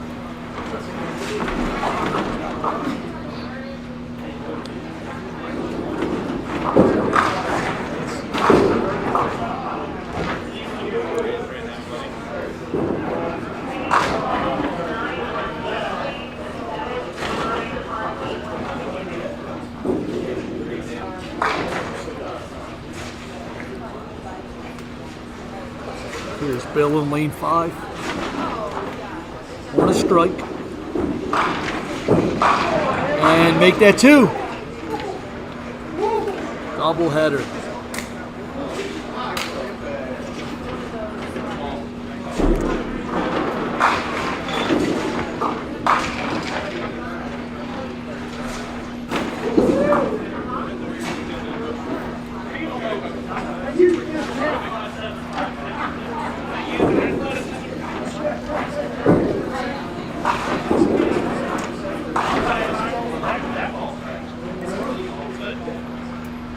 Yeah, so when you after you go to replay and you're done watching replay, you go back to main camera.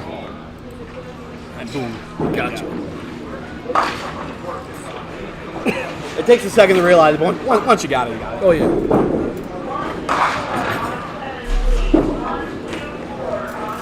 Okay.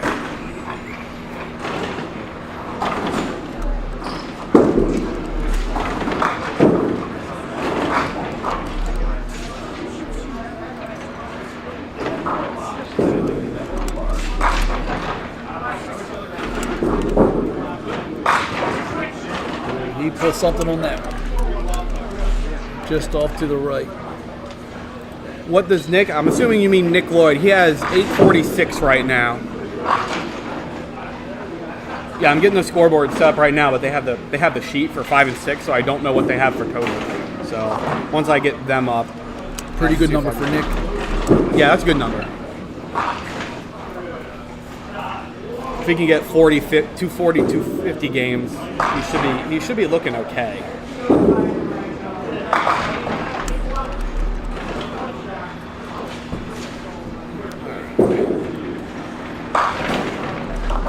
Caps lock, baby.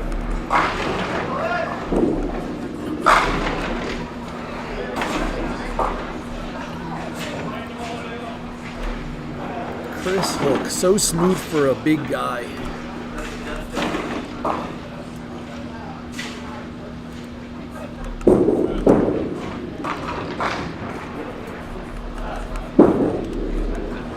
Actually seems like some of your bigger duck pin bowlers are actually really smooth. I mean, look at Bernie Hipkins. What's he, about 6'5" or so?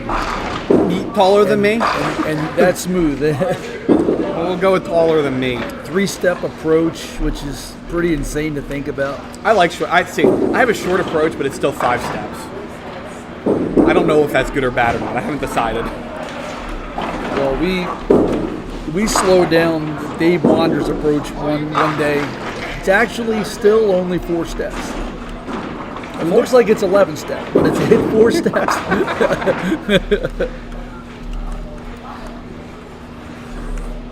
But it's like the way Bernie makes it look, being that smooth and that tall. It's not supposed to be like that. Bowling is not easy, folks. We only pretend it's easy. But he makes it look about as easy as it can look.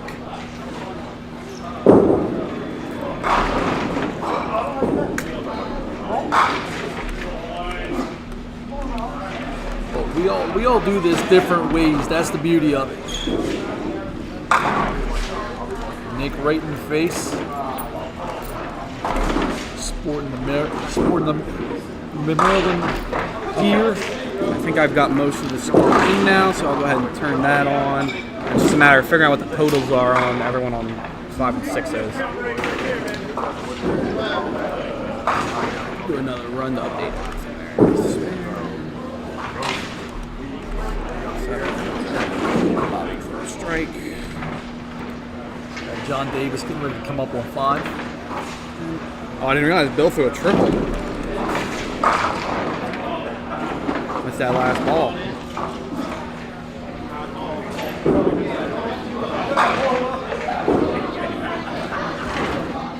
Took their sheets. I'm going to see if I can get those.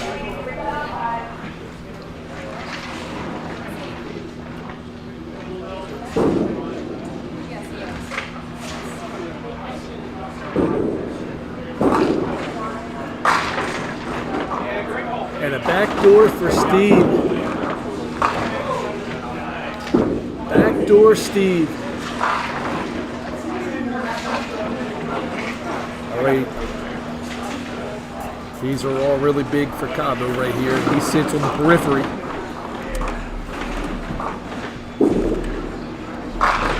And you can tell he didn't like that from the jump, but leaves a makeable spare shot.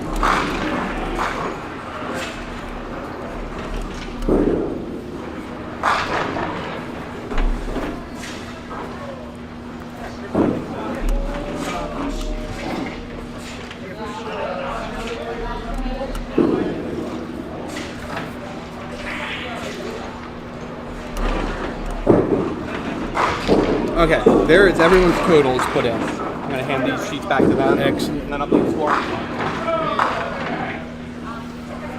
To run down some of the totals, Andy Huffman with an 849, John Davis with an 868, Bobby Stockman 867, Nick Lloyd 847. So we have some bowlers in this group on camera to have a shot here. Yeah, there's some good scores out there with this. I mean, and Bill with an 823, but Bill's on a triple. I mean, this is Yeah, that's gonna be a. this ball right here for Bill's gonna be a big ball. Bobby on a strike. But with an 823, maybe right on the edge, if he does something on this triple, that's gonna put him right in there. Bobby, $20. Oh, what a ball! Solid 5 for Andy. Couldn't hit 5 harder. Couldn't leave the 5 pin harder than that.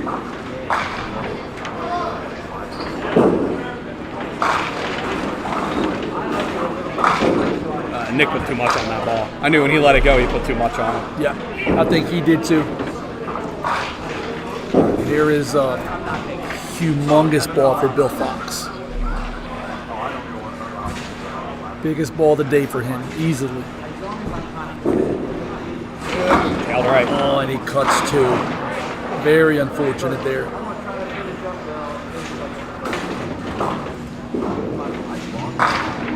Oh, Nick. From the top rope, he gets that 5 pin to fall. We're gonna replay that. Pop up in the air, fly back down, punch it over.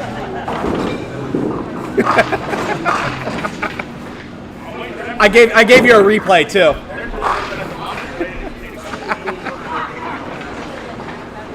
Bill went 299.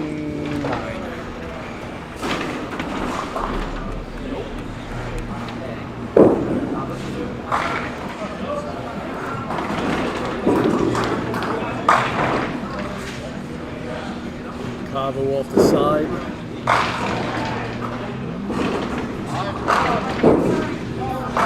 Cavo's going to need to string Oh, he's something calling together. the double. Steve Raleigh calling the double.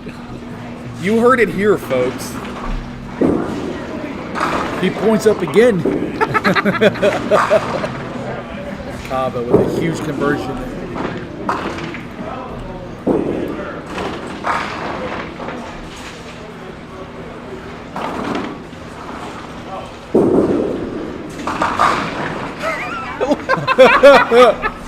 Man called a shot. Called it. Called his shot. Babe Ruth is smiling somewhere. Oh, Steve.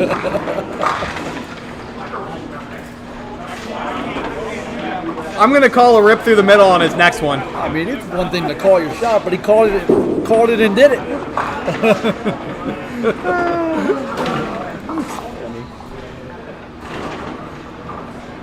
Meanwhile, only 5. Jeff Francis left 7-10.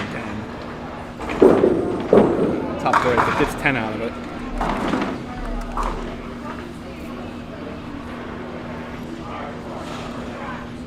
Here's Bobby Stockman, been rock solid. Good ball. Oh, I thought that pin was going to Really good ball. I thought that 9 pin was going to fall right on top of One that of 10 those pin. 9.5 balls.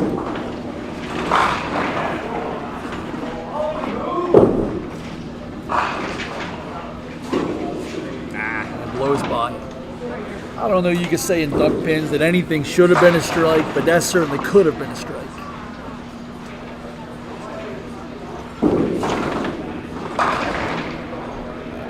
1 9 out. Is it 58 after 4? Nick will try to keep it going here. Good start here.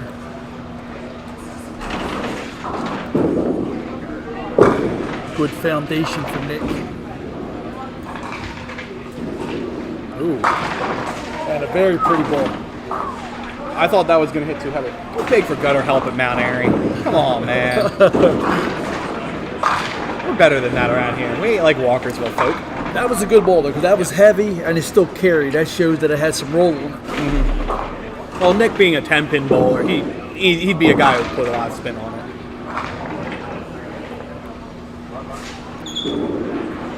And he got it. Nick's got a good set. 847 is pretty good. And a nice start of this game, which is key when you're in it and to get Keep it down to those rolling. last couple of games. You got to get it started early just for your psyche. Yeah. Andy Huffman's ball count pancakes there. We've all been there where you're in it and you start off and the first 3 or 4 frames don't go the way you want them, and it's easy to start pressing.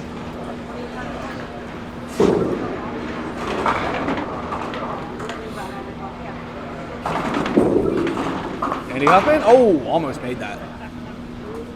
Got a bit too much of the lead pin. Good look there for Cabo. So is Steve going to call another shot here? So if he doesn't, I'm going to call. He's going to blow through the middle.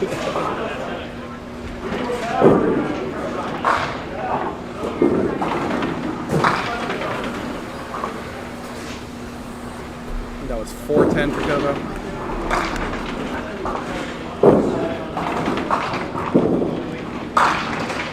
Chris Hulk with a ridiculous stroke. All right, Steve, what do you got for me today? Another one. Easy game. Steve Riley. He's ready to bowl the next 5 games. I said a little while ago he didn't get the memo with the start time.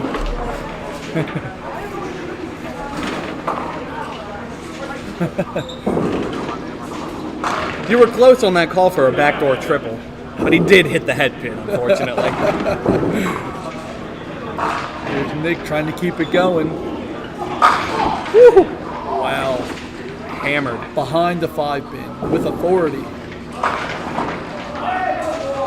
With authority.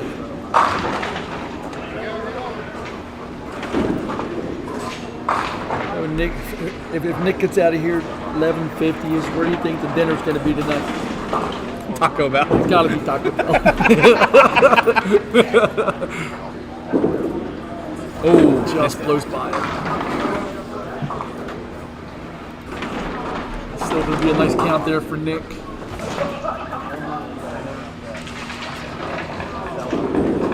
It's a good ball for Bobby. Gets the tip. Bobby's just been steady. That he has. Watch that strike fall one more time. Bam. Tip it over.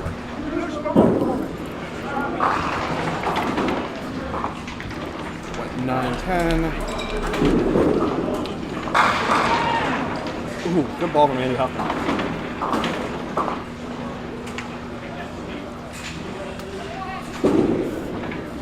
A little late. Speaking of another triple over there, you have Jim Thompson got a triple. I forget what he finished with. He started out really hot the last game.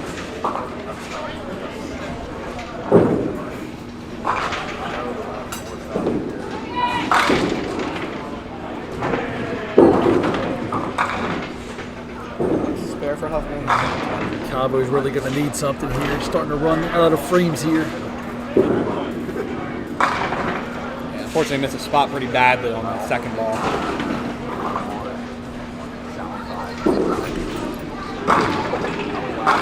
Bill with a light hit and gets no help. Oh, Steve, no! Oh, gets no. the takeout.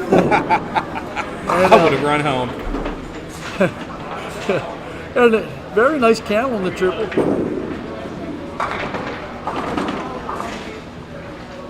Also, if you keep your eye on lane 1, Jim Thompson without the ball here. He's on the triple too.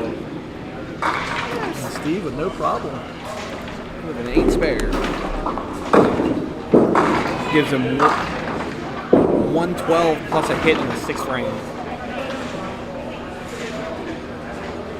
He was talking about breaking the low record. I think he's safe now. Yeah, he's okay. He can beat what Randy had at Pinland. I think Randy barely got the 900. That's a solid pop witness.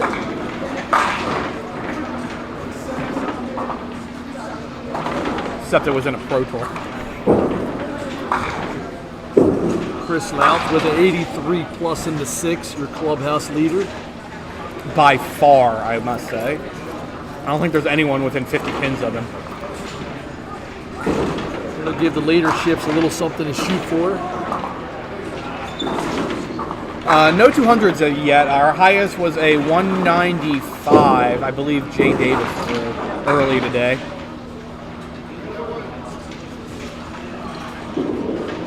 But knowing Bobby that, Stockman absolutely crushed that. Stockman, everyone. Give Bobby the double. The pride of Walkersville. I believe he actually lives in Mount Airy. Does he? Yeah. Okay. He both mostly out of Walkersville and occasionally both here, but I believe he lives in Mount Airy. He's in his backyard. Yes, he is. This is definitely his backyard. All right, Jay Davis finished out with a 42. Respectable game.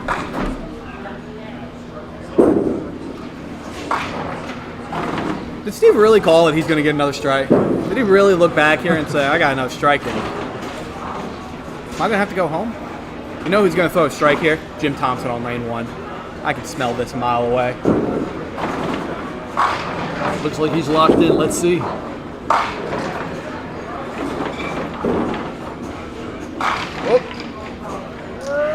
I should have called back door. Oh, that was weak, Steve. Throw the ball. Hey. How you doing, Rob? That's a Jeff Piles 9. That's a good call. It's only a Jeff Piles 9 if he hits this. Yes. It is not a Jeff Piles 9.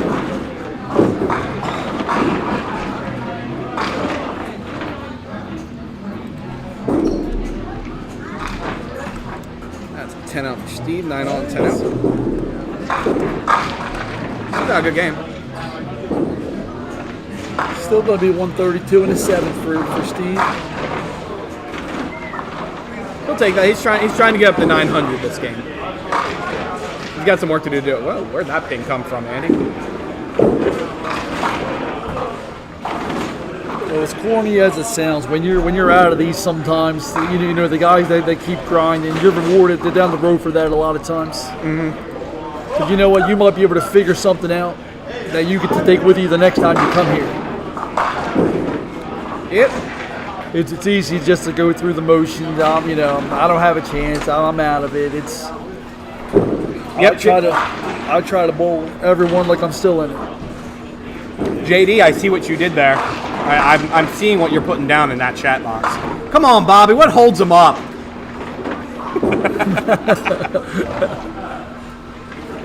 And honestly, when I first saw the name, I thought that was JD. Nope.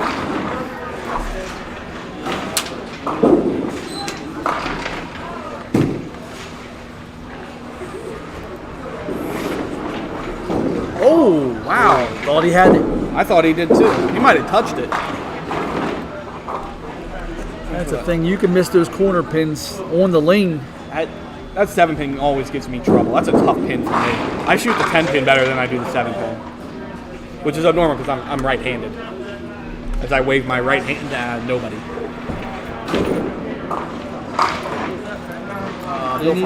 They need to add a pin to the 10 that we have. 11 pins. Put it in the right-hand gutter. We'll be just fine. That was a Good ball. That Good ball. wasn't like a lot of the previous balls I thought he's overthrown. He threw that one. Yeah, that was a hammer.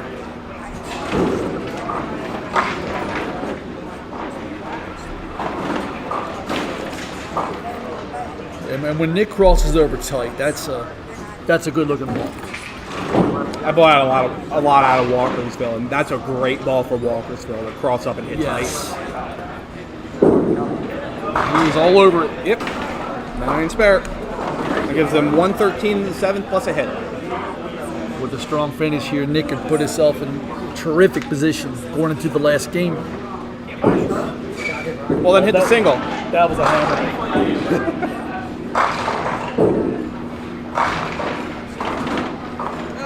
Quick peek around, see what other scores we've got going on. It's like a 140 for Kevin Gibson.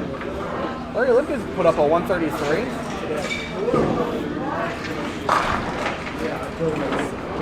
Jim just pushes through.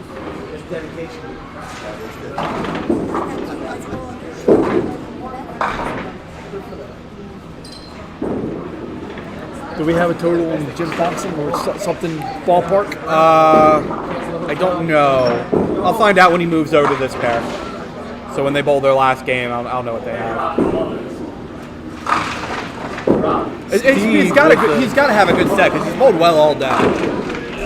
It's going to take out the 10 pin. That looks close enough to me. That was a little disrespectful. Well, considering all the disrespect he's given everyone this Yes. game, sometimes these things happen.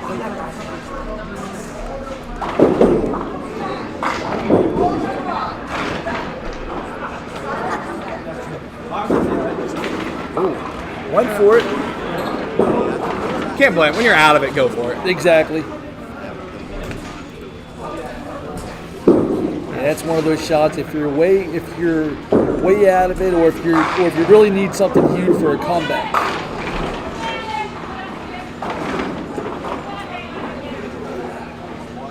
JD.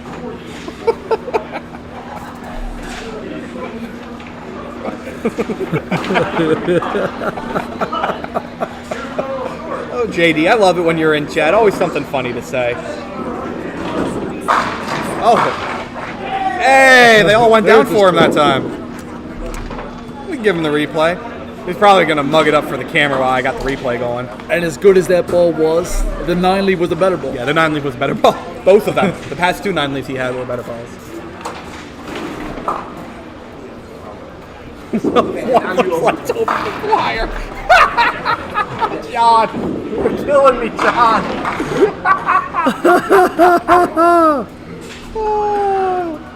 John Green, everybody. I'll see you tomorrow, buddy. That's a good one, John. Oh my God. Well, we were hamming it up back here. Bobby Simon loved the 9-10, unfortunately.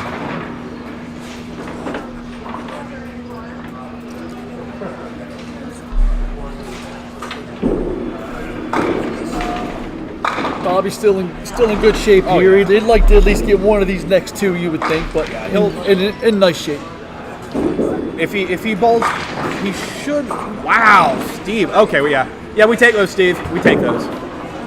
Yeah, if he finishes out this game well, he should be shooting over 1,000. He needs 33 for 1,000, and he has that pretty much. Yeah, over 1,000 after 7 is a pretty good score to have, I would say. You're probably still gonna have to put up a pretty good last game, I think. Yeah, but it puts you in a position you don't have to do anything superhuman. Just kind of shoot around your average, and you'll be in the mix. Oh, you notice him, you don't notice me, Mr. Gary. Come on now. Good to see you. Yeah, I'm a Northern man.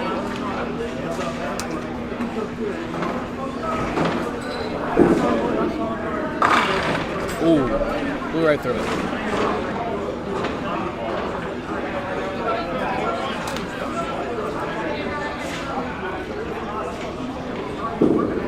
Gonna get the sideboard. Tried. We have a good mix here too, from a lot of different bowlers from a lot of different centers. Yep.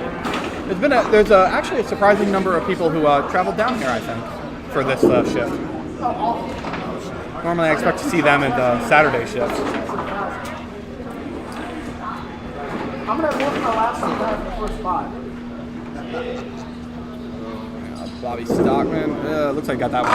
Oh, it held. Oh, If I had a nice. good last game, I have an outside chance to have more than my last 3 than I did in the first 5. We know. Everyone on here knows. We've seen enough of you bowl today, and we get to see more too. Bobby with a strike there. You should just re-enter. That all but assured Bobby's going to be in the 150s this game. Yeah, Bobby's gonna be well over 1,000 now.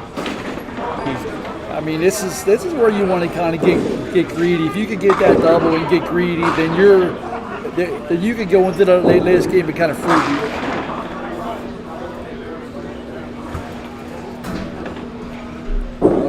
Looks like a lot of the other players are starting up their last game now.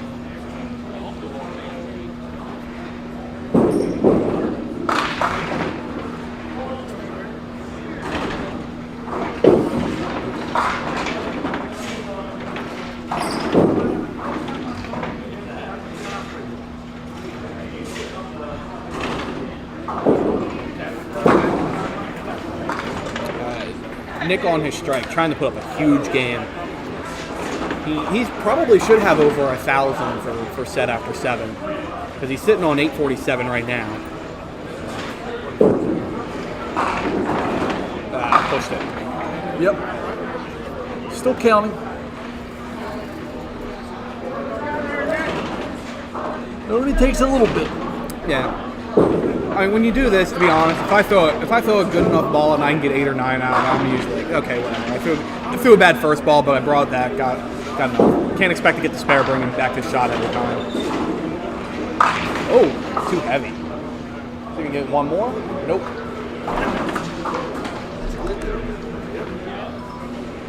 Gives him 45 plus his ball.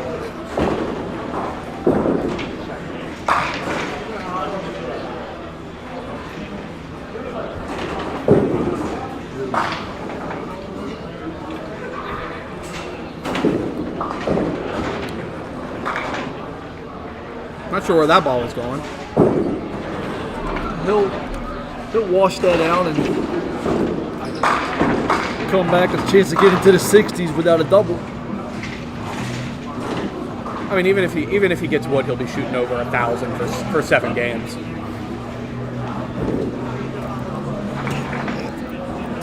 Yep, go right on ahead. Ah, Mike picked it out. Jim Thompson, everyone, on 1 and 2. Jim's got a good set. I don't know what he has right now. I know he's got a good set. I'll check it out once they move over to 3 and 4. 818 for 6. For some reason, I thought he had more. I thought he was shooting more like closer to 850. I'll get the sheet back later. Not, you don't have to yet.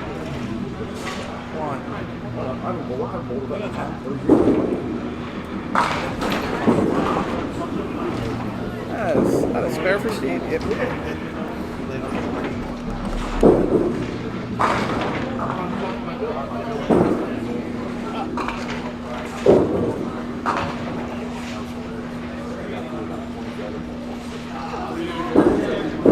Oh, good ball, Steve. Wondering where it's been all day. 9 out, that'll give him a 176. That must like triple Steve's score for the day.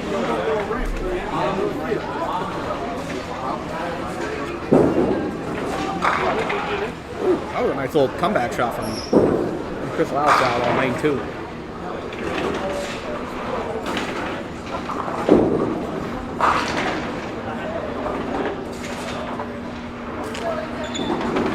Oh, Nick. Heavy. Trying to get that last pin. Nope. Not going to get it.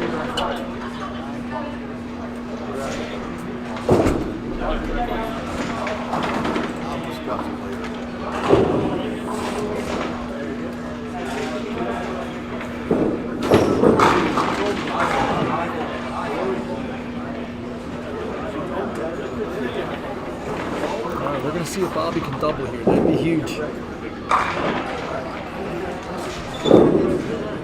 Nick went for it. Hit a little too heavy. Well, his ball he can't hit that heavy, or else he ends up bowling at Southwest. Exactly. Leaving the 2 or the 3 with the 4 and the 6. Good ball, Bobby. Oh, look at that. Fantastic. That ball. was clean. Picturesque, even. That's huge because not that it was going to be that hard for Bobby, but that puts it on easy street now. Yeah, he doesn't have that much work to do.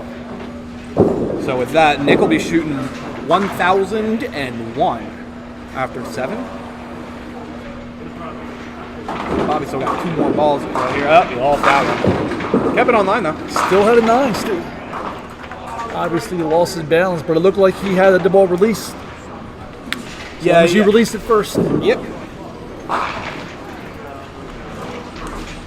So that's 165 plus whatever this count is.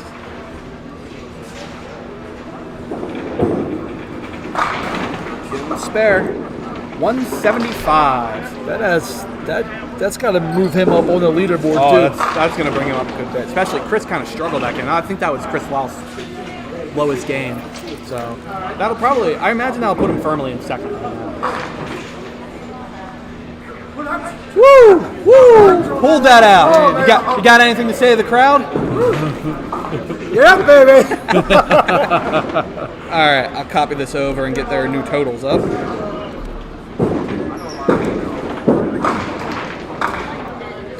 Yeah, that last strike Bobby threw was one of the top 2 or 3 that I've seen so far today. That was a brilliant ball.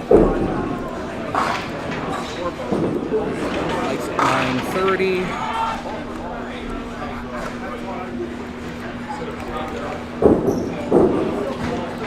Nick is at 1,001. Steve is at 904? No, 914.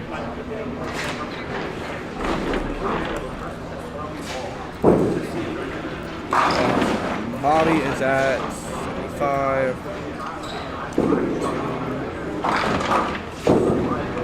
1042. 1042. Yep. That's very good. Yes. Yeah, like you were saying, all it probably has to do is shoot his average, and he should be looking pretty good. With a 1042, maybe not even that. You might be right. But, to be on the safe side.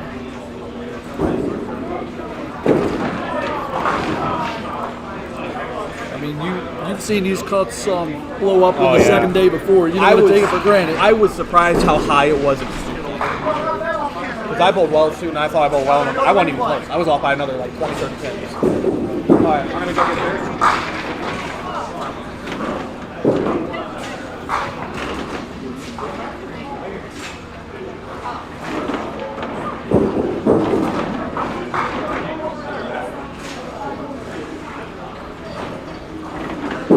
Has a 1061. So he's sitting pretty too. That's after the tough game. Of course, he's bowled well all day. He's only got two bad games. That's even with the one low one. Yeah.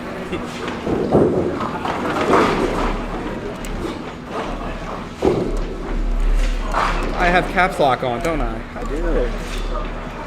What did Fox finish with the last game? I forget. He had a rough finish, if I recall. Because Bill was in on that outer edge where where he needed to make a run.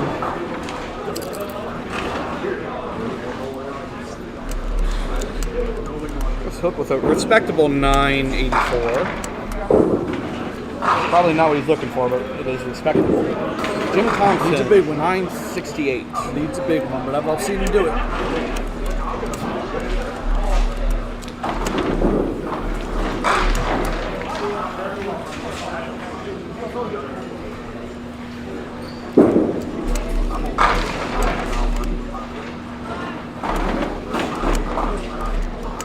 Nick will bowl his first frame. Really big game for Nick here. Yeah, he wants to throw up a big game. That game probably keeps him out of the cut. A mediocre game, leaves him iffy. But a big game probably keeps him safe.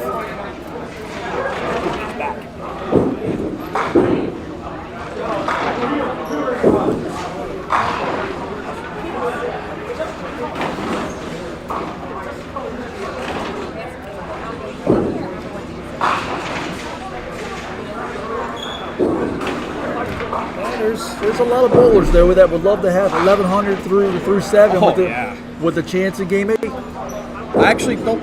Yeah, I don't think anyone has 11 through 7. I'm almost certain. Chris Lawson and Bobby Stockman, I'm almost certain are 1 and 2. It seems like those who are in are pretty firmly, or not in, but in good shape, I should say, because you never know what those scores are going to do. Yeah. Big strike. But those guys have more of a margin for error than Nick does.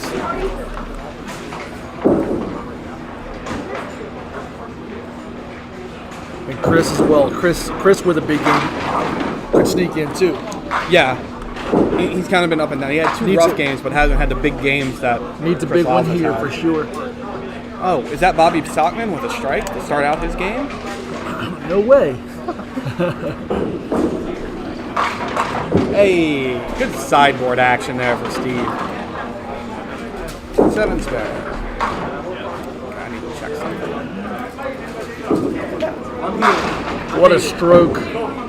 What a stroke there for Chris Hook. Loud 9.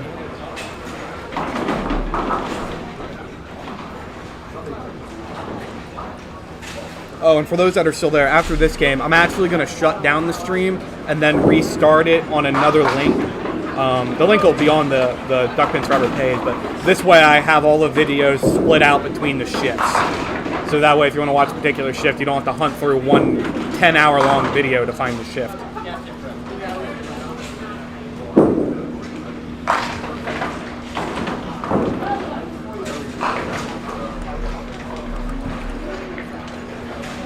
That's not pretty. I think we're gonna pick up. We gotta give you a name, man, like a nickname. Pro Tour Guru. Oh, did that go? Nope. That was interesting. I didn't think he'd pick those 2 out. Outside too. Yeah. I thought he had the 10 pair instead. It was a weird split he had. Oh, Bob, a little light. By a little light, I mean he didn't get the head pin.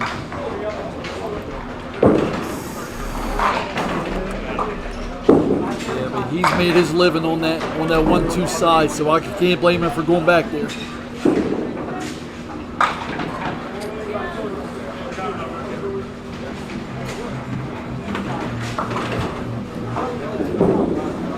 Run it? Extra help? Coming back. Nope.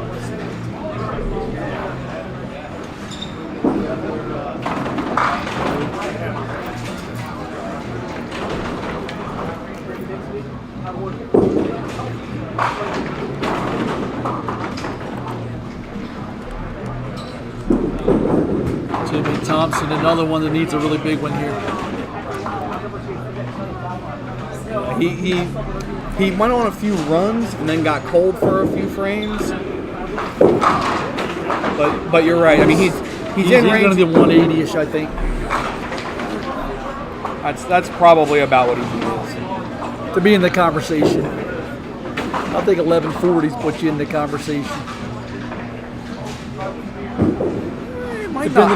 Depending on how things go. Might not be that high. It'll be high, no doubt. It is Mount Airy after all. I'm not sure it'll be that high.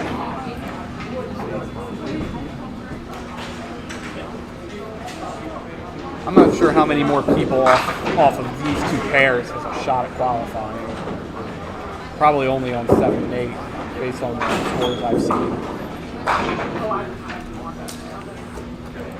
Spare for Nick? Yeah, we can give Nick a spare, I guess. Looks like 10. we gave him a 10. Oh, okay, yeah. Michael take that. He's gonna beg for the flip though. This is Mount Airy. We're above that here. We don't beg for flips at Mount Airy. We can do it anywhere else though. We have the Chris and Chris here. Yeah, they had to put the 2 Chris's right beside each other. Drive me crazy.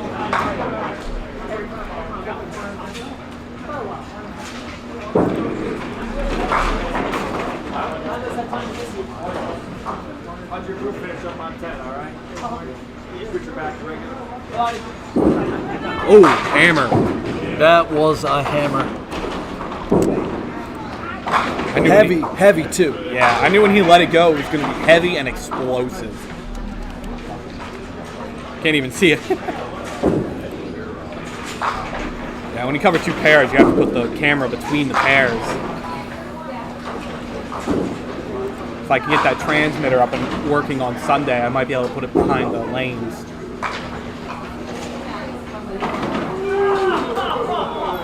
Speaking of begging, Steve Rowley, everybody.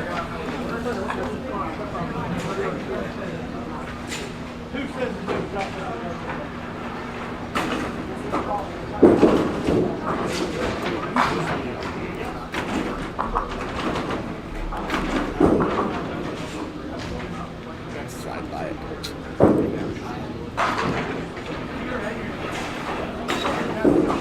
Oh, that looks good. Came in too heavy. This next one for Chris Hook's going to be a big ball. If he can string together some strikes here, he could climb into this. But the big game is still pretty doable for him.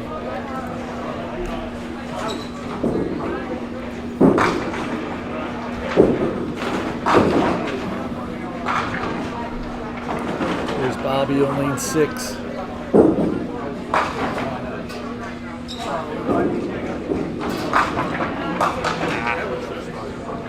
Not what he wanted. All right, here's Chris. Huge ball here.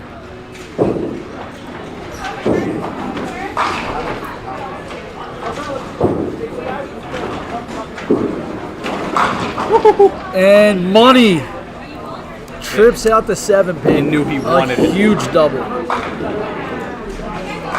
the words of Ray Keith, a huge double.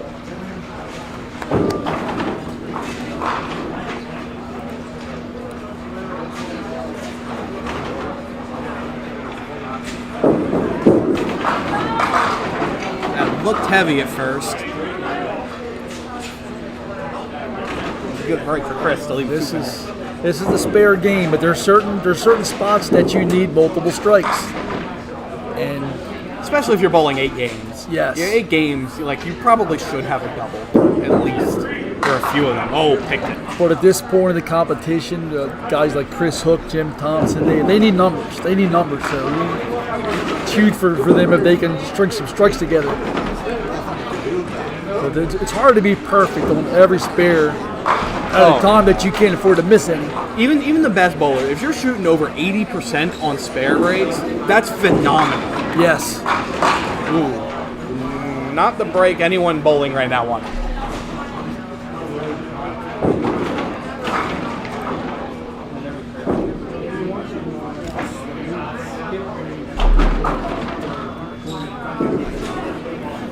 Good shot. That was a good look there by Jim. Didn't try it too. Got too much of the pin though.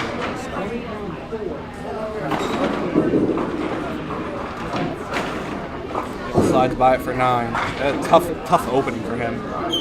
Hasn't had much to shoot at. Gets 10 out. Nick trying to avoid commentary duty on Sunday right now. I hear a lot of pins falling. An inverted 2-pinner. Haven't seen one of those today.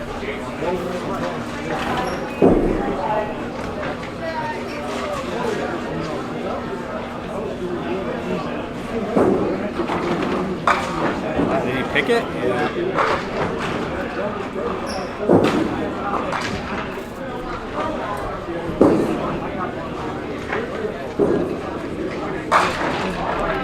John Davis is 78 through the 7th. He's going to need something on the in here, you would think. Mike Kogo here on 6. Boom.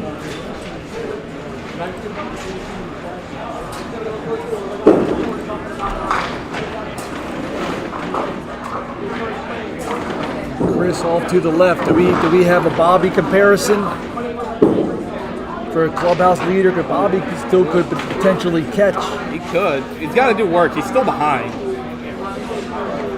Bobby Even only 3 frames in.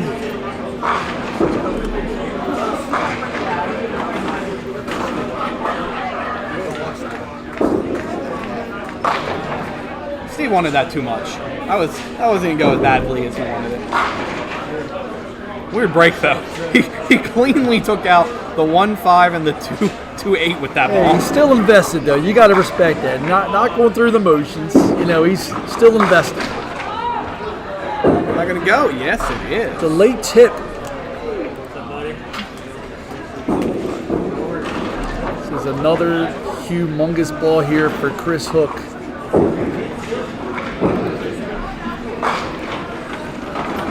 Just through two beauties. Let's see if he can get a third.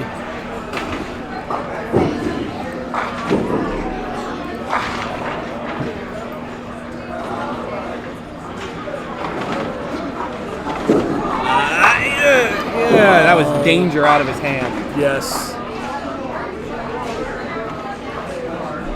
And not what he was looking for, but not a disastrous count.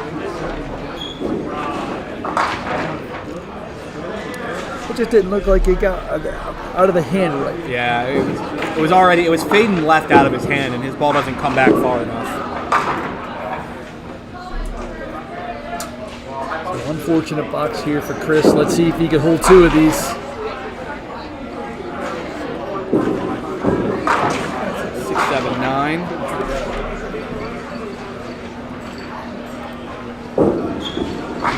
That's still not a bad start. 81 through 5. If he could do the same for the next 5, puts him in sniffing range. Bobby Stockman, good ball. Ugh. Apparently not good enough. See if he can be the 6th one to bring back that shot. Nick picked off a 3-pinner. Had a tough start. Definitely tough start for Nick. It's going to be a tough hill to climb. Bobby shooting it. Nope. Flip out.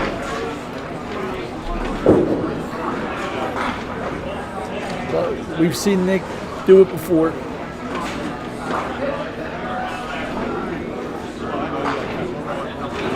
Bobby from 9 box there.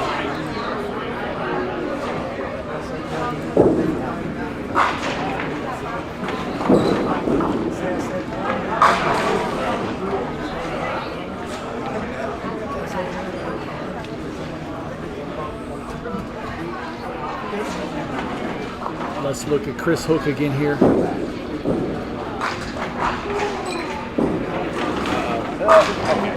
I thought that ball was going to fade away on Jordan. 984 going into this game, and a pretty good start for 5 through 5 for Chris. 81 through 5.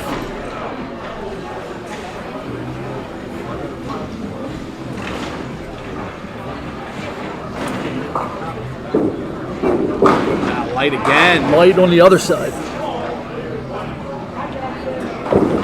Maybe try to overcompensate there just a tad.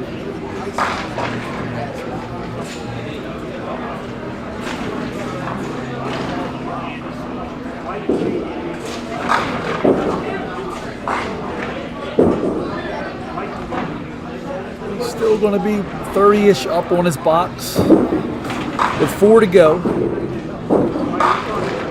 So that already puts him on a pace for above 1,100. Yeah, I think you're going to need more than 1,100 though. Whoa, wow. Dang. Clean. Yes, absolutely. If Chris does not double, I think he's going to have to mark out if he does not double. I think he'll be fine. I think the pace he's at this game, he'll be. Well, Louth will be fine. Hook Yeah, I was talking about Hook. Yeah, I realized that after you said that. I was like, oh, you were talking about Hook. Yeah, I think Chris Louth's probably fine. I can't imagine the cut being higher than it's been in the past. I think it'll be a little bit lower, but not by that much. Agreed. Maybe another 20 pins lower. agreed.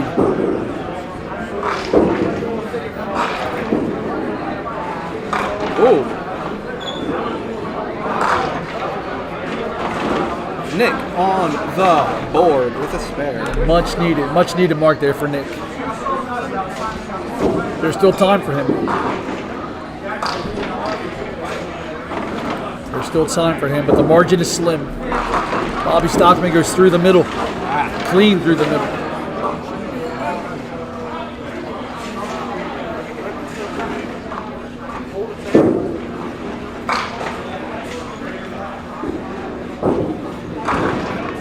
Is that gonna fall? Whew. Bobby Stockman making life entertaining for everybody. 10:42 for Bobby going into this game. Figured like to get another mark or two just to be on the safe side. Yeah. Try to get into the 60s. If he can get in the 60s, I'm almost certain he'll be safe.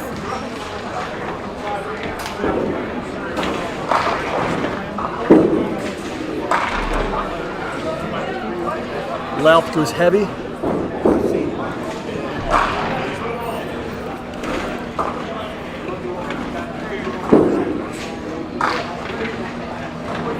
Steve wants to enter the sweepers tournament.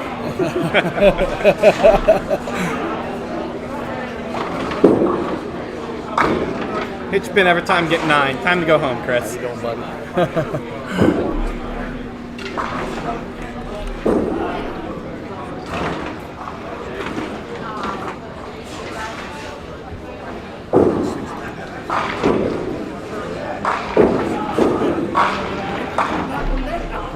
Chris Hook fighting tooth and nail for everything in this game.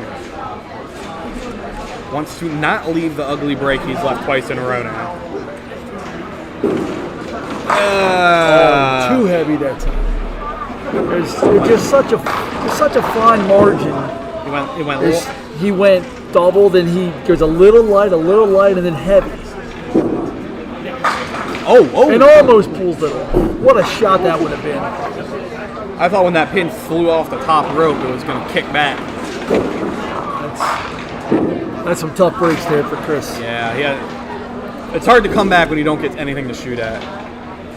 Oh, Mike Koa, he was on a double at 9-9. Missed the head pin to leave just the 7 pin. And he's going to have to mark these next 3 for sure. Yeah, Chris needs has some work to do here. He probably will want to shoot 50-60 this game, and he's going to have to work hard to do that.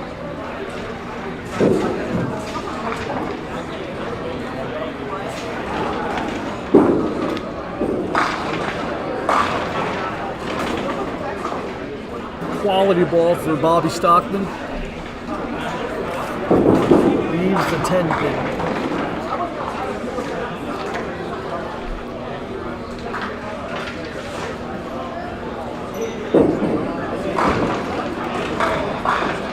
And he runs it down. Brutally hard shot for any right-handed bowler.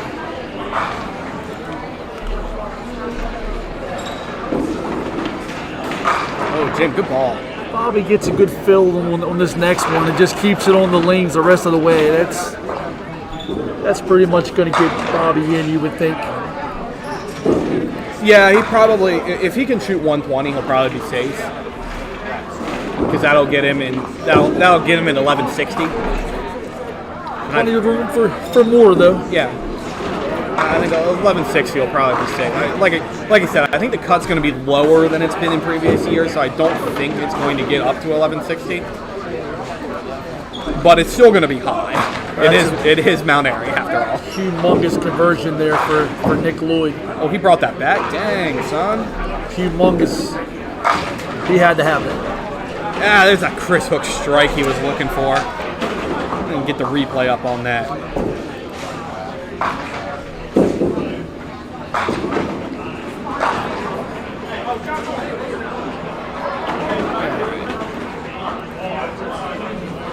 The heart's still beating. Yep, he's still in it.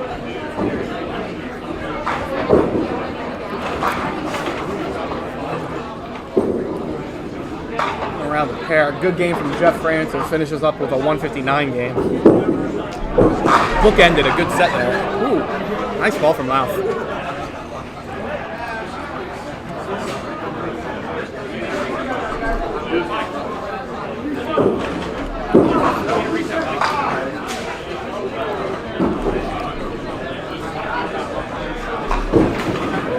A good season so far for Louth. He's bowled well. I don't know if he's going to bowl it. I don't know if he's bowling this time 'cause I didn't see his name initially. But, Jimmy Mullibu has been bowling excellent at Pro Tours.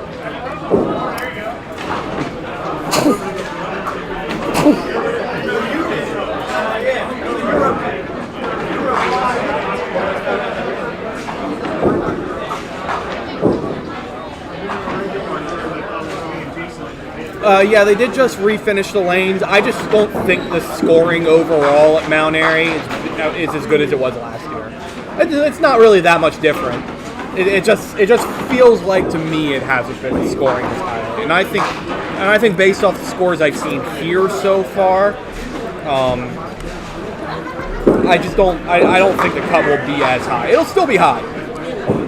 Don't get me wrong, but it might be one or two pins lower than it's been in the past. What it is, the bar was set so high here. That's part of what it's been too. The cuts have been so high. The bar was set so high.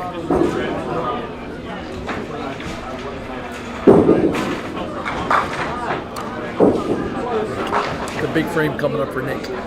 Yeah, just because they refinished the lanes doesn't mean the lanes are actually going to score better. It just means the lanes are in better condition.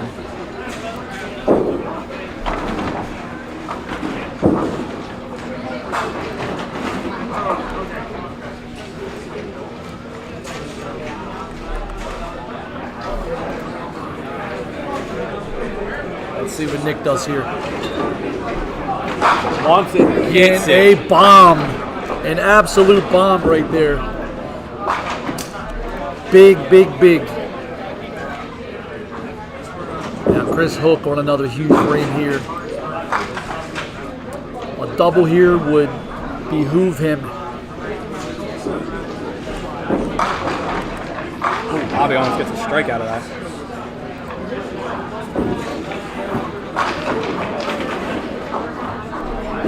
Uh-oh. Luckily, this is Mount Airy, so that 3-6 pocket will give you something to shoot at. That's something to shoot at here. Big shot. Oh, Bobby just tips over for the spare there.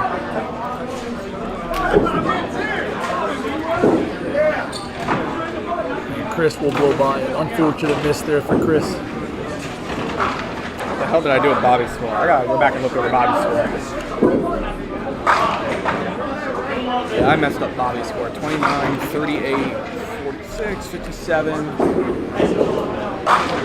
Okay, that's what I did. I put a score into it early. So we had 9 there into 9.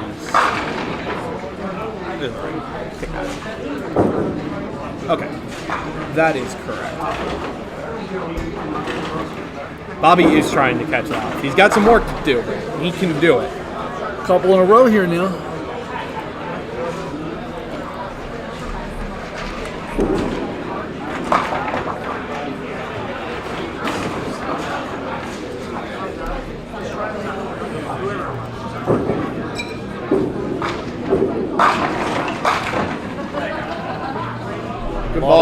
It's a good ball for Jim, but he needed strikes. Yes.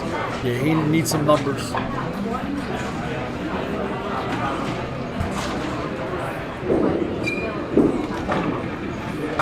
It's a spare. At these wooden houses, though, the guys that could get low to the ground are going to have a better shot in general. Not always. In general. Not always, but in general.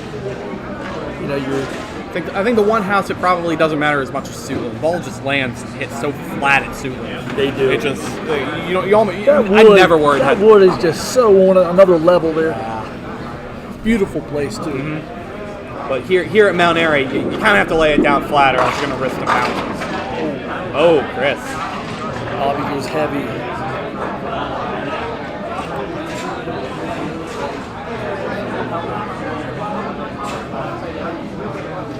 I think Chris Hook's kind of run out of frames here.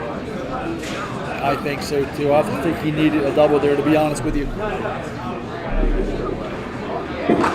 Bobby Stockman trying to take lives here with that ball.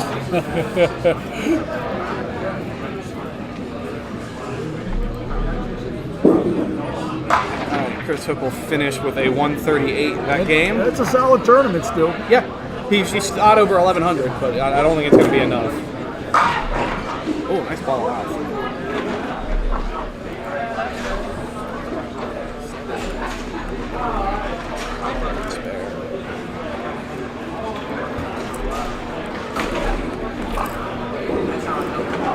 Oh, Nick, begging for that double.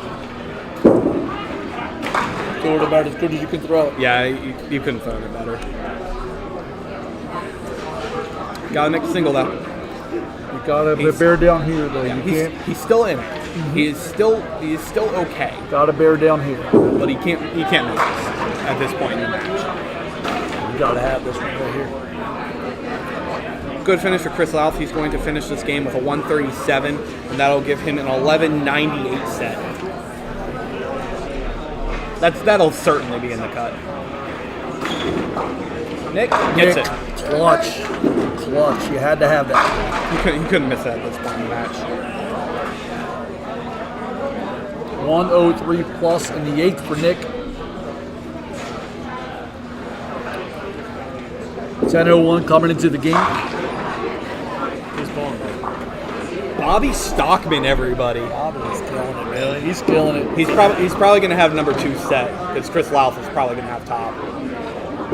Because Chris Louth had 1061 going into this And game. if Bobby can catch a 40 or 50 here in these next 2, maybe.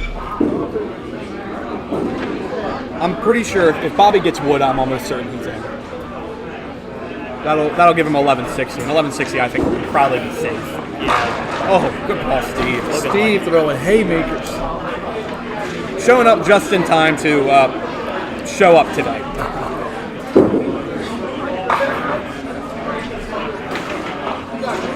How you doing, boss? Yeah, he'll be doing the next shift because I'm bowling next shift. I'll join you for a bit if you want. Hey, you're welcome to sit here, man. Hey, the more the merrier. Bobby, oh, not the break you wanted.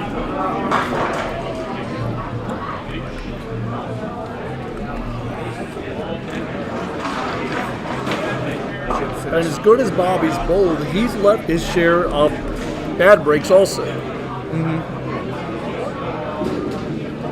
Yep. Didn't get it.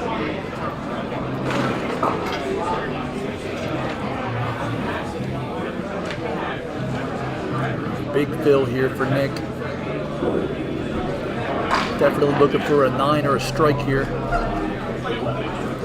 Yeah, if he marks out, I think he's fine. I think he'll be okay if he marks out. But he needs to mark out and get decent counts. Especially to get something here on the setup frame. Yeah. I don't think he needs a double, but it would be much easier if he hit the double. Exactly.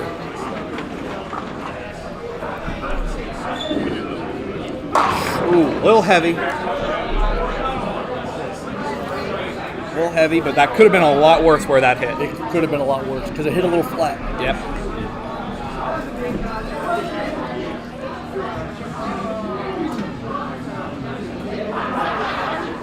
Takes him to How's it going, man? 110 in the 8th. Fine. What are you guys seeing here? What's the secret?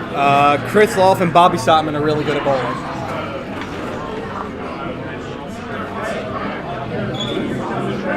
And he got it. Got it. Textbook.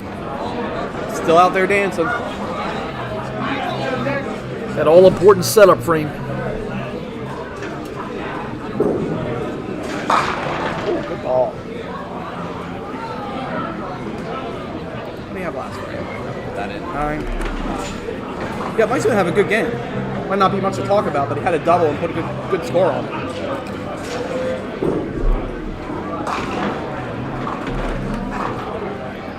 What lane's you bowling on? 5 and 6 with you, bud. Oh, you're bowling with me. We'll be on camera for 3 games, I believe. Only 3? Yeah. If you're on 3 and 4, they'll get you 4 times, but 1 and 2, 3, and 5 and 6 will get you on. We slide, right? Yeah, we slide. Oh, you'll be able to see, but for like seeing scores and everything. Well, without a double, Nick could be 1150-ish, close to 1150 without a double.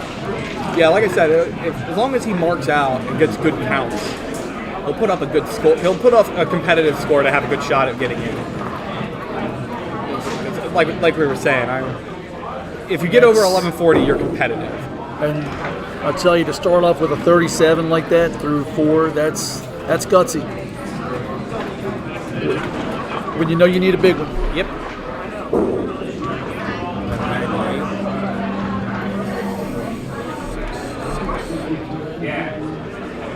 not right. What did I do? Oh, I gave it to Nick. That's why.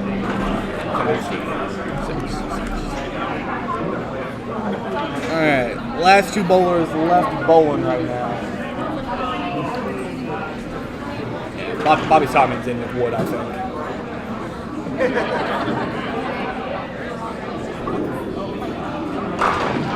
At least a 5-10 again. Does him no favors here.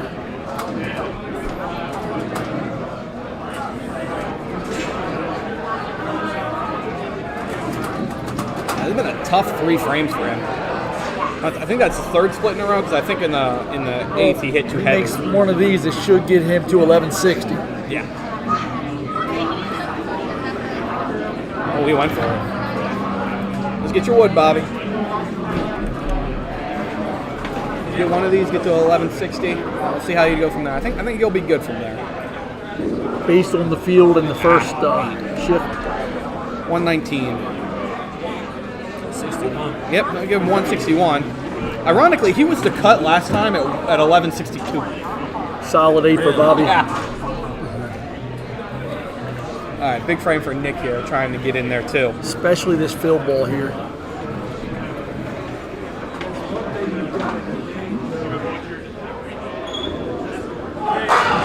Crush it, yeah. Huge.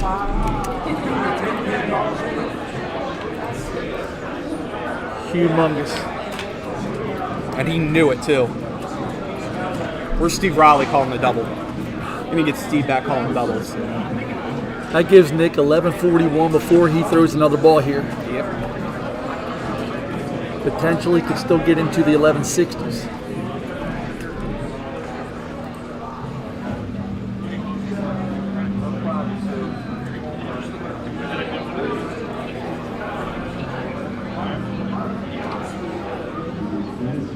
Nick was fired up. Understandably so. Getting that ball back.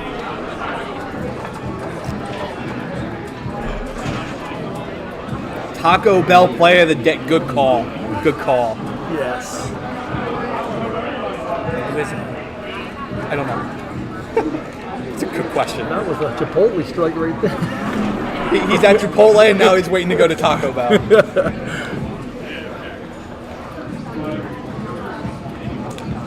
I don't like Phil stealing my swag with the pros. Yeah.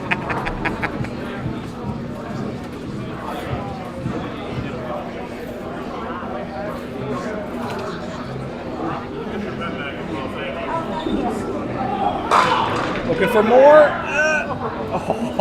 Really good ball for Nick. This is still going to put him in nice shape, I think. Yeah, he'll be close to 150. Yeah, he's at 1150 right now. Okay, he's at 1150 right now. I mean, like I said, after starting off 4 opens, Yeah. that puts a lot of pressure. And he responded. Went four open and then marked out. Oh, it's Matt B. It's Matt Buckingham. Oh, Yeah. 1151 for Nick. Yep, that's a good set. That'll be a competitive set. He's on the border with that, I think. Marks in his final 6 frames. love to see it. All clutch. All right. So with that, I'm going to go ahead and end the stream and get started prepping up for the next stream and then go practice. Yeah, we'll go practice. So we'll be right back. It'll be a different link. So if you're on the channel, just look for the next live stream and it'll be there. So I'll see you all around.